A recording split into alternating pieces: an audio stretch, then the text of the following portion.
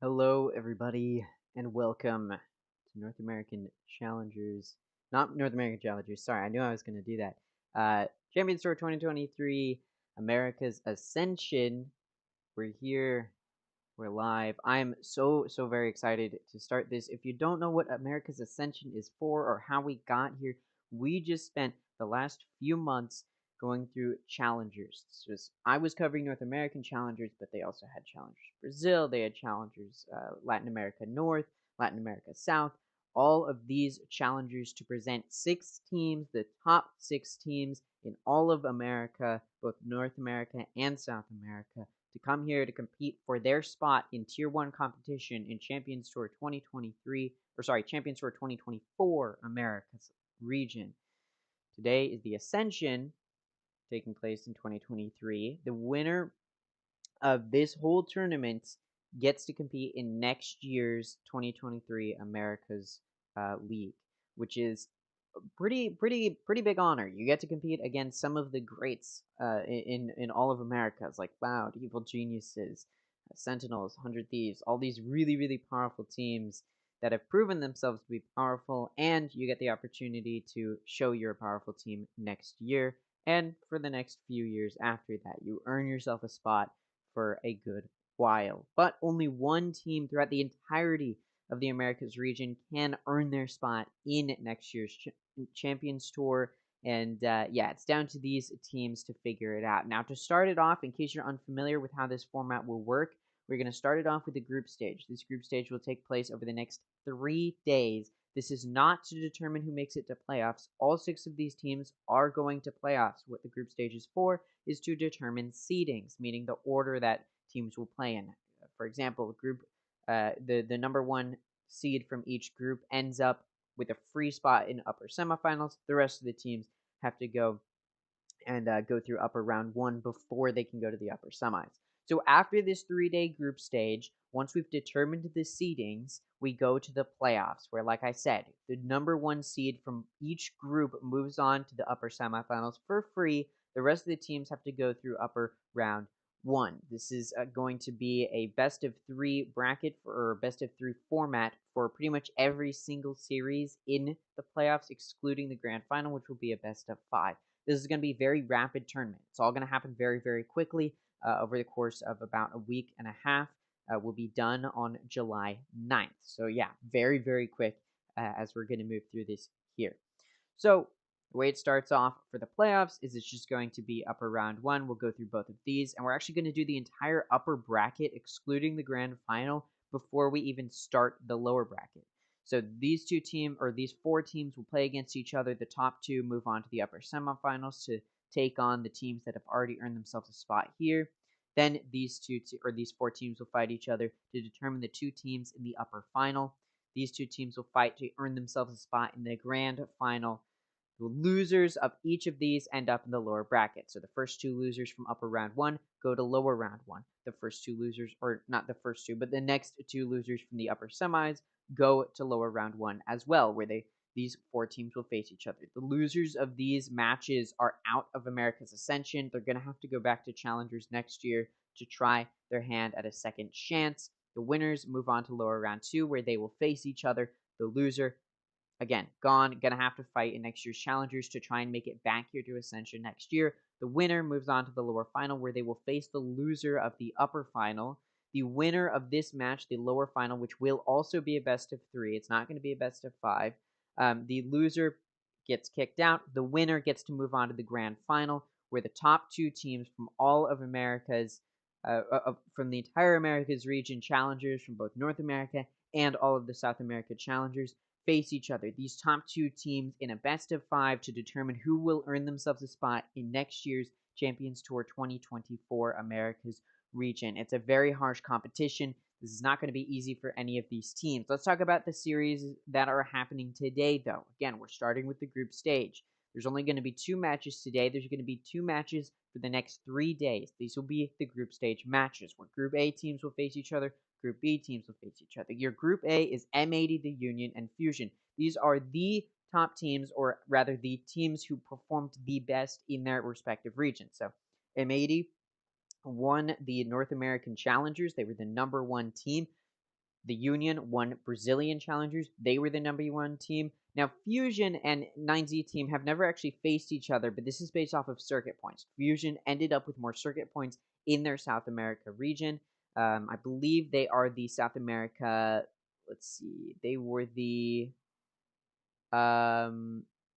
North. So they were the North winner. They had more circuit points than 9Z. They did end up facing each other as well, but overall, Fusion ends up in this more competitive group, you could say. So these are the top 3 teams from each respective region.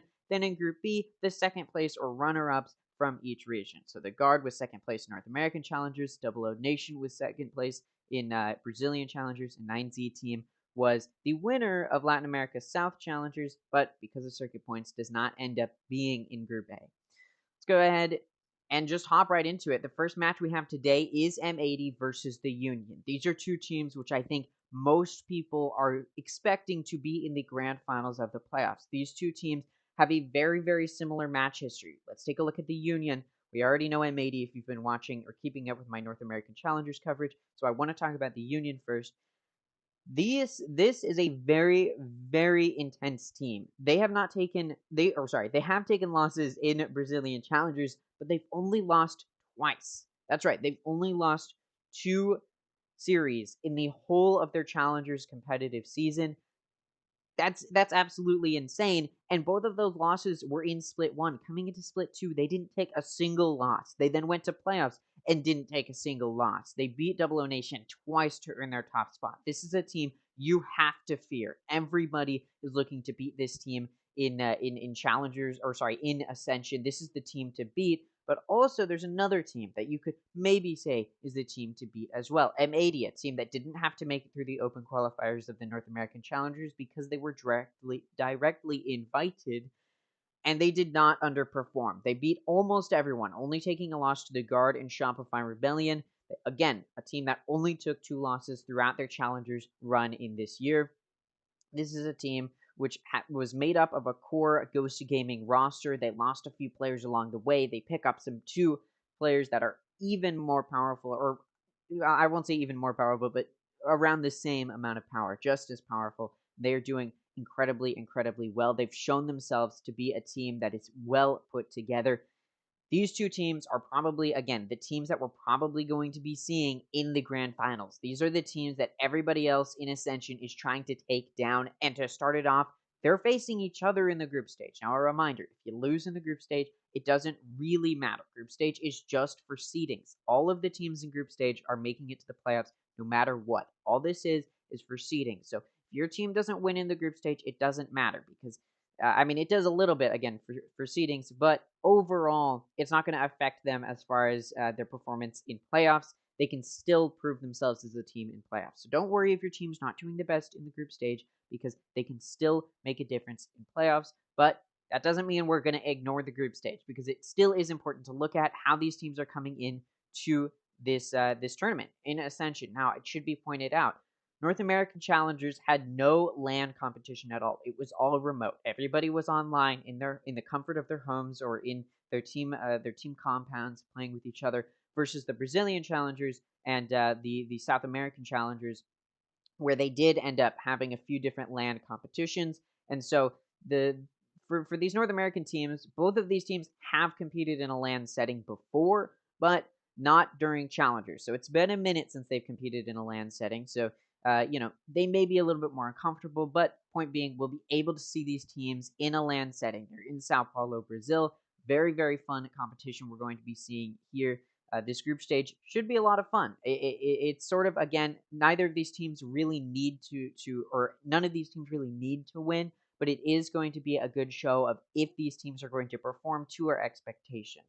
Now, the Guard, our next match today, I should just talk about that. I don't know why I was going to talk about the Guard, is 9Z team versus OO Nation, or OO Nation. This is Group B. These are Group B matches. So teams that aren't playing today are Fusion and the Guard. They'll be playing tomorrow. Don't worry, they still get their time in the spotlight.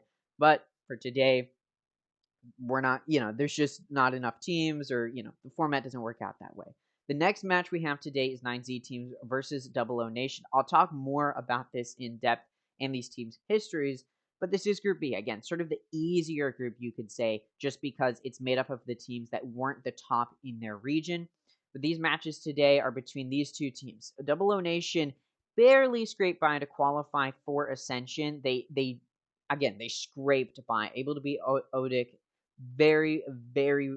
I mean, it was by a small margin, right? This was not a team people in Brazil really expected to do that well, and they were not a team that performed super great. They got 3-0'd by the Union. Not that impressive at all. And this isn't really a team that M80 or what was the other team? Hold on, give me a second. It's not really a team that M80 or Fusion or even the Union are really going to be looking at and being worried. That doesn't mean they're not a powerful team, but it's not a team a lot of these other teams in Ascension are going to be super worried about, just because their performance doesn't necessarily live up to an expectation of this is the peak of Valorant. Most teams aren't really going to be taking Double O Nation very seriously, but that doesn't mean there isn't an opportunity for them to make an upset. Then we go to 9Z team. And this is a team which had to win their Latin America South. So if you didn't catch it, there was a Challengers League Latin America North and then Latin America South. The top two teams from each of these teams did end up playing each other, 9Z team and Fusion. And 9Z team actually ended up beating Fusion. So from all of Latin America, excluding Brazil, this may be the best team. Unfortunately, their circuit points weren't as good as Fusion, where they didn't have as many, which is why they don't end up being in Group A, but that doesn't mean they're not a powerful team. They absolutely still are, and honestly, they're a team that can be feared. And if there's a prediction I'm going to make, it's that 9Z team will be beating Double O Nation. But we can go ahead and take a look here at the match that we're about to have coming up, which is, again, M80 versus the Union. I sort of went over the history. These are the two teams to beat, and it's very exciting that we get to start off seeing them playing each other in the group stage. If I had to make a prediction, I'm going to give it to M80. Of course, I've been covering North American Challengers. I'm going to be rooting. You can take a look at my pick'ems that I made for the whole of this week, or not this week, but these first 3 days, or the entire group stage. I have M80 beating the Union. I actually had Double O Nation beating 9Z team. I'm going to walk back on that. I did not look at these teams super in depth when I made these predictions a few days ago, or yesterday. So I'll walk back on that. I'll say 9Z team will probably beat Double O Nation. Tomorrow, we're going to have M80 playing Fusion. I think, of course, M80 is going to win that. A little bit of bias there. I then have the Guard beating Double O Nation. And that's not just bias. I do think the Guard can beat Double O Nation. The Union versus Fusion, I expect to go to the Union because it's the Union. Then we've got the Guard versus 9Z team. And again, I have the Guard just because I'm rooting for my North American brethren. I'm very, very excited for this. There's a lot to talk about. But it looks like we're going to be taking a little bit longer to get into this game than I had initially anticipated. So we'll go ahead and listen into the stats these casters are bringing up on these individual players for these teams. Again, first match will be M80 versus the Union. I am more than excited about this series. And in the playoffs to play with this team, and he's putting up numbers like this. Right now, we give him a little bit of extra time. Oh, actually, no, sorry. There's one thing I needed to do before we get into this, which is I'm going to quickly thank the subscribers I've gained since my last live stream. Xerox Gaming Channel, thank you so much. Tyann Rodriguez, thank you so much. Xiao Win or Nguyen, thank you so much. Lencia, thank you so much. Junior Vittery, thank you. Emil, thank you. Anya, thank you. RK Farming, thank you. YRM Official, thank you. And Tariel82, thank you so much for all your subscriptions. It really does mean a lot. The amount of growth I've experienced these past few days and weeks is unbelievable, and I thank you guys so much. I would also like to give a huge shout out to Project Alliance. This was an event organizer for a tournament that I just casted over the course of the previous 2 days. It was so much fun, a really well put together tournament, and I got to give a huge shout out to them. Go ahead and check out their grand finals happening today as well. But anyways, let's go ahead and take a look at what these casters have to say. There's some familiar faces. We've got Bach, Tanner Metro, Roy. These were all the faces we saw during North American Challengers. We can see they're actually pulling up the Union stats and how they like these maps. You see they've got a 100% win rate on Ascent. They've got an 83% win rate on Lotus, a 100% win rate on Fracture. They've never won on Haven. Pearl is a 100% win rate. Bind is a 100% win rate. And Split is a 100% win rate. They've only played one game, though. One thing I want to highlight, M80 has been quick to ban bind every single series they've played. They hinted that maybe they've got something up their sleeve, and I do expect bind to come out from M80 in Ascension. If there's a time to pull out your hidden map, it's now, when you're going to be on land, when you're going to be facing these very, very powerful teams. I do expect bind to come out from M80, maybe not until playoffs, maybe not in the group stage. I do expect them to continue to keep banning it in the group stage, but it is important to point out, although the Union has got these impressive win rates, excluding Haven, you know, there's definitely still room to be taken down because, of course, the top team in any challengers is going to have a very impressive win rate. You look at M80's win rate, it's going to be pretty impressive as well. So, again, the Union is not a team we shouldn't look at. And I think this is a team to beat along with M80. Again, these are the two teams that everybody in Ascension, other than these two teams, is going to be trying to take down. And for M80, they're trying to take down the Union, prove their dominance here in this series. The Union wants to take a win over M80 to prove their dominance before the playoffs, because this is a game to watch. This is the series to watch to determine which team you should really be looking out for when we're talking about a team we can make some predictions about, or a team that we can make prediction about winning Ascension. Again, whichever team loses this series doesn't necessarily mean they're going to do poorly in playoffs, but it could, it does reflect a little bit poorly, and I expect this to be a very close series. And honestly, I expect not all the stops to be pulled out here because, again, this isn't playoffs. This is the group stage.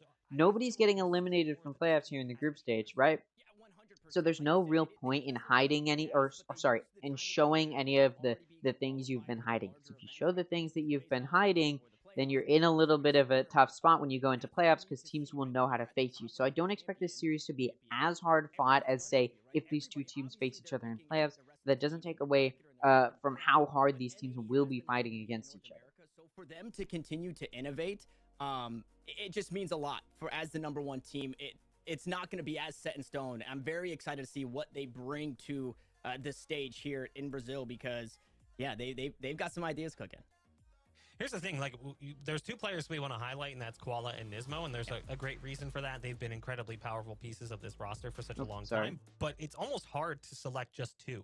Like, when you really look at this roster, Roy, there's so many individuals who step up on any given basis, and John, who was maybe the weak link at times during the first split rolling into the midseason faceoff, has been yeah, it's very important to highlight M80, Koala Noob, and Nismo are the two powerhouses. Honestly, I'd say Koala Noob was really shining in Split 1, then Nismo stepped up in Split 2. These are two players which you have to look out for when you're facing up against this team, because look at this, 235 ACS for Koala Noob, 224 for Nismo. ACS, it's average combat score, it's the average amount of damage you're doing per round.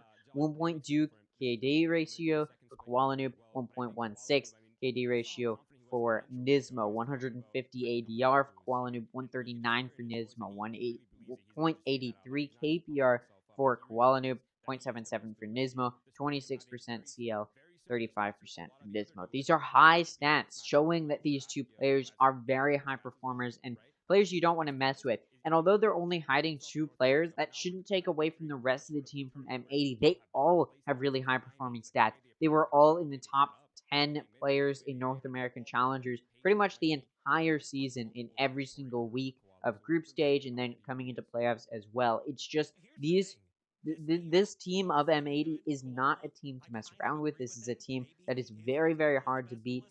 And again, M80 is the team to beat other than the Union. It's the Union and M80 that are these two teams to beat.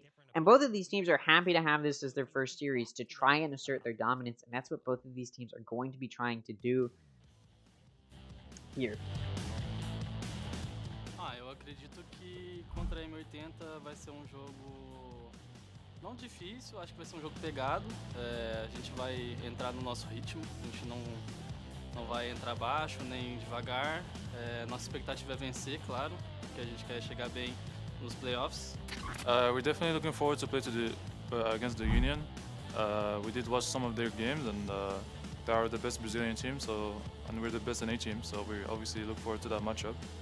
And we play against them first game, even though it's just seed-in for groups. It's not that important, but we're still looking forward for the matchup. E eu acredito que eles não têm muito o que surpreender, apesar deles serem os favoritos do campeonato, porque A gente entende como eles jogam, como é o jogo deles, então eu acredito que nosso time pode até se sobressair nesse confronto. Vem ataque orbital pra cima do Xande, eliminado pelo Gu. Que maravilha! Eles são um time que reage muito rápido no mapa, a gente não pode perder esses milissegundos aí, porque isso pode custar um round pra gente. Mas eu acredito que eles não têm nenhum jogador especial, nada especial assim não. I think it just depends how people deal with landers and stuff, and also like if they're on their day. I think Valorant, it's pretty hard to predict who's gonna win, who's gonna be in the final, so teams are just gonna be on their A game and be good.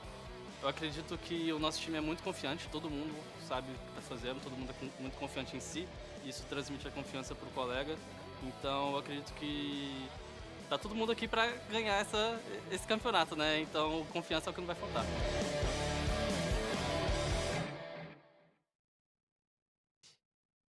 Raises a good point. Everyone's there to win, and there will be no lack of confidence. But if you're going to be confident, you got to be confident in your map pool, and we'll see where the teams are going to take this series. As again, both teams come in with a pretty strong map pool, but the Union obviously had a weak point, and that weak point is taken out. So they ban Haven right off the rip. That's really not a surprise. And M80 continuing the permaban of Bind, which we saw. All right, I am excited to see these map picks and bans. So United bans Haven. Again, this is a map that they have a 0% win rate on. They've never won Haven, so I can't blame them. Bind is banned by M80. I agree with that. Again, this is a map they don't want to show. Fracture is going to be our first map. I'm excited for this. You see them all on LAN. You can tell they're excited to be on LAN. I feel like M80 is excited to be on LAN again. Now, I believe this is the stage that Brazil ended up playing on for their challengers. They're very comfortable here on this LAN. They're in home turf as well. They've got the fans behind them. They're in Brazil. They're a Brazilian team. Of course, the fans are going to be mostly on their side, so home turf advantage could play a part. But just like in Lock-In, when Loud fumbled the win against Fnatic, just because you have the home turf advantage, it doesn't mean you're going to win. And M80 is not just going to let those boos and those the fan cheering for the Union. That's not going to falter M80. Now, of course, I am an American caster. I'm going to be a little bit biased towards M80, but I'm going to be trying to be as unbiased as possible when we're talking about these two teams, because these two teams are very, very powerful, very evenly matched, and it's nothing to scoff at. And okay, interesting. I've never seen this before. Remote casting or casting online, but these two casters are in the same room. I like it. I dig it. I think it's very, very cool getting to see these two teams, or these two casters cast it together while we're looking at the start of this series. M80 versus the Union, starting now on Fracture, and we're already deep into the round. In fact, they missed the start of it. Unfortunate. Their player goes down. Koala Noob's already died. They're starting on the defense of Fracture. Fracture's a very offense-sided map. This is a map both of these teams have good win rates on. Neither of these teams are particularly favored on this map, but the Union did pick it, so of course they're expected to win this map, and they're starting it off by taking out Koala Noob, looking for more engagement. M80 pushed out in a main, getting pressured, but Nismo behind the box, able to find two before he goes down. Askia takes him down. EU gonna take out Askia though, although EU is traded off. This leaves it in a 2v2, although M80 started it off down a player. They've managed to even it out in a 2v2. Both of the remaining M80 players going for the flank through a main now. They rotated through attacker spawn through south side. Now they're going in through a main, getting ready. On site, behind pillar, just waiting, rotating around, hoping to catch these players off guard. Smoke goes down, Killjoy turret comes out, and the engagement starts from M80. Cross being held, but Guz holding an off angle, able to take Xander out. John Cutie takes out RVN, but count there to shut down John Cutie, and this round goes to United. Started off on United's map pick in their home turf, and United takes the first round, first blood, and first round of 2023 Champions Tour America's Ascension. Very, very exciting here, and it looks like spirits are high. M80 now gonna have to take an eco. Pretty traditional econ structure, I imagine, is soon to follow. And yes, they are taking an eco. The Union off of that round win. I think I called them United a few times. I apologize about that. The Union gonna be able to afford a forced buy here to combat that of M80's eco. So this round should very easily go to the Union. Marshall coming out from Kuala Lumpur, peeks out down A main, and it misses. A whiff shot, not going to do much damage. He gets away with his life. So early engagement, all that was spotted is the players pushing up into A. That gives cue for the Union to start rotating. But look at M80, they're ready for that. And as the smokes come out, they're definitely going to be aware of this rotate. Oh no, Bonk able to get through smoke. Kuala Lumpur goes down. It's now going to be a 4v5 for M80. Xander takes out Pong. Askew, though, takes out John Kiru, EU, and Xander mows them down. It's down to Nismo in a 1v4. It comes through. They know where Nismo is, and they're going to be the one to get the final kill. This round goes to the Union. They find 2 rounds in a row to start off their map pick of Fracture against the #1 seed from North America. Though the Union themselves is the #1 seed from Brazil, they're not going to go down easily to such a powerful team, being such a powerful team themselves. M80 put up a decent fight there, but not nearly as well as they would have wanted. The majority of the players remaining for the Union means that as this next round they move into is a bonus round, there's going to be some decent guns to fight against M80 with. M80 going to be on a bye this round after taking 2 ecos in a row. Going to be able to afford this bye. They should have better guns. They should have the advantage. They should be able to win this round. See Askia moving through, entering into B heaven. M80 not playing off site at all. They're entirely playing off site. Now, I did mention it earlier. This is a very offense-sided map. I'll explain why after this round. You're going to start to see some of that here where the defense is pushed into their spawn quite heavily, and it's very difficult. They're having to go for this flank, but not finding anything with it. Nismo and Kuala Lumpur not finding really anything. They see some players, some early engagement, but Spike's been down for a little while now. The retake has to start from M80. They haven't made any progress, and NTX is going to take out John Cutie, and now it's a 4v5 for M80. The flank comes through from Askia, able to get through generator entrance into CT, comes around, does some damage. EU takes some, but gets away with his life, and as Xander enters onto the site, takes out RVN, but Askia there to trade it off. Honk gonna take out EU. Kuala able to take out Rafa, but it's a 2v3 now for M80, and there's no time, just gonna have to get away with their lives. There's 2 players that came to the flank, Nismo and Kuala now getting back towards that north side of Actor spawn. 3 rounds in a row now for the Union. Not a good start for M80. Now, I did talk about it earlier. Very offensive map. We saw it play out there. One of the biggest issues about being on the defense on this map is it's so difficult to retake sites. If the spike goes down, you're pushed into CT. It's near impossible to get through that post plant, which a lot of these teams are so good at setting up, especially with a little bit of an off meta pick, pulling up the Sage on this offense. Again, a little bit off meta, but it doesn't matter. The Union able to utilize that Sage well. They wall off one of those entrances and provide such good sentinel vision. And it even further creates that gap of offense-sidedness. So the way you combat that is by going for heavy, aggressive plays, and here they do it, but go RVN and Punk find 2 kills to deny it. It's going to be a 3v5. This is another buy from M80, so it's another buy from both sides. M80 trying to go for an aggressive play. They are aggressively denied. It's now going to be a 3v5 that M80 is in. Trying to do something here if they can, but this round not looking like it's going to go their way already, and we are only 30 seconds into this round. Rafa going to take out Nismo. That's it. It's a 2v5 now, and M80 likely just going to be scrambling to try and find some exit picks before they go down. RVN going to be spotted as he moves through into A. Looks like the Union going to start this A hit. They've got a lurker in Rafa over on B. B main.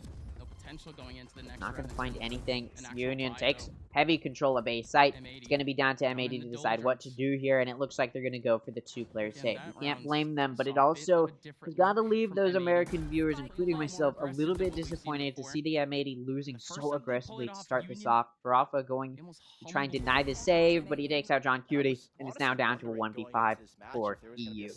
Likely just going to be trying to save here. The timing could work out poorly, but they know NTK is coming, and they find the pick. Off angle being held there. You see the Union clambering to try and shut him down, but EU likely get away with at least another kill if that. Maybe not, though.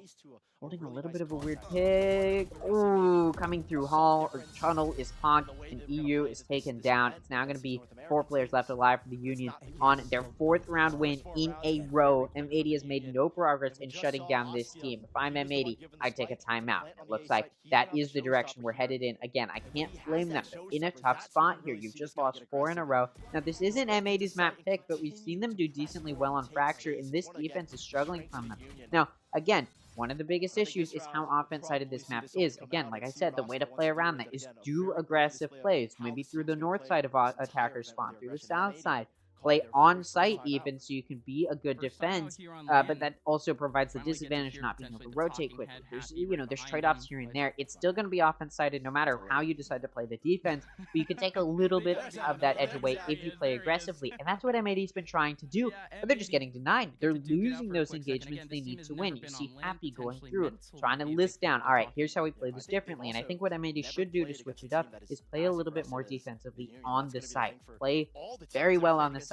Stick it, be on the site, and put up a good defense. At the end of the day, you need to be winning your gunfights, and M80's been struggling to do that. I think the most gunfights they won were in that pistol round, and we're no longer in that pistol round. We're not going to see another pistol round until second half, and until then, you gotta put up some sort of fight. Now, off of this timeout, M80 gonna be taking an eco because they just don't have money to buy. Meanwhile, the Union has tools to work with. Showstopper and Neural Theft, they're on a complete full buy, and look at their econ. 2 players with 7,600. That just goes to show the Union is unbelievably powerful with their econ right now. It's gonna take so much for M80 to break down that econ stability. Already, Koala Noob spotting to push early aggression into A main. Koala Noob just gonna back up. All they have is a Ghost. Don't want to try anything crazy here. Union still aggressing into A little bit. They're testing the waters. You do see Askia crossing through to the north side of offense spawn, while 2 players are getting ready to push through Sat. You look at M80, they're reading a B hit. It's a bad read. They were expecting a rotate because that's what the Union has been doing, but unfortunately, the Union not rotating this time, and M80 has just given up A site completely free. The Union going to be allowed to walk onto this site. There's no util, no Sentinel util, nothing to stop this plan. So Spike is going to get to go down as site is aggressively taken. Showstopper comes out from Askia, clears into CT, but he whiffs, it hits the wall, does damage to Askia rather than any of the M80 players. Good for M80, but they are still on an eco. Not an easy round to win at all. Sagewell blocking off rope, being broken, trying to get through. Sovadart getting ready to come through to do some early aggression. Askia holding door, getting ready to take some players out. Ponk able to take one out from drop. Takes out Koala Noob. You able to take out Askia. He goes down for Rafa. Ponk able to get a pick himself as well. It's a 2v4 now. Ponk gonna be spotted and takes out Xander. Rafa gonna finish it off, taking out Nismo. Union has just won 5 in a row. M80 not making any progress in trying to deny this momentum. The Union, look at their eco. So stable at this point. We see players maxing out. It's not looking good if you're a fan of M80. You gotta start being worried. 2 ults available for M80. Hunter's Fury and Orbital Strike. Sorry, I almost said Rolling Thunder there. Neural Theft still available for the Unit, and they're probably going to be wanting to use it. They know M80 is now going to be on a buy. Now, that previous round was an eco, so you can excuse the loss for M80, but they need to win this buy, or else it's really not looking good for them on this map. Now, you do not want to start off your first LAN event in quite some time by getting 13-0'd, and it looks like M80 going to be trying to stop that here. You see Koala Noob pushing through door, trying to make an aggressive play, but the boom bot put out by Askia pushes him back. He's now going to be watching drop. Sovadrone comes through. He does spot those players there. You see Koala Noob still holding this. Concussion getting ready to go through from NTK, getting ready to push out. Koala Noob's backed up. He's not going to be holding through drop anymore. Not going to be looking into satellite either. Orb going to get picked up, which means that Rolling Thunder getting closer and closer to going up for NTK. Still 2 ults available for M80. Still have not had the opportunity to use them. They're still holding 3 on A and 2 on B. Unfortunately, the Union has started to rotate over towards B, so M80 likely going to be caught off guard. There's some Killjoy util to slow down the push. Koala Noob over on A, takes out the Lurker. Ponk goes down. Xander able to defend the B site, taking out Gut. It's now going to be a 5v3, but EU takes out Askia, and that makes it a 5v2. Union caught up in heaven. NTK stuck here. Rafa pushing in through Arcade, but gonna get caught out. Has to back out, and John Cutie pushes into NTK through that brim molly.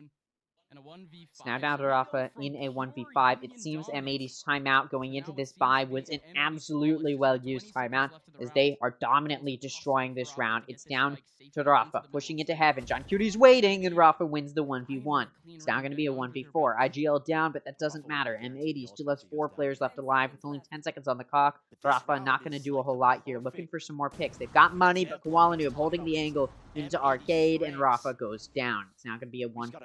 The scoreline of 1-5. The Union has not yet secured that 6th round. If M80 is able to win a total of 7 in a row, they can take the lead going into the next half. I don't think it's likely, not to be the Debbie Downer here, but it just does not look like a likely situation. Although M80 making some good progress in that round, near flawless round, other than Rafa's one pick onto the IGL. John Cutie, of course, a little bit of an underperformer in some rounds or in some games for M80. So if there's a player you want to go down, it's probably that one rather than some of your higher performers. But off of that win, M80 can afford another bye. They've also got Bladestorm and Lockdown up. Resurrection and Neural Theft available, but Askia, the entry frag goes down in Arcade, and suddenly this B push gonna have to slow down. They don't have that entry duelist anymore. Koelanu on point, able to find that pick. It's pivotal. Rez getting ready to go up. Rafa gets the Rez off on Askia. Neural Theft still available for Ponk, but they need to get a pick to use it. Lockdown also available for M80. They want to be able to use it. You see these players pushing out through B main. It's Ponk in an off angle holding this entrance. John Cutie's ready, but Koelanu able to take out Rafa, but Ponk able to take out John Cutie. Xander, though, taking out NTK. Koelanu pulls out the knives, takes out Ponk. It's now going to be a 1v4. Askia takes out Xander, but Koelanu, what a shot onto Askia. It's now going to be a 1v3. Nismo going to take out Gov. What a shot from Koelanu to secure the round. It's now going to be a 2-5 scoreline for M80. This comeback may be possible to at least keep it even going into the next half. Again, a heavily offense-sided map, but 2 rounds in a row, gonna give some good mental boost back into the hands of M80. Now, these top teams, they know how to keep their mental up, but that doesn't change the fact that they're still struggling a little bit here to find those early rounds. But now that they're coming in, you can definitely tell they're starting to feel a little bit better here, able to get some dominant round wins with the majority of their players left alive. Does put them in a good spot. Looks like a tactical pause going to be called here by the Union. They want to take this time out to figure out, all right, how do we stop any momentum? They've been struggling here in their takes of sites. They've been playing a little bit too incoherently in the sense that they're pushing in one by one. They're able to get picked off one by one, and you see M80 able to turn their attention towards one player at a time. Sure, that previous round, they went for that entry frag. It was immediately denied, but they got that res off, and it didn't matter. They still were playing a little bit too incoherently. Those engagements are able to be taken by M80 where they had player advantages if they were peaking on a 2-on-1, or simply M80 was able to win their 1v1s when they needed to most. So it's down to the Union to try and figure out how to put themselves in a better position here. I would suggest just don't go B. Try going A, or maybe do a little bit of a split push, try and peek into some different sites here, and then figure out where you want to go off of that. Maybe play a little bit slower, but it looks like they're going to send all 5 of their players through A main. Looks like M80 possibly ready for this. They're not playing on site. You've got Koelanu pushed up to watch into satellite. Then you've got Nismo and EU getting ready to watch a site from CT. This aggressive push started, but Askia has been concussed, and Nismo happy to take him down. Although Koelanu, key player from these past few rounds, taken down. Ponk able to take him down. It's now going to be a 4v4. Rolling Thunder available for NTK to clear into CT, but counter Rolling Thunder comes out from M80, and it comes out, but then the counter Rolling Thunders get traded.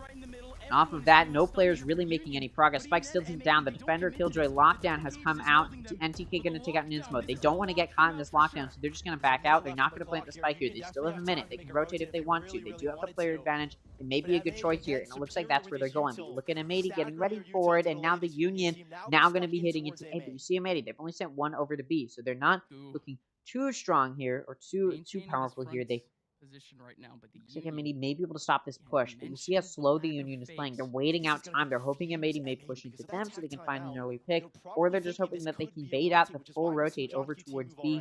There's still 2 here on A to defend it. Xander low on HP, though, down to 30. Very easy kill. Ponk able to take him out. EU, though, going to take out Ponk, but gets concussed. No, doesn't, but it doesn't matter. Rafa able to take EU out for a trade. Down to John Cutie in a 1v3. At this point, may just want to save, but it looks like they know that with such a big round deficit, they really don't want the Union to get to that 6th round. So John Cutie, the IGL, the Killjoy for M80, going to be going for a 1v3 clutch. The question is, can they pull it out? Can they pull out these stops? Catch NTK off guard, able to find one, looking for more. The Phantom, able to get that first kill, looking for more. Rafa down to 26 HP. Could be an easy kill, but the heal comes through, trying to clear these entrances. If he comes out, they know where Gut is. John Cutie's time running low, gonna have to start moving, and Rafa shuts it down from main, down to 15 HP in the process, but it doesn't matter. The Union takes their 6th round win. It's now impossible for M80 to take the lead going into the next half. The question is, can they keep it even? The Union, of course, going to be trying to take the lead themselves, and they're very much so in a position to do so. They're very much so in a position to do so. Still 4 rounds left in this half, which means plenty of rounds for the Union to try and win at least one to take the lead going into the next half. Now, again, this map is very, very offense-sided. You saw it play out there. I mean, honestly, I'd say that was a good hold from M80. It's just that those ults came out, and then by the time everything, the dust had settled, M80 was down 2 players, and at that point, there wasn't a whole lot that they could do. We'll see how they played this round, though. They're doing an aggressive push out B main. It doesn't come through with anything. The Union is actually going to be crossing into B site. It's been left open, but Xander's there, peeking in, able to find that pick through B main. There goes down Rafa. No more Sentinel, no more healer in that Sage. Still a Cypher, though, to help play that post plant. It's now going to be a 5v4. You see Askia pushed into CTB. M80's ready for it, and the timing as Askia looks away to clear out Generator. EU happy to take him out. It's now going to be a 3-on-5 for the Union to try and play this post plant. Spike still in the first phase. There's still time. Gut going to take out John Cutie, though. That evens out a little bit. Ponks revealed his position. Xander pushing in through main. Going to take out Gut. It's now going to be a 4-on-2. Xander's ult going to take out NTK. It's now going to be a 1v4 for the Sentinel Cypher in Ponk. They know where he is. He's able to take out a EU, but the spike's just been allowed to be defused. How is Ponk going to play this? A little bit of delay in those overlays, or rather, those overlays come out early. Ponk gets away with his life, but M80 able to secure that round win. Makes themselves feel good that maybe they can make a comeback here, but look at their econ. Not great. Even though they just won that round, it's still a little bit shaky. They're going to be able to afford a buy here. They do need to get some momentum moving in their favor if they want to be able to win the next few rounds, or at least a good majority of these next few rounds. I mean, there's only 3 rounds left in this half. There's not a whole lot of rounds for them to play with, but if they can get the majority, they could be in a good spot, and winning this next round could set them up for good econ for the rest of the rounds in this half. This round starts. It looks like the Union wants to test into A. They're sending 3 through that north side, through satellite, getting ready to push into drop. Kualanu gets blinded. He's watching with an operator. You know the Union realizes this. Ooh, Showstopper going to be pulled up, and NTK going to be able to take out Kualanu. Xander takes out Rafa, though, over on B side. That was the Lurker. The Union's happy to lose their Lurker, but it does prevent them from rotating if needed. John Cutie going to take out NTK. Nismo takes out Askia as the Showstopper comes out, and John Cutie takes out Ponk, able to take out Nismo, but he's in a 1v4. Now a 1v3. What can he do here? And, yeah, that round win came out a little bit early, but Xander able to take out Ponk. It's now going to be a scoreline of 4-6. If M80 wants to make a comeback, it's possible. Look at the econ from the Union, which was once so strong. Weak now. Look at them. Taking an eco round. A half buy, really, because Rafa is able to afford a Vandal, and so is NTK, but they don't have good econ to work with going into this. My voice continues to crack and start to die down here. If you look at M80, though, on a full buy, and like I said, if they'd won that, they'd have good econ for the rest of this half, and they won it. So these next 2 rounds, they're going to have good econ to work with. Meanwhile, the Union having to take an eco half buy. They've got 2 of their players with Vandals to try and make a hero play, but it's a Sentinel and an Initiator. So not those 2 players you necessarily want to have powerful guns. They've got a Neural Theft to use. They need to find some kills to use it. Have doubled up in B main. 2 players. Xander able to find the pick onto Rafa. John Cutie takes a little bit of damage. So does Xander in this process, but oh, no way! NTK shooting through the smoke. Takes out John Cutie and Xander. Now a player advantage. 2-for-1 special in the hands of the Union. It's now going to be 4-on-3. Guns can be picked up as well. Ooh, Ponk holding the south side. Able to take out EU. And Kualanu going to trade it off, though. Gun going to be picked up as well. But as Askia takes out Nismo over on B site, it's a 1v3 for Kualanu. The duelist. Oh, caught out nearly, but the one who gets caught out. Kualanu able to take her out. There's one watching heaven, and Kualanu dashes in, gets blinded. Still going to push into this. The breach util being used to push Kualanu back. Time running low. The spike getting ready to go down, and NTK takes out Kualanu. 3 kills for NTK this round. The thrifty round comes through. The Union wins their eco round. Didn't look super winnable going into it. It turns out it doesn't matter. Their offensive advantage played very, very well. Or not even the offensive advantage, but just that lurk play. Yes, that 2-for-1 as well. Shooting through the smoke when they were getting ready to push into B was an absolutely insane play that allows them to take that early player advantage of one player, and then that lurk over in their offense, Southside spawn, able to find a pick. I'm just a beautiful round if you are the Union. Now we're going to be moving into the final round of this half. Both teams on a full buy. Hunter's Fury available for EU. Rolling Thunder, very pivotal ult available for NTK. 2 ult points away from multiple ults. Blinded 1 ult point away from his Blade Storm. 2 ult points away from that lockdown and Orbital Strike for M80. 2 ult points away for the Resurrection for the Union. So some ults very close to getting up. The question is, will they come up in this round? Or will only those ults that are currently up gonna be Blade? Oh no, John Cutie with a big whiff, and Askia is able to take out John Cutie. It's now gonna be a 4v5. See Xander coming in through rope, breaking that Sage wall, getting ready to do some damage. Rolling Thunder comes out. Koala Noob takes out Rafa. Koala Noob with those knives, getting ready to play them. Moving in here through this smoke. Getting ready to push in. That spike's been down for a little while. No vision in the hands of the Union. 3 playing up in main, 1 in drop. And it looks like M80 knows that there might be 1 drop. Very, very wary of it. It's smoked off, though. No vision there. Door gets opened, and Xander is able to take out Askia. Meanwhile, Koala Noob pushing into main, takes out Ga. Xander takes out NTK. Ponk's able to take out Nismo from drop, but no more time to be played. The Orbital Strike going to take Ponk out. So he has to try and defend that spike, but no time, and this spike gets defused. M80 going to take the final round of this half. Scoreline going to be 5-7 in favor of the Union as we move into the second half. Now, like I said, a very offense-sided map, and the Union only takes a 2-round lead going into this half. It's still very, very winnable for M80, so the Union, not a team to be messed with. They've got a decent scoreline, or sorry, ratio, win-loss ratio here on Fracture, and yeah, they're not a team to be messed with on Fracture. So there's a very, very real possibility that the Union ends up able to pull through with a win, despite being on the side with a little bit of a less happy advantage. We'll see how it goes, though. Econ round for both of these teams moving into the first pistol round, or rather the second pistol round of this map, first pistol round of this half, although there's only 1 pistol round per half. M80 getting ready to push towards B, and now it's pistol round, probably just going to play aggressively. You see the Union themselves on their defense playing aggressively. 2 pushed out A main, while the rest the team, they've actually got 2 push out B main and 3 push out A main. And M80 coming in through the north side of B, though. Gonna not get caught out there. Meanwhile, John Cutie lurking in B main, gonna get taken out by Ponk. But you can see the Union's like, wait, that was the lurker. Now they're getting wary that it might be pushed through north side, but it's too late. M80's already made progress. Ponk caught out in heaven, takes so much damage. 1 shot away, but it doesn't matter. EU goes down. That spike down. God takes out Nismo. Spike gonna be picked up, and you can see Koala Noob able to get the kill onto Ponk because Ponk takes fall damage coming out of rope. Apparently, you can take fall damage there. I didn't even know that. It's now going to be a 2v4. M80 down 3 players, though, and 30 health left for Xander. Not looking great. Meanwhile, the Union, 4 players up to live. 2-player advantage for them. Health looking pretty solid, except for Askia with 22. And, well, Rafa's got 85. They're not the easiest for them. And M80 definitely still has a chance here, but they're held a little bit too low here. Koala taking so much damage in early engagement. They're pushing into CT here. They want these early picks before they get this spike down. But look at the Union. Tripled up here. And no chance there. NTK takes out Koala Noob. It's down to Xander, who's able to get this spike down. A little bit of econ save there.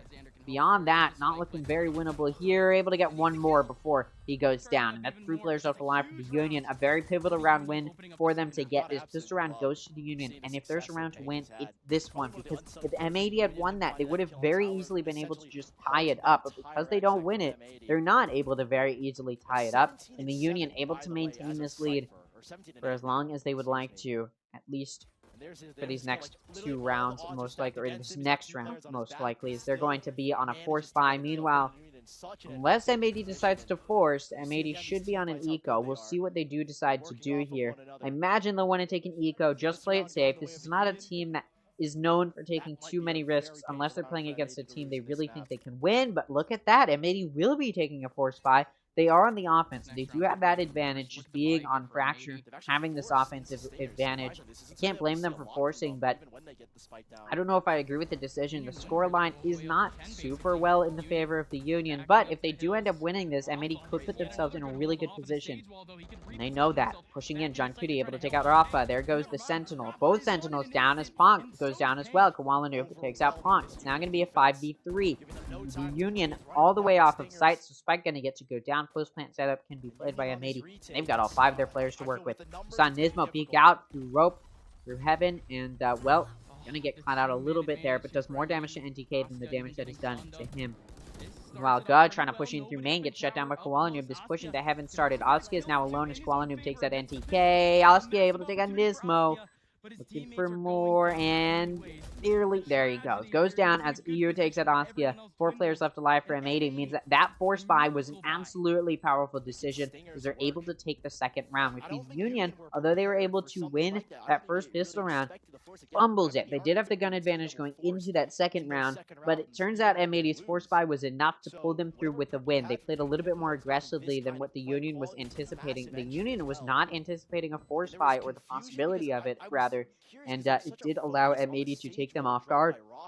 And this round does go to M80. They're not going to be able to take a bonus. They'll have an innate gun advantage because they have better guns versus the eco round from the Union, which should allow M80 to take this round and put themselves within 1 round of taking the, or not taking the lead, but of tying it up. See M80 getting ready to push towards Onade. They're not really pushing towards anywhere. They're leaning more towards B, but you see them just holding. They know that it's an eco round from the Union, and they're expecting the Union to play aggressively. This is a playstyle we've seen from the Union multiple times, where they play a little bit aggressively.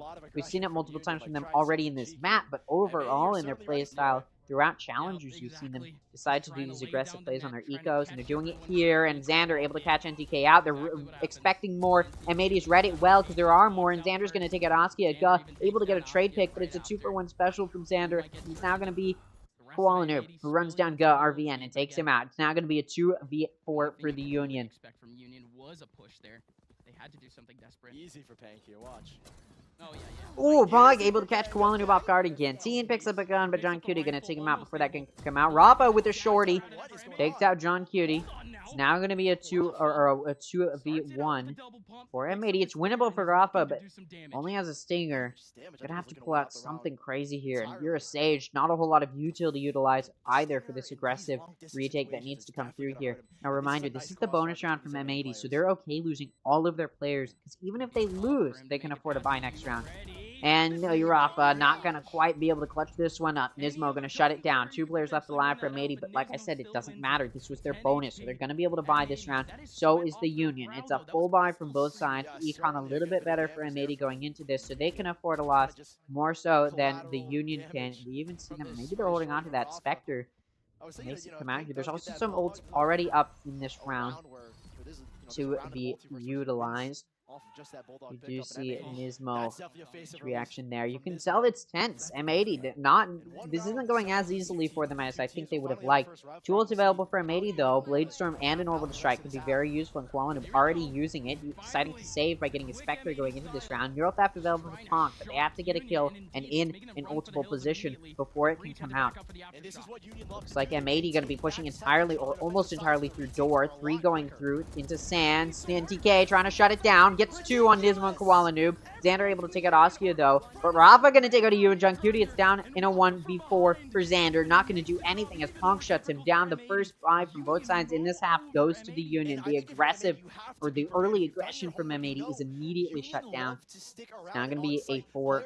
It's not now going to be another full buy, because like I said, M80's econ going into that round was much better than the Union's was. So the Union, if they lost that, would have had to take another eco. But, of course, M80 lost it and can afford another buy. So we're going to be looking at another buy from both sides. We're even seeing this operator come out from M80 Koala Noob, if I'm not mistaken. So, yeah, this is not the best position for either of these teams. They're not going to have an easy round. It's going to be a hard fight, but M80 needs this round if they want to get some econ back in their favor and prevent the Union from taking that aggressive lead. You see Koala Noob coming in through arcade. They've left that spike in the north side of offense spawn. They're trying to do some split play, look for some aggression before pushing in anywhere. You see Koala Noob hoping to find a pick, pushing through arcade with that operator. Not going to find anything there. Nobody's there. There's a player in heaven, but playing very, very far back. And you've also got Askia not even playing in Heaven, but on site. Actually, neither of those players that are on site are playing from Heaven, although what I was referring to was NTK, who is close to the B site Heaven. But yeah, Kuala I'm not going to find any of them yet. He's going to have to swing this angle where he may see Ga RVN. Could find a pick there. There's a Cypher Cam as well watching the main, so they know nobody's coming through there yet, although M80 is getting ready for this B push. They're looking for early aggression, but didn't find any early picks, and they just decide, let's commit to B. Kuala peeking with an operator is spotted without any shots going through that do damage. There's still no damage done to either side. In M80, they know they've been spotted on B, so they're going to take it over towards A, hoping to do some damage there. And it looks like they may have just read that there were more players on B, or they're hoping that off of that aggression, the Union will rotate over towards B. And honestly, it would have been a good read, except that the Union is sort of staying stagnant here. You've got Ponk in an off-angle underdrop, looking to do some damage. He keeps getting flashed, though. It's Rafa on site, but Ponk is scraped by, able to take out Nismo. Rafa going to take out Kuala Noob. Xander takes out Ponk. Rafa going to take out Xander. Was Ponk shooting at his... I won't question it. Oski's grenade going to take out John Cutie. It's down to EU, who's been able to pick up the operator that Kuala Noob dropped, and just going to go to save it here, and he'll get away with it as well. But that does result in another round win for the Union, and the map pick from the Union of Fracture starting to look like it's going to go their way. Not quite as close of a map as maybe I was anticipating, but of course the Union picks this map, so of course if there's a map they're going to win, it's going to be this one. And maybe still putting up a decent fight so far, but they want to at least get to double digits to show that this is a team that they can beat as we move further into this series. If I want to have faith in M80, which I do, I want to see them get to double digits before this map ends. Even if it goes in the favor of the Union, I think Pearl could still go M80's way if they can at least get double digits here. We do see M80 going to be taking mostly an eco. Of course, Kuala was able to get that operator that EU was able to save in the previous round, so there's one powerful gun, very powerful gun in M80's hands, but it's going to be difficult to utilize well here. M80 struggling to find this offensive advantage that you typically have because the Union's just playing on site and they're doing it very, very well. Able to find those off angles, able to find those early picks as M80 tries to push onto site. Now that M80's on an eco, it'll be interesting to see how they decide to play this. You're going to have a lurker over on B while the rest of the team is pushing towards A, or at least 3 of them are pushing through A main. So it looks like now they're going to rotate it over towards B. When you look at the Union, they're expecting an aggressive play from M80 now that they're on that eco round. And so they've entirely rotated over towards A. They're entirely off of B site. Not at all what they were hoping would happen. And it does allow M80 to start this push into B site. Ooh. Xander gets caught out by a Cypher Trip and through the smoke. Xander goes down. It's now going to be a 4v5 here for M80. Oh, Spike goes down. Nismo nearly dies in the process, and he does get finished off, but not before that Spike goes down. It's now going to be a 3v5. Attacker Lockdown comes out. M80 wants to secure this round. NTK gonna take out Kuala Noob. The Spike just gonna be diffused. Yeah, nothing that they can do there. The attacker lockdown was utilized and wasted by M80 because it comes out too late. Spike gets diffused. 4 ults now up for the Union. Showstopper, Resurrection, Rolling Thunder, and Orbital Strike. All very powerful ults that the Union has in their hands to use this next round as they know M80 is going to be back on a bye. It'll be a bye from both sides. And this is not at all going to be an easy round for M80. They've shown that they're going to struggle on this map. And in this half, again, a very offense-sided map, but it doesn't matter. M80 is not able to find any of that early aggression and early entry onto the site that they need to. They're not aggressing in the way that maybe they should. They're not able to catch the Union off guard. The Union is pretty much able to read M80 wherever they go. And not only that, but they're able to hold stagnant on the site. When it comes down to it, the Union is winning those gunfights on the sites and preventing M80 from pushing onto the site. M80's only won 2 rounds in this half, and it was those first few early rounds that they were able to win when the eco was still not very stable for the Union. But now that the Union has gotten some good guns in their hands, they've won most of these rounds, and it seems as though they will for the foreseeable future. But that's really the effect of Pank, right? And we do see M80 figuring out how to do this. They take that timeout to figure out how to restructure themselves. They've got a Rolling Thunder to use this round, but again, the Union's got 4 ults in their hands. It's not going to be an easy round for M80 by any means. And honestly, I think M80 will be very quick to save if they lose some players early because they know that the ults are so heavy from the Union. They're likely going to try and bait out some of those ults early if they can, but it's not going to be easy. And you see them actually reading that maybe the Union will be going for an aggressive play. And they are. M80 holding in that south side A spawn as well as that north side of attacker spawn. You see Ponk pushed up here, hoping he'll catch M80 pushing up. And he just might. You see Xander pushing up here. Rafa able to take out John Cutie over in that north side of attacker spawn, but EU crosses the rope and Ponk goes down. It's now going to be a 4v4. That early pick from Rafa immediately gets traded off with a trade pick from M80, but Rafa going to now turn to watch that B main entrance, and that Sova drone comes through. In response, flashes are coming through. They know where Rafa is, but it doesn't matter. He's still able to take out Koala Noob and Nismo. And the shorty kill comes out on Xander, looking for the ace. The Sova Hunter Fury comes out, and it does good damage, but EU's now locked in a 1v4, and he's getting pushed. He's getting pinched from so many sides, and the grenade lands perfectly. And down goes EU. This round goes to the Union. They've secured the 12th round. So if M80 wants hope of winning the map, they need to win 5 in a row. Not an easy task for anybody, let alone a team playing against the Union. 4 ults still available for the Union. They didn't have to use any in that round. Now, M80 did get an ult up that round. It was that Hunter's Fury, and they used it in that round to try and secure the round. Didn't end up going their way. They still have a Rolling Thunder to use, but again, because of the Union, because of the ults that the Union has, it can be very easy to counter that Rolling Thunder, especially since the Union has a Rolling Thunder of their own to just use to counteract the Rolling Thunder that M80 has. You see M80 pushed up into B, so Koala Noob jumped over that wall that was put up. This Rolling Thunder now coming through. Xander able to take out Ponk. Concussed Rafa trying to lock down Heaven, but isn't able to. EU going to take him out. NTK able to take out John Cutie, and this entrance onto B is successful. It's now down to the Union's players in a 3v4 to try and stop this plant. Plant's going to go down, so now they have to retake the site. 2 coming in through Arcade. Koala Noob with an operator that's been picked up, getting ready to stop the push through Arcade. Rolling Thunder comes out, but the Orbital Strike has come up, and it's going to be used, but it doesn't matter. Oscar and Gov find 2 picks. Pick each, and that does leave it in a 2v3 and not going to be won by M80. That was a round M80 should have won, and they didn't, and that's it. The map goes to the Union. They secured their map pick. A Fracture or M80 not able to get to double digits like I said I wanted to see them get to. It's not over for them yet. 7's not a horrible amount of rounds. It's just not as close as I would have expected.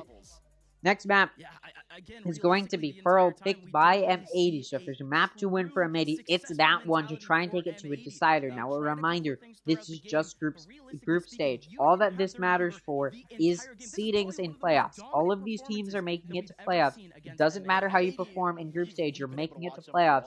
All that matters is where you end up placing in playoffs or who you end up playing against.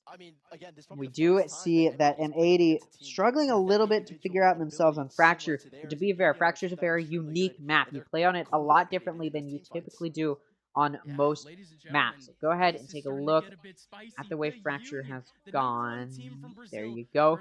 So, one thing to highlight here is just the impressive performance across the board from the Union. You've got 2 of their players above 200, and by some miracle, it's their Sentinels. Ponk able to get 21 and 13. Rafa 5 kills below with 16 and 11. What M80 can do is try and abuse that. They know Punk's going to be playing very, very well in his next map. Try and shut down Ponk. That's M80's job at this point. You look over at M80, they're pretty much banking on Xander and Koala Noob doing well. Xander goes 19 and 15 with 262 ACS. You've got Koala Noob with 235 ACS, going 17 and 14. Another story of 2 top players for M80. Although, unfortunately for them this time around, it's not enough because the rest of the players are sandbagging those top 2. EU, Nismo, and John Cutie not really able to find very much. Now, John Cutie typically underperforms. He is the IGL. He's multitasking, doing so much at once. Not really an excuse, though, because the rest of his team isn't making up for that. The Union, on the other hand, they've got a carry in Ponk.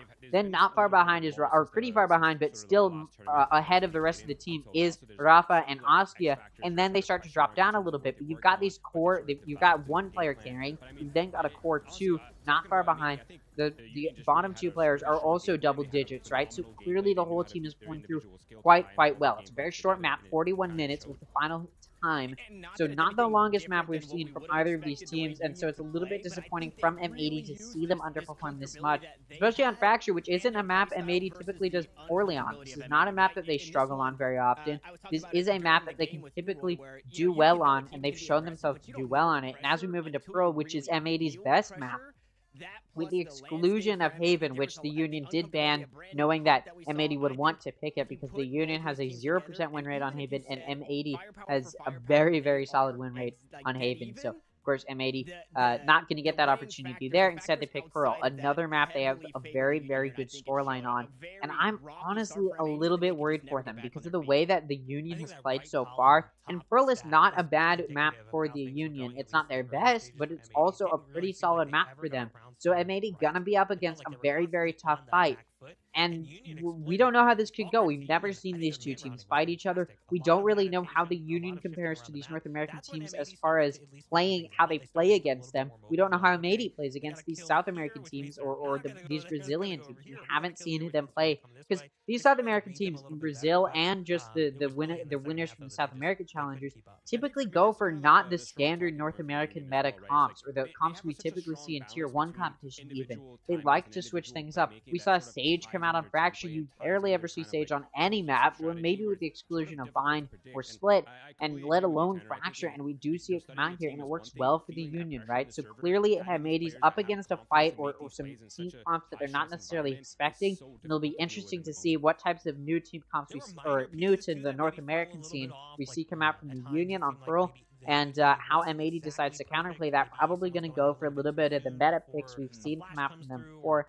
I doubt M80 is going to be looking to switch things up. Take a look at the MVP for both sides. Once again, I want to highlight Sentinels were the top two players for the Union. That's right.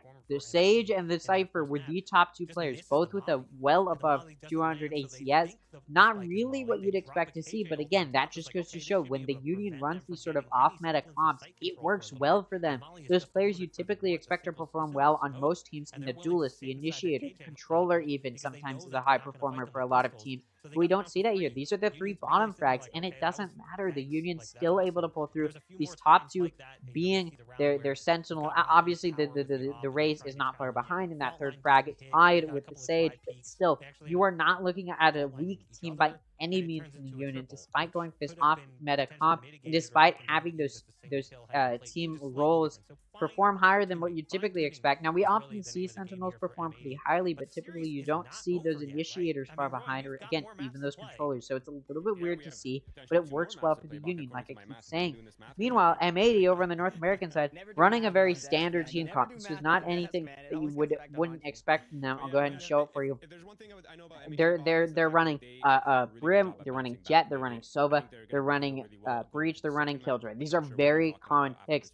Honestly, Killjoy is a little bit off meta. Typically, you'll see a Cypher, and then sometimes you'll see a Fade instead of a Sova, but still a Recon Initiator. This is still a very standard comp, and it's not like the Union is running completely off meta. They're running the same core that you like to see of that Cypher, Brim, and Breach that works really, really well. It's just that they then pick a Raze, which again, does work on Fracture, and the biggest off meta pick is that Sage, which definitely switches things up quite a bit. So it's just going to be interesting to see if M80 is going to figure out how to adapt to a different type of playstyle than what they're used to playing against those North American teams. Now they're going up against a Brazilian team, and it's not as easy for them as I think maybe they would have necessarily anticipated.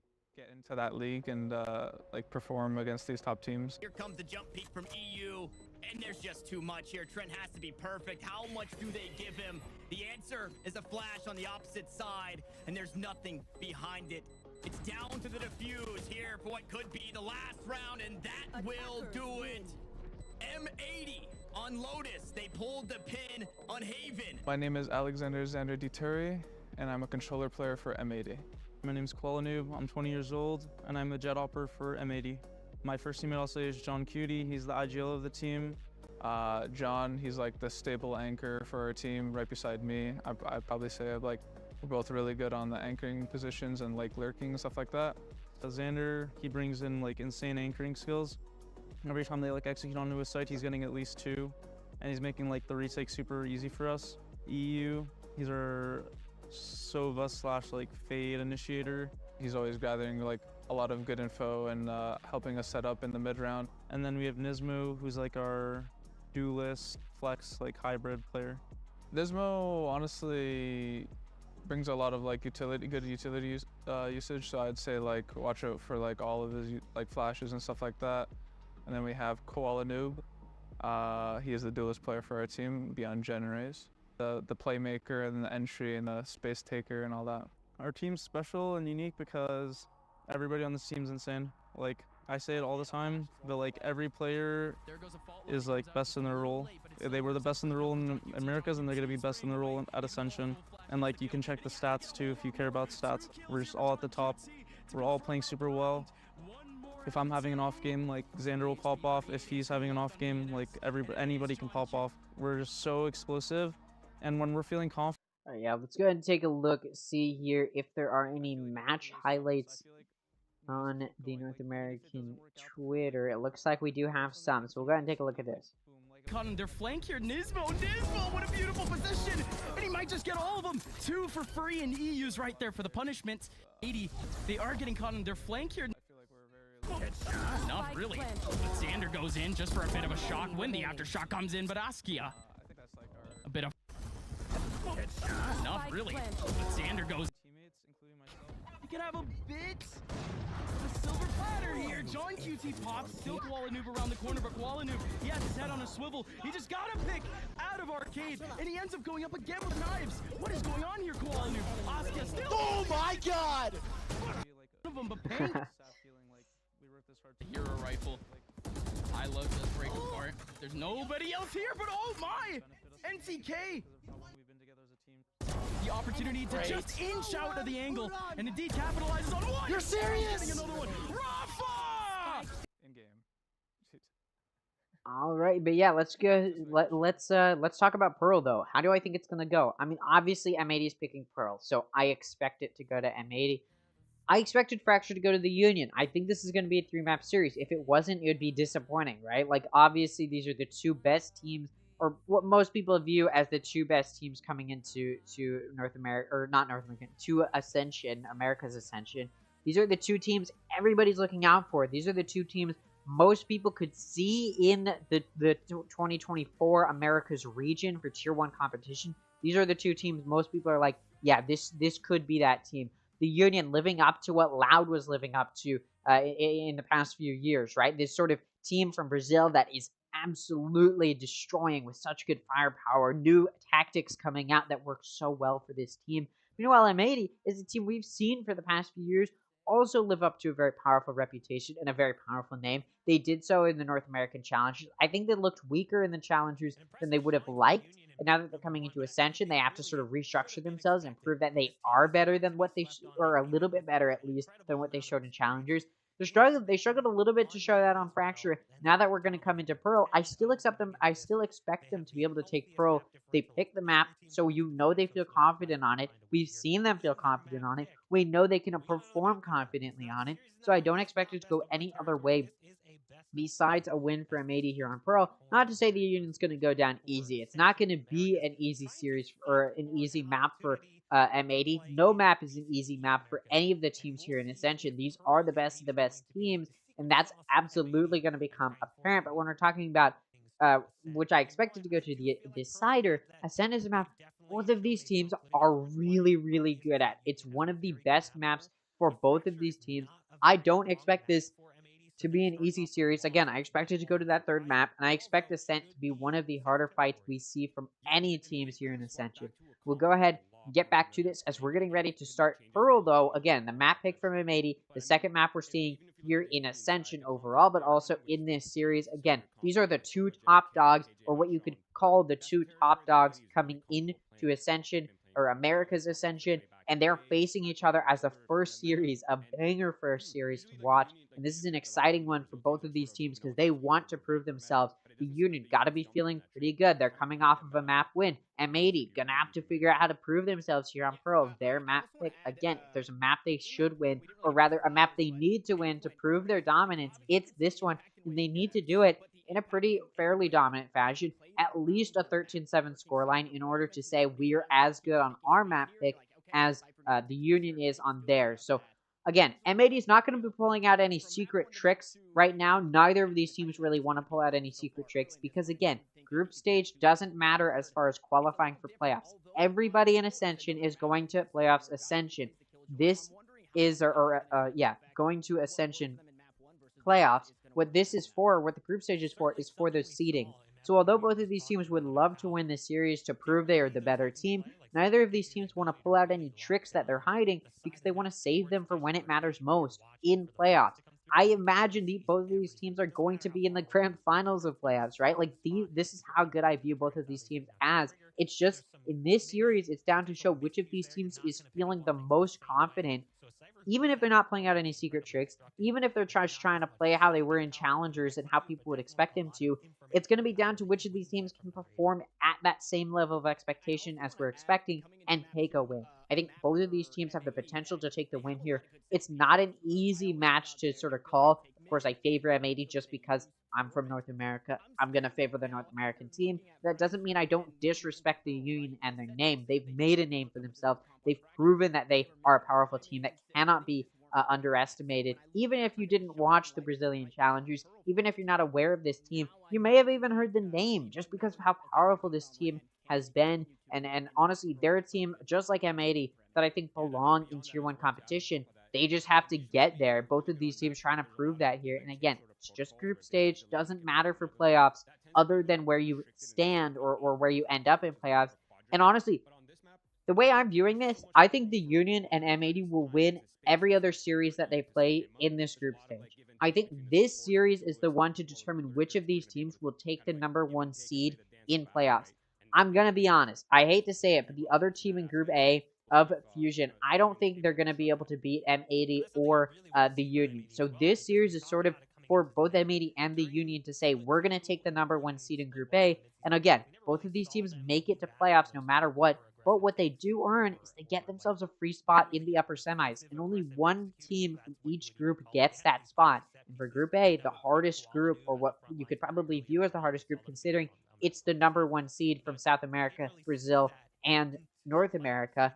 Clearly, right? Like, clearly, Group A is a very hard group, which is why they group them all together. So that way, only one can make it to the upper semifinals for free. And again, I view this series as that spot because I don't think the Union or M80 will be losing to Fusion. I just don't think there's a big likelihood of that happening because although Fusion is really powerful, they didn't even beat 9Z Team in the grand finals of South American Challengers. They actually lost. They only end up in Group A because they had more circuit points. It's a technicality. Honestly, I don't even think they should be in Group A, right? Like, this is a team I don't think is going to be able to beat M80 or the Union. There's always a room for an upset, but this series right here is what I view as the series for the #1 seed in Group A. Not to underestimate Fusion or not to downplay their achievements. They're still a powerful team. They made it to Ascension.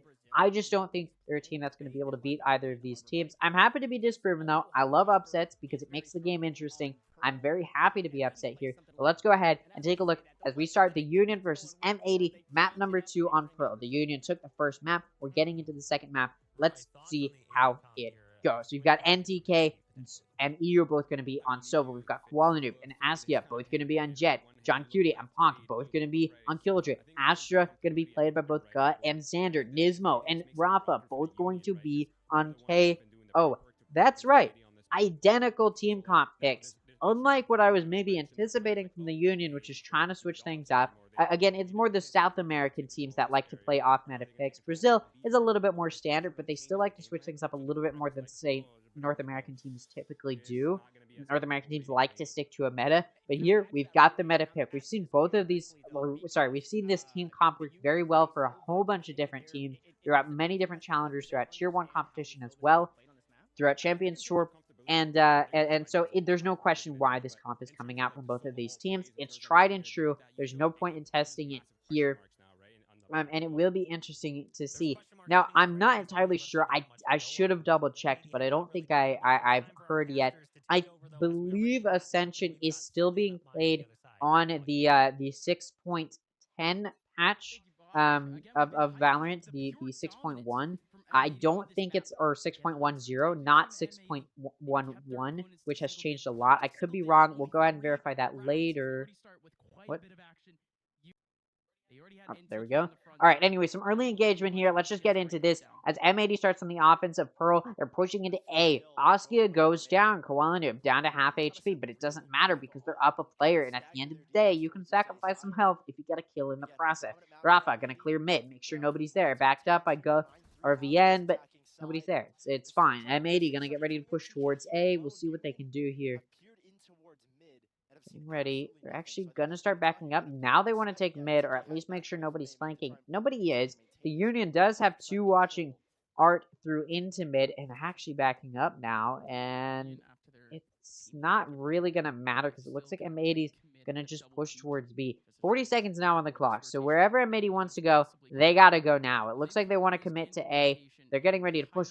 Oh my god, what a perfect read. The Union has rotated almost entirely over to B. They're expecting this B hit, and M80 is not going there. M80 has managed to read or at least fake out the Union. They're pushing into A. It's only NTK to lock down a site. Again, the Union gonna have to play this retake now. Down a player because they lost Askia early. It's gonna be a 4v5. See Rafa shooting through that smoke, through that Flowers entrance, trying to do something but can't. It's now down to the Union to start this. M80 is entirely in Ard, and they're pushing Gun, not going to take him, or sorry, Gun not going to take any of them down. Nismo takes out NTK, Nismo also takes out Pong, and John Cutie takes out Rafa to make it a flawless pistol round win for M80.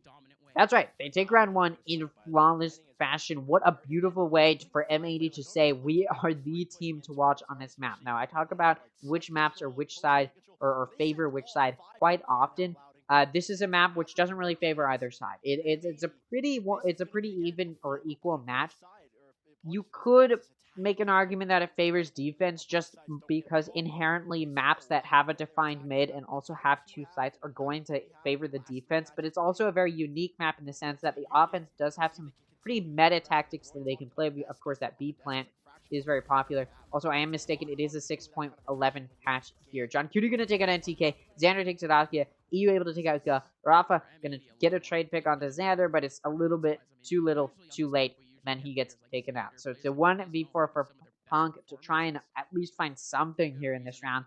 Likely not going to win it. Oh, he takes out Koala Noob. Spectre available there. Doesn't want to cross, so a little bit worried. Like I said, this is the 6.11 patch, which does mean that the Pearl changes are in effect, as well as the ammo reserve changes, as well as some spray changes. The game's a little bit differently than what we saw in Challengers and in Masters. If you don't know, 6.11 made quite a few changes. They changed the amount of ammo in the Vandal and Phantoms to try and reduce the ability to spray util. This will not be Act 7, though. Yeah, this isn't the new act, though, so the new agent is not here. We don't have to worry about that coming into Ascension. But I believe the new agent will be in the last chance qualifiers and in Champions. You're going to take out Ponk, and that'll finish it off. 3 players left alive for M80 makes it a pretty dominant round win. They do lose 2 other players, and now they're going to be moving into a bonus round where they're not going to have the best guns to work with, but you look at them. They do still have 2 players with Vandals, a player with a Guardian. Sure, Koala Noob's probably going to have to save some Econ and go for likely just a Classic. But the rest of the team has some decent guns to work with. Meanwhile, the Union, on a full buy. They've just taken 2 pistols in a row. They're going to be able to afford a buy despite losing both of those. It's going to be full shield and full Vandals for this team. And M80 going to have some decent guns to put up a fight with. Although, it is still their bonus. So they can afford a loss here and be able to buy next round. You see M80 actually playing very, very split here. They send that spike into B lobby. But the rest of the team is not really huddled around it. They're sort of just pushing in wherever they can. They pushed a little bit into A and main. Chris Xander got caught out there and just backed up. You got Koala Noob clearing deep into mid. Does decide to back up a little bit. The rest of the team from M80 was pushing down B main, looking for something. Didn't find anything, though. And now they're going to all collect, move through mid, and down B link. Nobody's there. But Rafa in connector able to take out Koala Noob. What I really meant was there's no util there to stop the push. But there was Rafa in connector to stop the rotate for at least, or the push through B link for at least a little bit. And Askia on site gonna take out Xander. It's now a 3-on-5 for M80 to try and clutch up this round. Spike gonna get to go down. You see Askia trying to take out the player who planted, but not quite able to. Nismo is down to 14 HP though.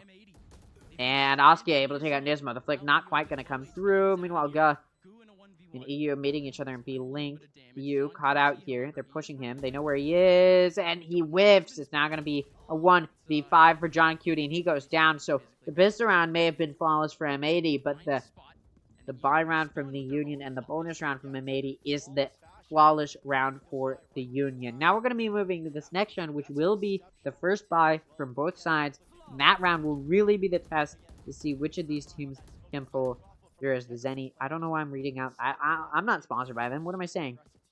And now we do have this score line of 1-2. So, you know, traditional round structure. That's what you'd expect to happen. Again, first full buy from both sides. You do see Xander ending up on a Bulldog. It's a little bit of a disadvantage there, but it won't matter a whole lot. Bulldog still is a very powerful gun. I believe it's a 2 head tap type of kill kind of gun. Maybe it's 1 head tap, but I do think it is a double head tap to kill, if I'm not mistaken. It is a little bit of an interesting gun. It's not as powerful, but it is still a decent gun, and it will still be called a full buy from both sides. EU able to take out Rafa, pushing down B, and that could be that Bulldog getting dropped to pick up a gun there from Xander. It's now going to be a 4-on-5 as the site being cleared. Askia on side, trying to take out Xander, but he gets caught out. He takes down 2 on Kowalinu and EU. 2-for-1 special evens it out as Nismo takes out Askia. Bonk takes out Xander, but it's traded off by Nismo to make this a 2v2. The attacker lockdown has come out, so the Union can't really stop this plant. Yeah, they're trying to. Oh, from CT, Guh gonna take out Nismo. John Cutie takes out Guh. Spike doesn't get the opportunity to go down. You see NTK was able to get that ping off on John Cutie. Knew where he was for a little bit. The Spike still has to go down. There's 15 seconds. There's 50 seconds. Honestly, if John Cutie wanted, he could rotate. In fact, I wouldn't disagree with that decision. Although now time is ticking. Probably just going to be committing to the site. Maybe hoping that NTK would think he's rotating. Still meeting each other here. Spike plant being threatened. You can see NTK wanted to try and stop it there for a second. Now the Spike plant being committed. Shock Dart trying to stop it. Does some damage. And NTK able to take out John Cutie. I hate that the UI is updating before we see what happens. A little bit of spoilers there. But regardless, NTK able to win that round. Beautiful 2K there we saw early on in that take from M80 where the Union was actually able to find that 2K to even it back up. I believe it was Askia down hall able to find that 2K. Here we go, the replay. There you go, the kill onto Kowalinu and EU. Pivotal there. And, you know, Killjoy versus Sova, the Initiator's probably going to win that. And definitely, honestly, it just came down to the gunfight and the 1v1 duel. And unfortunately for John Cutie, not quite going to clutch this one up. Does now make it a 2-2 scoreline. The Union able to tie it up, despite M80 winning the first 2 rounds. Now M80 still going to be able to afford a buy. So it's going to be a buy from both sides. But once again, Xander going to go into this with a little bit of a lower buy. Looks like M80 wanting to go into B, but Askia's operator going to say no more. Askia also going to take out John Cutie. It's now a 3-on-5. This round starting to look more and more unwinnable if you are M80. Union able to defend this site very, very well. What on earth was that? Pong gonna just shoot through the smoke and take out 2. Xander gonna be left in a 1v5. It's now gonna be looking pretty unwinnable here. 2 ults available for the Union moving forward into this half. I'm looking into the future. Doesn't look winnable. Askia on top of box, and Xander gets taken out. Yeah, Blade Storm available for Askia, as well as a Hunter's Fury for NTK. This could become a factor. Another flawless round for the Union, though, and it's starting to look very unwinnable for M80 if they continue to let the Union win in such a dominant fashion. Timeout being called, and there's no question why. This round, of course, going very, very much so in the favor of the Union, more so than what M80 would have liked to be, or more so than what M80 would like to be in the position of, because every single time the Union has had a full buy, they've been able to win so far on this map. M80 only won when they were on pistols and when they had that gun advantage there on that second round. Since then, they haven't found any grounds, and I think their issue is they're playing a little bit too stacked up. They're not putting, you know, they're not doing that classic I'm going to run some down main and then some through mid. They're usually just playing very stacked up, which is a strat that can work well on Pearl if you're able to win your gunfights or you're not getting picked off individually one by one. But unfortunately for M80, the Union is able to just pick them off one by one, and it puts it ends up where M80's in a very unfortunate position where they're just down too many players to do very much, and it just doesn't work out for them. So the Union does need to figure out how to, M80 does need to figure out how to stop the Union from finding those early picks. M80 maybe needs to peek a little bit more cohesively to find some picks. M80 gonna be on a half buy here. The buy coming through from the Union, like I already talked about, Bladestorm and Hunter's Fury available for the Union. M80's got that null command up, but I doubt it's gonna come out anytime soon. Hunter's Fury available for EU, Bladestorm available for Kuala Noob. And this is not gonna be easy for either of these teams. So ults are very, very close for the Union as well in that null command and Killjoy lockdown. So these ults, this round could be a good round for both of these teams to try and get that ult economy in their favor. You see M80 swinging very together, very cohesive. Like I said, I needed to see, and it works out. They're able to get a trade pick off. They do still lose a player, but they do manage to trade it off. And considering they're on a half buy, this could go well for them. But Cross being held, it doesn't matter. Nismo able to take out NTK after NTK takes out Kuala Noob. Rafa's also there to hold a Cross, but EU able to take him out. Ponk able to take out Nismo. Xander takes out Ponk. They're playing very well together. They're swinging together. This is exactly the beautiful play I wanted to see. Askia pulling out the Bladestorm. Going to be trying to retake this site. Spike planted for CT, so they know that these players are holding CT.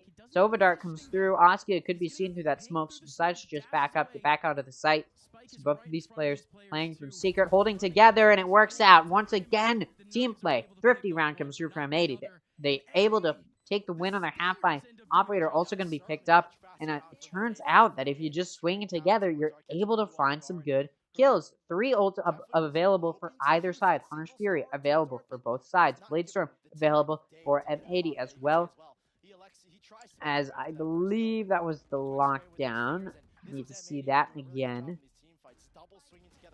But yeah, beautiful round for both of these teams. Played very, very well. I want to highlight how well M80 decided to play that off of that timeout. They decided, hey, we're on a half buy. Let's just swing together. And it absolutely worked because the Union was playing so spread out. Even when they were doubled up, holding across, it was counterplayed. But yes, Hunter's Fury, Cosmic Divide, that was what it was. And a Bladestorm available for M80. Over on the Union side, Hunter's Fury, Null Command, and Lockdown come out. Or available. I believe we'll see most of these come out. Ooh, God. Swings right into Nismo. It pushed a little too aggressively towards that offense spawn. Looking through mid and gets caught out. It's now going to be a 4-on-5 for the Union to try and play through. Askia's operator still a factor, but Kuala Noob's got an op of their own.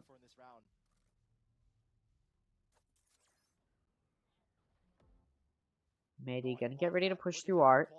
Getting ready to move towards A as well. It's the false alarm, though. Yeah. They knew that there were players over in mid, but not this many potentially. Maybe getting ready to push through Art, getting ready to push into A. Askia misses the op shot, trying to get away with their life. They get suppressed as well. Just trying to get away. Struggling to do so, but does end up getting away with their lives. Hunter's Fury comes out. Guh still down that player of Guh, so it does deny that controller util. Rafa, though, takes a John Cutie and Art. And as the defender lockdown comes out, it could allow for this retake off the up, and Kuala Noob wins it. It's now going to be a 3v3. Ponk takes out Nismo, though. Eog, though, going to take out Rafa, although he gets detained in Art. Kuala Noob going to take out NTK, though, and Xander finishes off, taking out Ponk.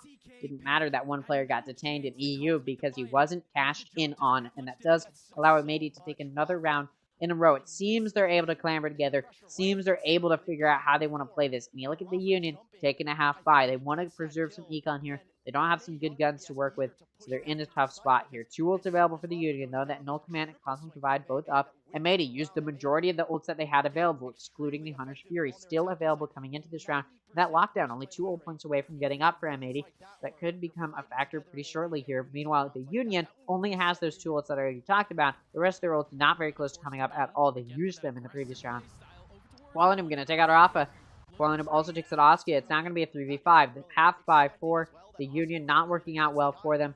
They are now in that 3-on-5. And M80 gonna just be allowed to wander, walk, strut even into B site very gracefully, just gonna get this spike down. Cosmic Divide is available for Gub, but may not become a factor here. They may not want to use it, being on this half buy. Again, Hunter Sphere and Lockdown available for M80 to counter whatever the Union decides to pull out. Spike is down now, so the Union has to play this retake. 2 stacked up in Hall, going to be very hard to push through. Ponk hoping Xander will swing out, doesn't quite though.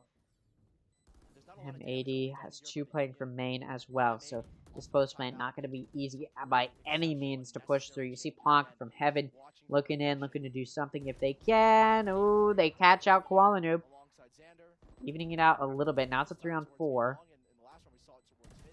And NTK, the Sheriff, going to take out Xander with the flank. Now it's going to be a 2-on-3, but NTK goes down to Nismo's hand. Nismo also going to take out Ponk. Ga going to die to the spike. Ooh, so does the majority of M80's players. John Cutie, the last remaining player. Still going to be a win for M80, though. Although they did lose quite a few of their players, they do still win the round. At the end of the day, round wins are good round wins no matter what. And M80's, of course, going to have to sacrifice some econ stability there. But they've got some decent econ to work with, so they will be able to afford another full buy against what will now be a full buy from the Union, as that was a half buy from the Union. And, yeah, we're going to be able to afford a buy here because of that. And they did pretty well on their half buy even. They were able to get quite a few good kills. That round went pretty well for M80. Just able to get onto that site after finding those early picks in that entrance. And there they were just able to play pretty well. The Union taking a timeout here. You can't blame them. M80 took a timeout and suddenly they've turned it around. I believe, yeah, they did take a timeout earlier and they started to turn it around.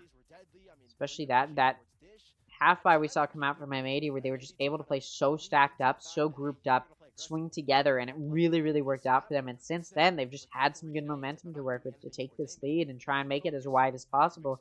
Meanwhile, the Union trying to shut that down, trying to shut down that big gap in rounds that M80 has been able to build. It's only a 2-round lead, very winnable still for the Union, or at least it's very winnable for the Union to take the lead going into the next half. They just need to shut down this momentum, try and play a little bit more grouped up themselves, not play so aggressively because they've been shut down in these aggressive plays. Now that they're on a bye, it's much easier to not have to go for those aggressive plays. 2 ults available for either side, Hunter's Fury and Lockdown available for M80, Null Command and Cosmic Divide available for the Union. Could be very good to work with here. NTK coming in, pushed up in A. I said they may not want to go for those aggressive plays, but it looks like Xander going to get caught out. Wait, I thought he didn't notice him, but no, NTK was trying to do some trigger discipline. And yeah, Xander gets caught out there. They know one is made now, but M80's push through art has been slowed by some util. Attacker Lockdown comes out. Rafa coming in through connector, trying to shut it down. What on earth is M80 doing? Completely unaware. Ooh, good jump peek from John Cutie to catch that. Out Lockdown coming to its conclusion. It's going to detain one in the spawn because just how deep that Lockdown came through. What? God, going to be able to defend. Ponk there, though, able to find 2 picks. M80 not able to find those. Whiffing a little bit too hard there. Spike doesn't get the opportunity to go down despite the fact that M80 has sight. Spike still hasn't gone down yet. Oski in connector looking to shut down EU. Does a little bit of damage with the wallbang, but does not take him out. Still going to be a 2-on-5. And EU is able to take out Rafa. Stay calm in this situation is what M80 is going to be ringing through their heads right now. Looks like maybe they're just going to try and save. I don't think they have time to rotate here unless they're able to push through connector or B-Link, but it's being held. Yeah, it looks like it's going to be a save from M80. I agree with this decision. I think it's a good decision to make here. Just because they've been struggling to find some good grounds here. And or at least in that round, it wasn't like they were going to be able to clutch it up very easily. Maybe they could have tried to get that spiked on an A for some extra money, but their econ's decently stable. They didn't really need to. 2 ults available for the Union, Null Command and Cosmic Divide. Meanwhile, over on M80, no ults available. They used one of their more powerful ults in that previous round of that lockdown, and it didn't really come through with anything useful. In fact, it actually cost them more players' lives than it gained them kills. Meanwhile, M80 those have two ults pretty close to completion, that Null Command and the Blade Storm. Still gonna have to play with no ult. Meanwhile, the Union's got a Null Command and a Cosmic Divide up of their own. Now, Hunter's Fury only 2 ult points away, so Union in a little bit of a better spot when we're talking about ult economy. Spy from both sides. M80 wants to try and get that stability, that econ stability back in their favor. They really need this round win. They may be able to scrape it by next round if they lose this, but they do want to play this well. Moving towards this B push. They were thinking about mid through A or mid or just an A push, but it looks like maybe they just want to test this B. There's Oskia with an operator going to get caught out by that Sova John, so let's just back up off of that. They're going to know Oskia is backing up, so M80 going to start pushing up here. Sending down a swarm down to line up there to try and clear out some space. Doesn't do a whole lot. And, ooh, what a nice knife. 0 point comes through and it detains 4. Or rather suppresses 4. Meanwhile, Xander pushing in through Link. Ooh, the 1v1 between Xander and Pog. Ends with Pog very low on HP, but NTK able to finish Xander off in mid. The rotate coming through from M80 towards A is red off of that pick. 2 ults still available for the Union. And that Hunter's Fury and Cosmic Divide. The Null Command has finished its completion from the Union. Ooh, Cosmic Divide comes out from the Union to stop this push, and it does a really good job. Ponk able to take out Nismo. God takes out John Cutie. At this point, Koala Noob and EU going to go to save their guns because they don't have good econ. They will be able to buy next round if they're able to successfully save their guns. Cosmic Divide coming to completion as the round comes to its completion. The Union has managed to tie it up. That timeout used well to counteract the aggressive playstyle that M80 has been able to pull out. The Union just counters it by playing a little bit further back, playing patiently, waiting for M80 to push into them, and it works out. So the Union, despite wanting to play a little bit aggressive coming into this map, has been able to counteract it.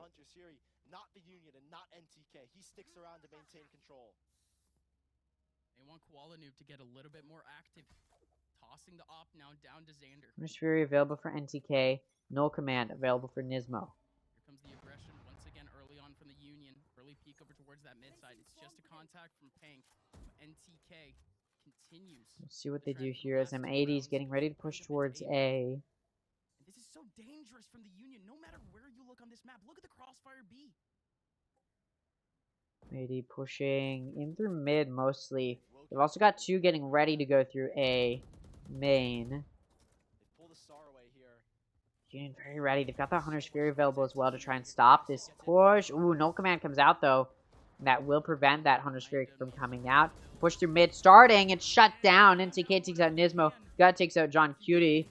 But Xander able to trade it off as well as Koala Noob. They get those trade picks. Rafa takes out EU. Xander takes out NTK. The res can come through as well. So Nismo's going to be up. And as Xander takes out Rafa, it leaves Oskia with an operator alone in a 1v3. They've got econ. There's no point in saving other than maybe to prevent that operator from ending up in M80's hands. But they've already got an op. So it's not really a what on earth. The no-scope, or the quick scope rather, from Nismo really comes through with a good kill. Oh, and Koala Noob goes down as well. It's now a 1-on-1.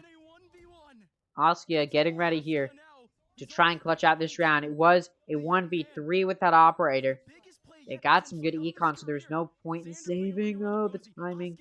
They're ready for each other, but Xander's able to keep it in his hands, and the clutch does not come through for Oskia. Xander with a 4K this round. Pivotal in getting M80 to that 6th round. It's now impossible for the Union to take the lead going into the next half, but they can still tie it up, and it's very possible that they're able to.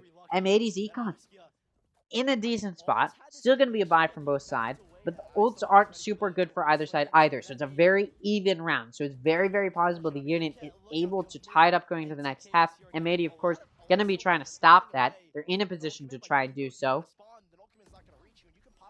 And I wouldn't be surprised if they can.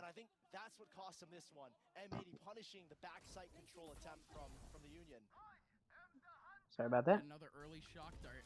It's now going to be that Hunter's Fury coming out from NTK very early, hoping to catch those players out in a main, but M80's not really there. They've got Xander there lurking while the rest of the team is testing into B, and off of that Hunter's Fury being used on A, they're actually going to rotate towards A because they realize, hey, that may have just been a very weak defense that was used there. Ooh, Xander, though, going to spot the 2 swinging out. Off of that, M80's still going to be thinking about this A push. They know there's at least one there, but they use that Honor Severe so early that they still are banking on that defense being weak, and I can't blame them. And it is decently weak. There's some Astra util in A main. And there are 2 on A site, but there's no Killjoy util. And again, there's only 2 there. There's not even anybody watching Art. So if M80 can take out those 2 defenders, they could be in a good spot. It starts off good. Nismo's operator going to find a pick. And yeah, NTK goes down as well. Now going to be a 5-on-3 for M80. Spike goes down. Cosmic Divide does a really good job of preventing the Union from finding early picks. You see the Union getting ready to push. Ooh, Pong! Caught out in flowers by that fragment. Really well placed. Koala Noob able to take out Rafa as well. And Nismo takes out Oski. It leaves Pong in 1v5. Pushing into this smoke. It drops, and Koala Noob able to take Pong out. And that does result in a flawless final round in this half. And M80 takes a 7-5 lead going into the next half. Still very winnable for the Union, but that's what I said on Fracture when the Union went 7-5 into the second half, and I said it was winnable for M80, and they didn't end up winning it, right? So even though it's a winnable situation, I even talked about how this map is a little bit defense-sided. I did, of course, say that it is a little bit of a more balanced map. So, you know, unlike Fracture, although M80 was switching over to the offense, they even had the lead there. I don't know. What I'm trying to say is here, it could still be anybody's game, but M80 did pick this map. I do still favor them on this, although if the Union gets this pistol round, they could be in a position to immediately tie it up. M80, of course, going to be doing their best to try and prevent that pistol round win. We'll see if they're able to do so. The previous map, when it went into the second half 7-5, and M80 was down in that 5-round position, they weren't able to take the pistol round to immediately tie it up. So maybe they can do the same, reverse it here onto the Union. We'll see if they can, though. Union pushing in through mid, a little bit of a vision given there. M80 is stacking mid. No util on B other than a Killjoy turret in B link, and it's not going to be spotted because, well, the Union's not going to be peeking there. They've smoked it off. They're pushing into B now. Spike going to get to go down for free. Of course, M80 now going to start rotating towards B. They're going to have to play a 5v5 retake. Not easy by any means, and look at how much ground the Union has. Ponk with a flank, a hefty 1-2 coming all the way through A, and he's sort of just been allowed to get through. I imagine they'll come through with something, but they do have to bank on M80 being slow to start this retake, and it looks like M80 just going to start this retake very, very aggressively.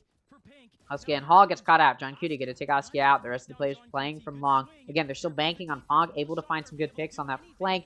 He's able to take out John Cutie. Rafa going to take out Kwanu. Pong's also able to take out EU. Xander takes out Pong. Shocker going to take out Nismo, and it's down to Xander. Gets shut down by Guh. And that leaves 3 players left alive for the Union. Not going to be reversed. M80 is not going to reverse what the Union did to them on Fracture here on Pearl. This time, the Union able to win despite being down rounds. They're able to win their pistol round, and they could be in a position to tie it right back up coming into this half. If they can win this next round, which will they should have the gun advantage, as very likely M80 will take an eco, and the Union will take a force buy.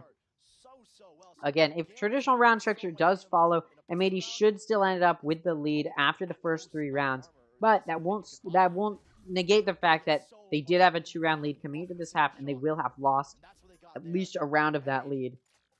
It'll be much more winnable for the Union than initially it was coming into this half.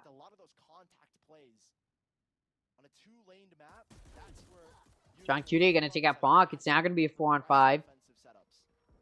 So M80 is getting ready to try and play this defense. They've got a player advantage, although the gun advantage is still in the hands of the Union. Look at that. Once again, a big lurk coming through from Oscar, who's able to get all the way into A and now into their spawn. Meanwhile, NTK with the rest of the Union pushing into B. M80 going for a massive flank. They've got 2 going in through B link and 2 going in for the flank. So despite the fact that there's a flank coming through Mosca, it's not going to find anything. But what it will give is it'll give the vision that M80 is likely going for this flank. Got able to take out John Cutie. EU wins the second 1v1. Meanwhile, Oskia going to take out Xander, who's pushing in through B link. NTK going to take out EU. It's down to Nismo, not going to do anything, despite picking up a Bulldog, not able to find anything with it. So the majority of the players remain for the Union on that round win. It's a round they should have won, having the gun advantage, and they did it with 3 out of the 5 of their players left alive. Now, M80 going to have the gun advantage moving into their bye, like I talked about. If traditional round structure follows, M80 should be able to win this round, and they should be able to maintain the lead they had going into this half, although it will only be a 1-round lead instead of a 2-round lead. Again, assuming traditional round structure takes place. But it's always possible that the Union is able to win this. They've got some decent guns to work with. And as M80 is getting ready to push into A, or sorry, the Union's getting ready to push into A, M80 may be able to halt this push. We'll see if they're able to do so. Union pushing in. EU shuts it down. Hoskia pushing into Art. Gonna get caught out a little bit by Xander. Xander knows that they're there. But nobody's watching Art for M80, so nobody's gonna get caught out there. Xander, backside, gonna take out an NTK. Gets shut down, though, for a trade. And EU is able to take out Rafa, but it's traded off by Ga taking out Nismo. So it's a 3-on-3. EU's low on health, but so is Askia. And Askia goes down to EU. John Cutie gonna take out Ga. It's now a 1-on-3 for Bonk, who only has a Sheriff. Able to take out EU. That's the majority of the players down for M80. So even if Bonk isn't able to win this round, it's not a good position for M80 going into this next round. And Kualanu able to take out Bonk. So the round win will come through from M80. They're able to get some additional money for defusing the spike. But like I said, the reason it's not a great position for M80 is because they lost the majority of their players. So even if they should, I mean, they should be able to afford a buy or a full buy next round. They're going to have to conserve some econ, may only be able to get light shields going, and they may not even be able to afford that full buy because they lost the majority of their players on that round win, where they went into it with such low econ. So now this next round, which would normally be a buy from both sides, may not go that well for M80, because they may not even be able to afford that buy. Yeah, you look at them. Guardian, a Judge on Xander, a Guardian on Nismo. So they're going to have to sacrifice some econ there. They're still forcing a buy, though. So that does mean that the Union will have a gun advantage. Not going to be the easiest round by any means. There's still some decent guns for M80 to work with. But it should be a little bit of an advantage there for the Union to try and tie this back up. Again, traditional round structure followed, where M80 was able to maintain the lead that they had coming into this half. But the Union may have the opportunity to tie it up and be in a position to take the lead as well. If they win this round, M80's econ will not be able to afford a buy next round. And that will leave the Union with the potential for a lead. Again, those kill. I hate that it shows when the players die before we actually see it on the screen. But Kuala Noob goes down in Hall. You can see Nismo, hoping he can maybe trade it off. Cosmic Divide comes out. Nismo able to take out Gub. Pushed off in a bit of an off angle. Shock Dart going to flush him out, though. So the trade comes through. That does leave the Union with the player advantage. M80 now getting ready to push over towards B. Getting ready to get the retake started, but look at how far away from the site they are. They're gonna have to wait so long. Spike has gone down, and it actually looks like M80 saving. I don't know if I like this. I mean, obviously the reason they're doing it is because they'll be able to afford a full buy if all of their players survive this round. They'll be able to afford a full buy next round, and at the very least, next round, it's not like the Union's gonna have the lead after this round. It'll just be tied up, so M80 will still have a fighting chance to take the lead back into their hands, which could be a good position to be in.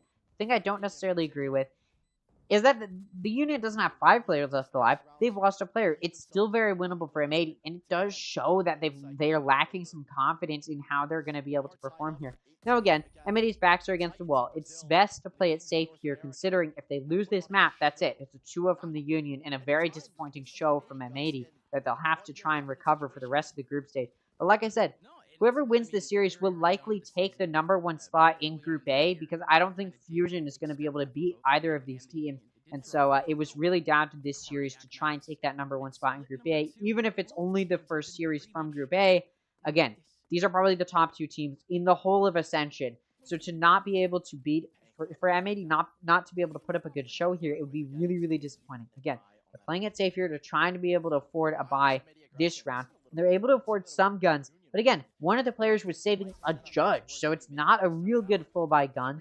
There's still a Judge and a Spectre, so the gun's not great for the M80. You see them playing a little bit aggressively here. You saw Kuala and EU pushed up in B main. You see the Union very ready. Oh, the flash misses. Oh no, Askia going to take out Kuala and EU, completely unblinded. You saw M80 with full confidence, believing that the blind will have come through, but it's a missed blind. Nismo, not where he used to be. His old age may be getting to him. It's now going to be 5v3 here for the Union. 30 health left for Ga.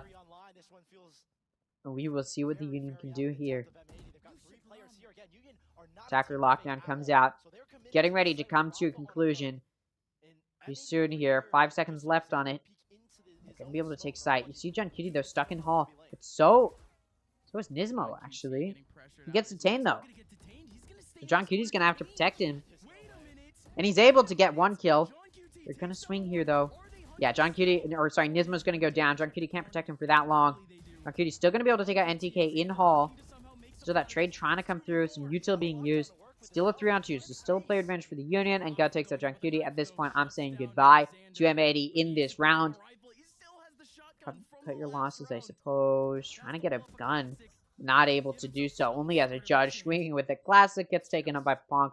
Gun advantage being a big player there. M80 now going to have to take an eco. Again, this is why I didn't agree with that decision to save when they only had 3 players left. First of all, one of their players was, or when they had decent guns, was one of their players only had a judge, so there's no point in saving a judge because honestly, it's a useless gun when you're up against a full buy for the most part. You can find some use with it, but Xander was not able to do that, and so it did end up being a useless gun.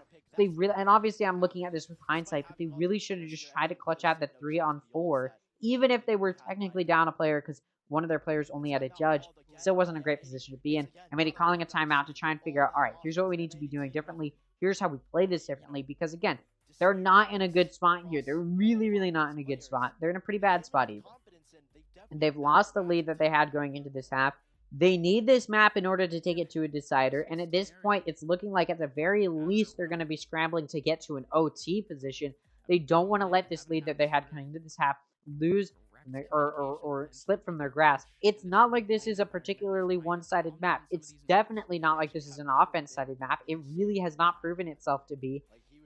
And honestly, it can even be considered a defense-sided map to an extent, especially after these changes have made it a little bit harder to play a good post plant on that offense side. So it should at the very least be being kept even by M80, considering they came into this half with the lead, but they've only found one round, and it's the round they should have won where they had the gun advantage.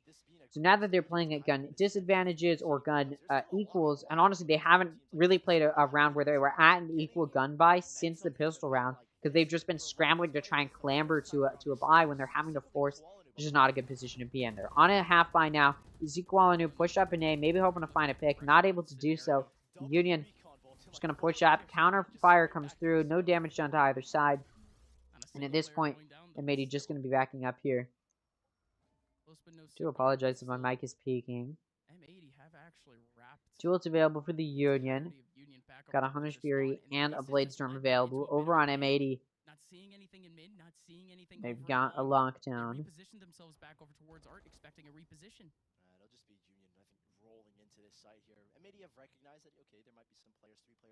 Union getting ready to push into A. All of the M80 defenders on A are in art. Now they're pushing out onto site. Moving towards backside, possibly towards dugout. Some damage done. Nismo able to flash through, hoping to stop the push, but nobody's pushed through yet. So heavy util used by the Union, by M80 to stop the push from the Union. And it's a fake out. The Union is now running it over towards B very, very quickly. It can definitely be read very easily. But does not bode well here. You see the Union getting ready to push towards B. Getting ready to push down B long. It's down to Xander on site to defend it from within Hall. He finds a pick. Onto Askia. Gog goes down as well to EU. Rafa going to take out Xander. John Cutie able to trade it off. But then Rafa trades off John Cutie, but Kualanu takes Rafa out. So it's a player advantage down. They're half buy for M80 off of that timeout. Actually turns into a win, and they keep 3 other players alive. 2 guns can even be picked up. The econ boost that M80 has just achieved could be enough to give them the lead going into the next. It could be enough to give them some momentum, there you go, to try and win the map, or at the very least, take it to OT to try and win an OT. We've got 2 ults available for the Union, Blade Storm and a Null Command. Over on M80 side, they've got a a Hunter's Fury available. Blade Storm 1 ult point away, Null Command 1 ult point away. 2 ult points away. But yeah, the Union has a few more ults here, just because they've had a very good dominant start to this half. But we'll see if they can pull it through as we get into this round. Off of that timeout, M80 did pull out some really impressive play. It's now going to be a buy from both sides. We'll see what comes out here. EU spotted out. Sovadrone going to spot more. Kualanu not able to take out the... Ooh, Askia coming in. Got able to take out Kualanu. Could have been a nice pick there, but does miss. Oh, what is Nismo doing? He's not even looking. Askia going to take out EU as Nismo goes down. John Cutie takes out Rafa. And Askia takes out John Cutie. It leaves Xander in a 1v4. I mean, that was just poor performance from M80. They were not locking down the site. they had perfect opportunities. I mean, Askia was completely caught out and exposed on top there, but for some reason, Kuala Lumpur didn't hear the dashes coming in and onto the side. It's not like he was paranoid. There's no paranoia in the no agents at paranoia on the Union side. So it was just pure poor performance or maybe overstimulation from all of that util coming in. But even then, as a player like Kuala Lumpur, who's such a powerful player, he should have been able to find that pick, and he didn't. So he's going to be punished for that as the entry onto A side comes through. Spike goes down, and it's now down to Xander in a 1v4 as the rest of the players have been picked off. Xander able to take out NTK and takes no damage in the process. Looks like Askia looking to take him out, and he does catch Xander dropping down. So all the players from M80 go down. Despite winning their half buy, taking a big econ boost, they cannot carry that momentum through. They're able to force a buy here if they want to, but yeah, look at Xander pulling that judge out. Has had no success with the judge so far. Oh, and it looks like M80's actually going to go for an eco. I agree with this decision. They don't want to really play with low guns, even if they've had some success on a half buys. They don't want to be forcing a buy when they haven't had success on those forced buys. So they're just going to play it safe with their econ. I like this decision. You see EU, you would afford a Vandal, but for the most part, it is a halfway. We're going to see that Blade Storm come out. Hunter's Fury available for EU this round as well. Over on the unit, they've got a Blade Storm and a Cosmic Divide themselves to try and deny a round if it starts to look dicey. See, ATK, or, sorry, NTK, able to push through A. Spot out Kuala Lumpur, and that does push the defense back from M80. They're not going to be peeking A main anymore. An aggressive mid push from Rafa leads him peeking into B Link, which is shut down by EU. It's now going to be a 4v5. See them coming through. Hunter's Fury comes out. It's going to be aggressively placed in A main. It does some damage to Gut and Askia, but it's not going to kill them. Gets them low, though. Cosmic Divide now going to come out. It seems the Union, although they know it's a half buy from M80, has been pressured to pull out some of those ults just because, well, M80's used some ults on this round as well. Shock Dart comes through. Ooh, very low health now for a few of those players. Sean Cutie able to cash in on it, taking out Askia and NTK. Nismo takes out Guh. Punk able to mitigate some damage, taking out Nismo, but EU gets a pick, and that means that the half buy turns into a win for M80. They seem to have some really good success on these half buys. The question is, now that they've been able to pick up guns, get some good econ boost, they're going to be able to buy this round and the next round. Will they be able to turn that into some good forward momentum? And will they be able to win these buy rounds? Again, you can win all the half buys you want, but you need to be winning the buy rounds to prove you're a good team. No command available for M80. Blade Storm available for Askia still. Probably won't come out if they're able to afford a full buy. May want to save it in case they have to do an eco round. Again, that no command could be a prevalent factor here for M80. And again, that Blade Storm, if it comes out from the Union, can be easily countered by that no command that Nismo has. So the Union will be hesitant to use it. Ooh, you saw Askia pushing aggressively in B Link. Nearly gets caught out by Nismo, but defended very, very well by NTK there. Does now make this a 5-on-4. Ooh, EU able to defend Art, takes out Pong, and that push into A is going to be slowed down. And Union like, all right, we'll just go over to B where we've taken out a player. You can't blame them. Rotating through mid, gonna go through B Link. Nobody's there to stop it. No util either. And M80's put all their kills or util on A. They've actually put 3 on A now, starting to be wary of the fact that it might be a B push. But the Union actually gonna start getting ready to push towards A. They've actually sent through B Link and into connector, and it looks like they're gonna go through Art now, along with Rafa. It's going to be a 4-on-4 push. 2 on either side for M80.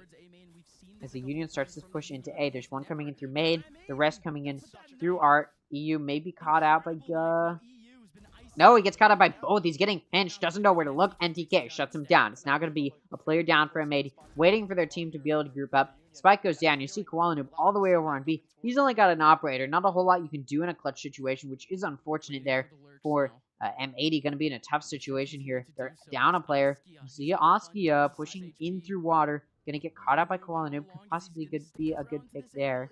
Although Kuala Lumpur backs up. Now Askia's getting ready to push in. Kuala Lumpur now turns his attention just in time. It's a 3-on-3, but the spike's been down for quite a while. Second phase entering soon, and M80's pressured to move. All that Union needs to do is play some good time, but Kuala Lumpur's sticking this spike. God takes out John Cutie. God also takes out Xander. Kuala Lumpur's down to 4 HP, and he's just going to try and get away with that operator. As the spike comes to a conclusion, Kuala Lumpur will be able to get away with his life. just barely. The Union able to win the bye. Like I talked about, M80 can win all the half buys they want, but they need to win these buys. They're not playing it well. On their half buys, what they do well is they group up and it works out for them. But for some reason, despite that working very well for them on their half buys, and I know you play differently on your half buys than your full buys. I can understand not wanting to do the same thing twice, especially when we're talking about going from a half buy to a full buy. But M80 is struggling on these full buys when they're trying to play a little bit more spread out, relying on their individual performance, when they're not able to pull out this impressive individual plays that we may expect from M80 that they typically try and rely on. We're not able to see those come out, and it's really, really showing where M80 is struggling on these. Bladestorm available for Askia. No command available for Nismo. I mean, what do you do if you are M80? Again, struggling here. They double up in art, and it works out. Kualanoob able to take out Pong. It's now going to be a 4-on-5. No command available for Nismo still. Wasn't able to get it up in the previous round or use it in the previous round as he was taken out too early. Bladestorm still available for Askia, but they won the previous round and were able to afford a full buy this round, so we likely won't see that Bladestorm up. And again, that no command could easily counter a Bladestorm if it comes out. Kualanoob gets blinded, can't watch that main entrance, and Union is able to push through. Nismo pulls out the no command. What on earth are you doing? Not checking for Askia, who's still watching into that CT entrance from backside. NTK going to finish off Nismo. It's now going to be a 4-on-3. Kualanoob in art, been pushed back there, looking for some damage. Xander able to catch out Oscu, is getting a little too aggressive. That push into CT through Flowers is caught out. Meanwhile, John Cutie coming in for the flank, able to find some really good damage. And NTK able to clear in through Secret, able to take out Xander. It's now going to be a 2-on-2. Defender lockdown has come out, which does push the Union off of that site. Spike getting ready to be defused here. Shock Dart getting ready to come out here. It's going to be pushed through. Kualanoob, oh, not only is he sucked off, but that, whoa. Not only is he pulled off, but he does get shock darted and is now down to very low HP. It's a 1v1. The operator wins it. Is there time? There is. I don't think there's time. There is 0.2 seconds.